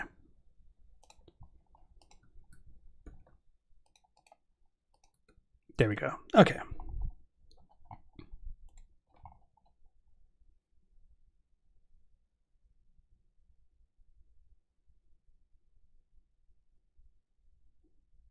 All right, so hopefully that makes sense for you guys, because that's about like the best I can do right now. What was I even talking about to begin with? This is a bad idea to have this video last. I knew it. Under I'm going to back it up a little bit more. Wasn't based on combat prowess, but rather clever manipulation of magical forces. Now, it is known that the source of the Apostles' power was sealed away only after their defeat by Malekith, but strictly speaking, the source of their power is the Godslayer's greatsword, not Destined Death specifically. So you could interpret this as saying that the sword was sealed away later. So yeah, this is kind of a discrepancy, damn it, and I'm going to look at the Godslayer's greatsword.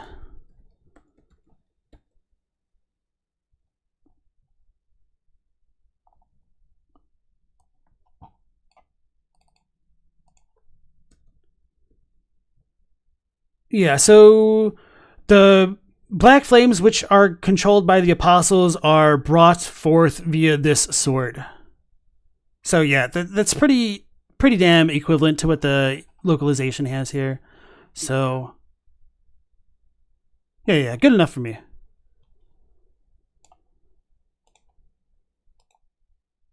Alright, whatever. And indeed, it's found in a chest under a divine tower. So this isn't the most straightforward interpretation, but I'd say it flies. But surely, in whatever order it happened, the sealing of Destined Death greatly reduced the Godskin's power. I think this is hinted at in a very oblique way. The Godskins use what is called Black Flame, appropriately enough. Ranni's confidant Iji, notably, can eventually be found dead, burning in Black Flame. He's surrounded by the corpses of Black Knife assassins. How did the Godskins get involved in this? They didn't. The Black Knife assassins had stolen a piece of Destined Death and imbued their knives with some of its power. They're shown to have red-black flame effects, much like Malekith himself. This is the appearance of flames directly related to Destined Death. However, the Black Knives only had a little piece of the Rune of Death, and had to share its power among them too. So I don't think their effects would maintain their deathly nature for long after use. In other words, Iji was killed by the Black Knife assassins and burned with the red-black flame of Destined Death. But the deathly power of that flame, coming from such a meager source, soon leached out. And so I'm going to be honest that I think that's Cope, but I don't begrudge him because I think that's pretty much all we have to explain this stupid-ass black flame that was added to EG after 1.0. So it's not as though this is necessarily a dev error. They added it in after the fact, which is the part that irks the most, as they say. Intellect says, then what does Marika's sole need of her shadowbound beast was to seal Destined Death actually mean? So that's a very contentious description because it could be talking about the sealing of Destined Death when it was removed from the ring potentially, or it could be referencing the time when Malekith put the black blade of Destined Death into his flesh so that way nobody would steal it from him again. And some thoughts that could tie into it would be that Marika could have told Malekith to put the rune of Death Black Blade away so that way it could give her enough time to shatter the ring, because Malekith asks Marika why she would goal him and why she would go on to shatter the ring. So I think it just kind of comes down to individual interpretation as per usual. After that deathly nature had dissolved, all that was left was simply a black flame, exactly as the Godskins use. Once the death power fades, the red coloring is lost. In other words, before the Rune of Death was sealed, the Godskins also had red-black flame. The modern black flame is just the vestige that's left. Damn it, I just closed my window again. That sucks. Alright, so give me a second to reopen that, because I will need this later. So Intellect was asking, do we have any indication that those would have been separate events or one and the same? Not exactly. It just comes down to the issue of how, what are they called?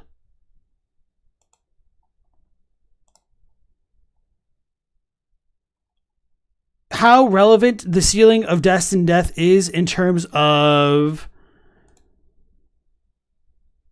being removed from the Elden Ring versus actually being sealed within Malekith's flesh, because it's not clear what of those events kind of overlap there.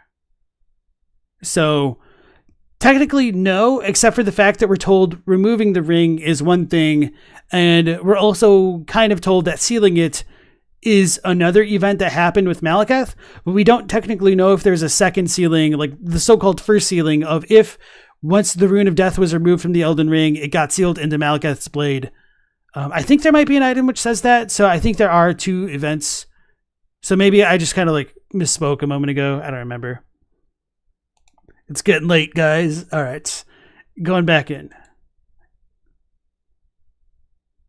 Over after they couldn't access the full depths of their former power. This is hinted at by the way a black knife's flame also loses its color after a while, demonstrated by the corpse of Iji. I'd say this also hints at the idea that various magical effects changed in both power and appearance when Destined Death was sealed. This could apply to other magics besides Black Flame. Food for thought. So while I don't think the Godskins had anything to do with Iji, obviously they are found in various places throughout the lands between. Since the Gloam-eyed Queen herself was deposed long ago, the continued presence of Godskins is interesting, but may not have that much to do with the Gloam-eyed Queen herself.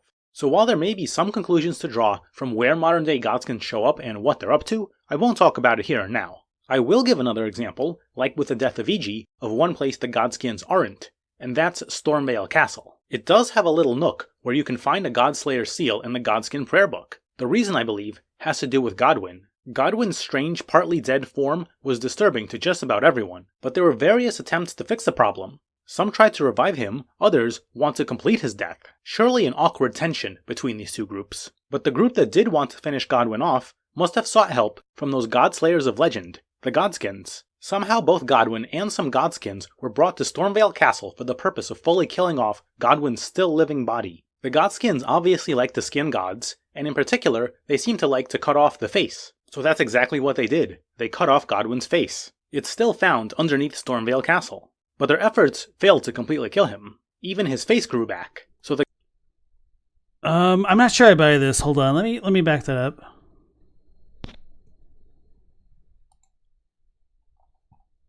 Come on, bro. And some Godskins were brought to Stormvale Castle for the purpose of fully killing off Godwyn's still living body.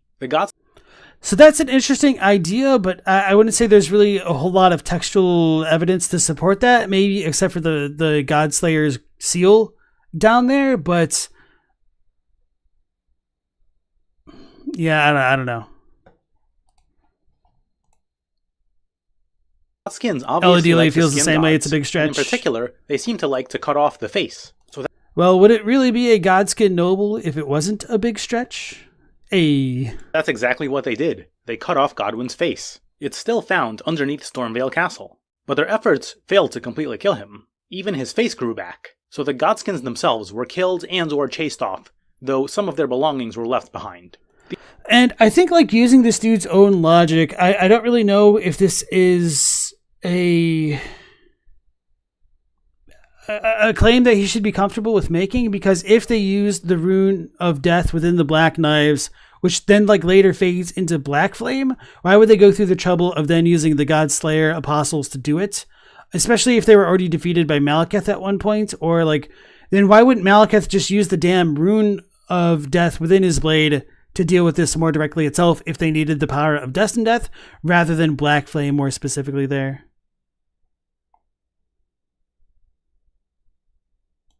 These are the seal and prayer book that we can find. I also think their attempt to kill off Godwyn caused the strange damage to the castle. Perhaps there were bursts of destructive energy as they tried to kill the demigod, or the destruction may have been caused by Fortisax, who was within Godwyn, trying to prevent his death. Either Fortisax itself, or else some emanation of its power, burst out of Godwyn when the Godskins tried to kill him, and that could account for the gashes and holes. Okay, guys. Okay, we were not actually crazy. I was like legitimately worrying myself with what the hell is going on. Okay. This makes me feel better. All right. Scouring Black Flame is where we get the whole confirmation that the power of Black Flame was lost when Malekith sealed Destined Death. So, yeah. Yeah. So when Malekith sealed Destined Death, its power was lost, and it being a reference very specifically to the god-slaying flame of Black Flame. Okay. So that's not quite as bad as I thought it was a moment ago. Which kind of makes me breathe a sigh of relief to have missed something so kind of fundamentally basic, but anyway. So yeah, as far as this kind of sealing of Destined Death, this is one of the points that I was considering a bit more recently. So I made a video about the sealing of Destined Death a couple months back, or whatever it was at this point. And I was like, I kind of originally assumed that the power of Black Flame was lost when the Rune of Death was plucked from the ring.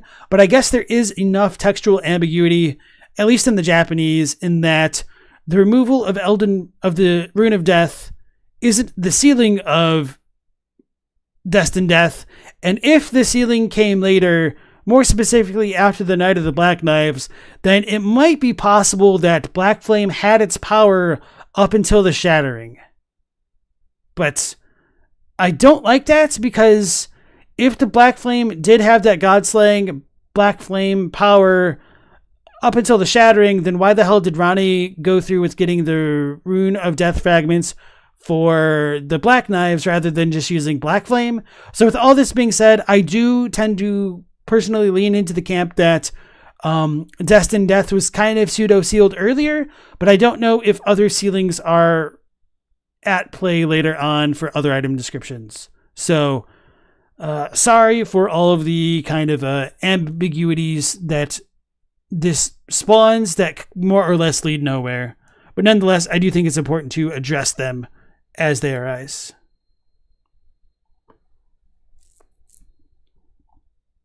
Potentially natural phenomenon, yes. Intellect still doesn't see how. So, okay, here's a parallel example, perhaps. You know how we have the Great Runes and they have like their benedictions and whatnot? Well, we can still take the power of those Great Runes, even though they've technically been shattered from the Elden Ring, right?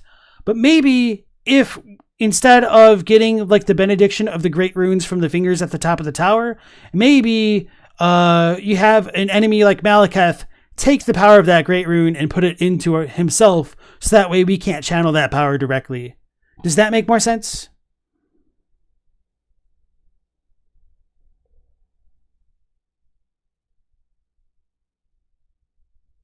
Intellect asks, if Marika can conceal Destined Death, how can anybody be the Gloam-eyed Queen but Marika? So for that for that question specifically, you would say that she might have like usurped the power of the Rune of Death by having Malekith defeat the Gloam-eyed Queen.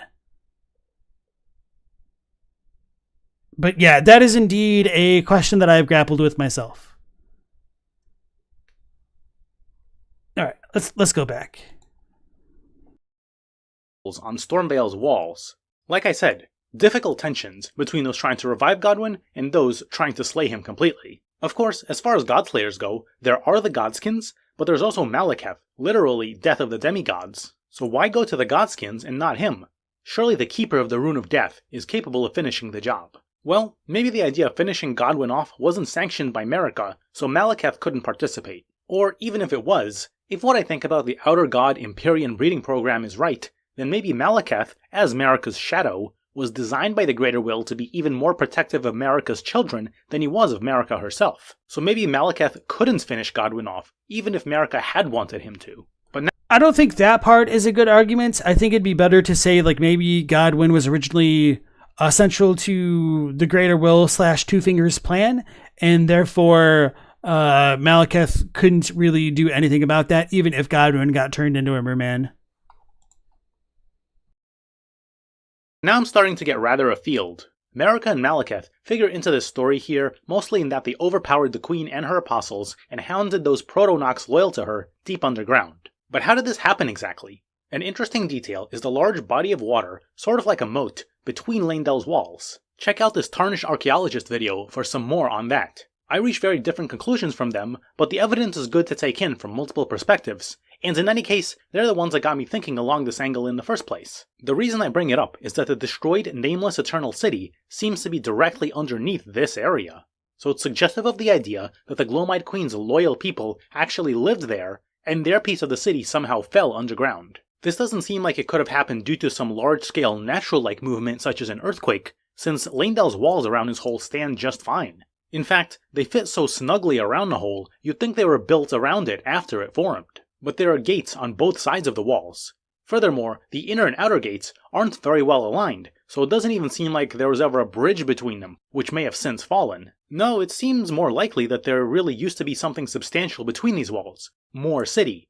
But now there isn't. And unlike Nokron and Nokstella, the nameless Eternal City buildings are freestanding, at least the ones that stand at all, whereas in the Twin Cities, the buildings are built into the walls and ceilings. So it's more believable the nameless city buildings got there from above ground. And since the hole and walls around it fit so neatly, it seems inevitable that magic was somehow involved. Well, that's not too strange. Obviously the land between has magic in it. Maybe magic actually protected the walls, while some great force tore at the earth in this part of the city? But that doesn't seem like the kind of thing the Greater Will does. Plus, there's water up here in Leyndell, so the hole doesn't go all the way down. There's something solid between here and the nameless city underneath. So what I'm getting at here is that I think the Proto-Nox that lived here actually teleported their entire piece of the city directly downward. That left a big hole, which later filled with water. Obviously, such mass-scale teleportation is unknown in the modern lands between, but the transporter gates we do find appear to be a Nox design, just based on how they look. So maybe they were capable of teleporting such a huge chunk of matter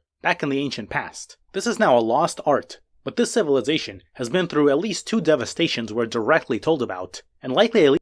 So I do like that teleporting idea, but it's just so removed from the text that, you know, I'll just take it as an idea and kind of nothing more at this point until we get further evidence to either confirm or deny the theory. I don't think it's really any worse than any of the other theories that I've heard about the Nox, and yeah, don't really have too much else to say about that. So Natural Phenomenon was saying that what they don't get is the 2 copies of Geraint. In order to enter the Erdtree, we need to release Death from Malekith, so the Beast Clergyman must be the canonical one. So, I've mentioned this before in previous streams, but if you ever try to fight Blaidd before you give Ronnie the Fingerslayer Blade, and if you kill him, he will kind of sort of die, but if you reload the area, he'll just pop up immediately and say, like, didn't I tell you no harm can befall a shadow? And so I've wondered whether or not something is going on with Malekith in a similar fashion, even though Malekith can die permanently when you kill him in both locations. Relatively speaking, like, he stays permanently dead for that area, I guess is what I'm trying to say. So it could just be shadow shenanigans. Maybe he gets the hint and screws off, whereas Blaidd is kind of dumb and he doesn't take the hint and he like wants revenge.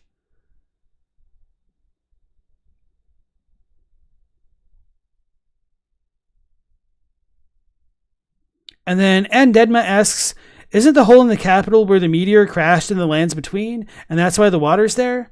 If you're talking about underground, maybe, but as far as like above ground in Leyndell, the hole there is not really meteorite shaped. I mean, that's kind of a silly statement.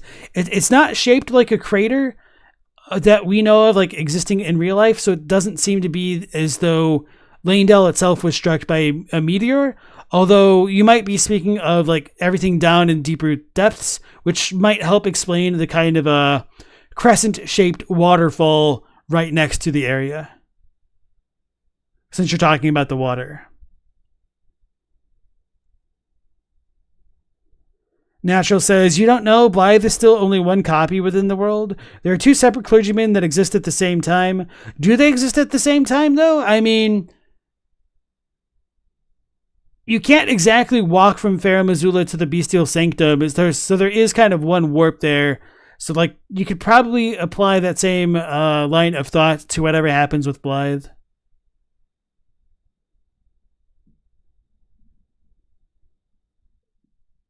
So yeah, I'm not trying to say like there's 2 Blaidd's, but I also don't know if there's like 2 Malekiths, despite everything.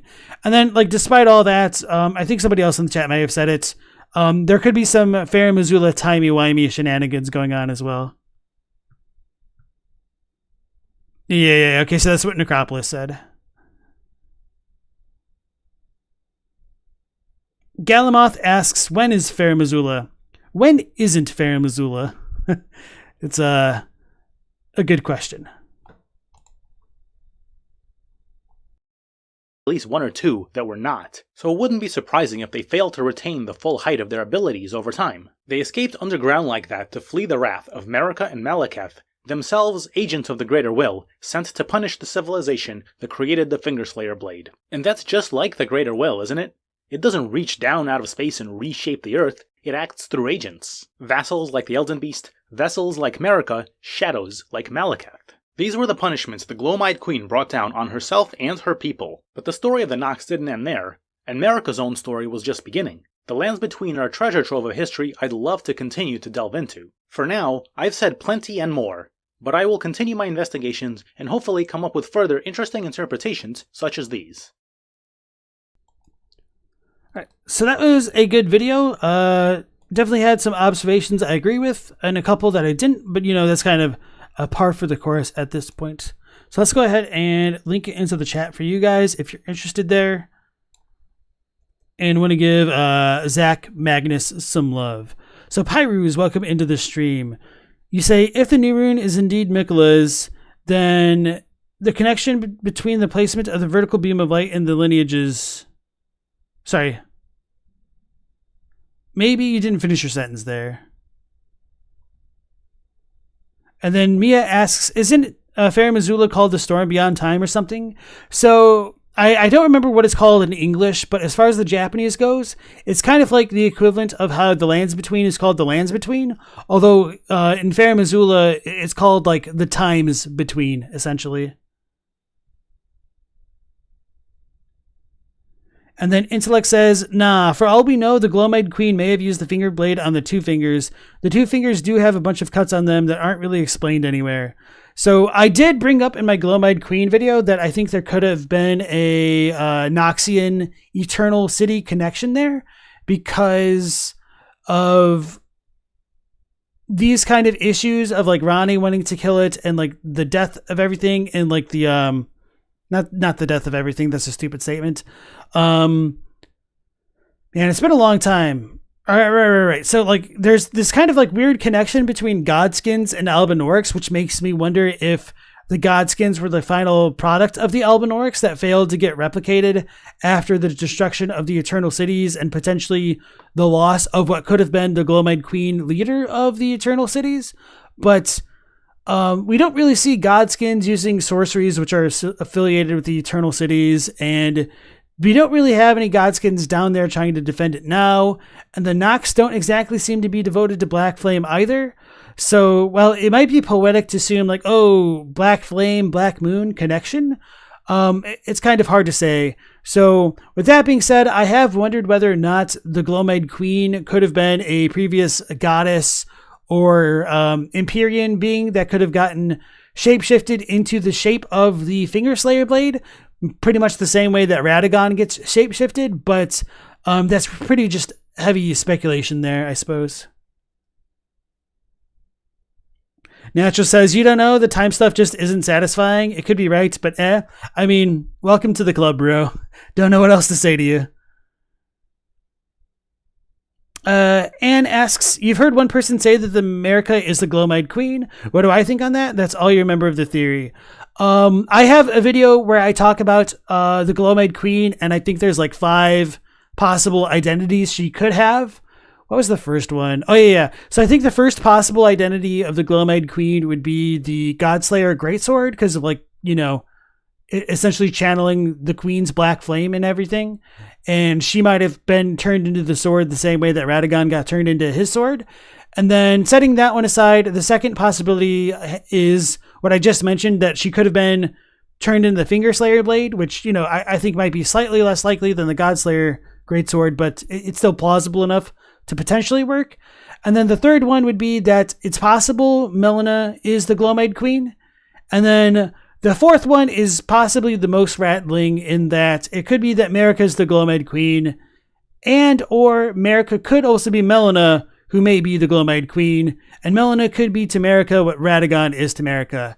And so, part of the reason why I think we need to question whether Marika is the Gloam-eyed Queen depends on how one thinks Destined Death and the Rune of Death fit into the timeline, and how it was removed from the Elden Ring, and Marika's relation to the Elden Ring when it was removed. So there's a lot of moving parts to go with that, which I don't really have the time to get into right now on stream, unfortunately. But okay, everybody, that'll be it for tonight's stream. Thanks for sticking through with it. Sorry for going off on that weird linguistic tangent, which didn't really end up going anywhere anyway, because of another item. That's part of the fun of looking at the Japanese and being like, oh my god, what's going on here? Oh, another item like tells you what's going on. Of course, not what the one you're looking at is. But I mean, that's just how it goes sometimes. I do enjoy it, even if it is a little bit vexing. So yeah. We will be going live again tomorrow at the same time of 10 p.m. Eastern Standard Time, so hopefully we'll catch you on the next stream. So until then, take care, stay safe. Last Protagonist out.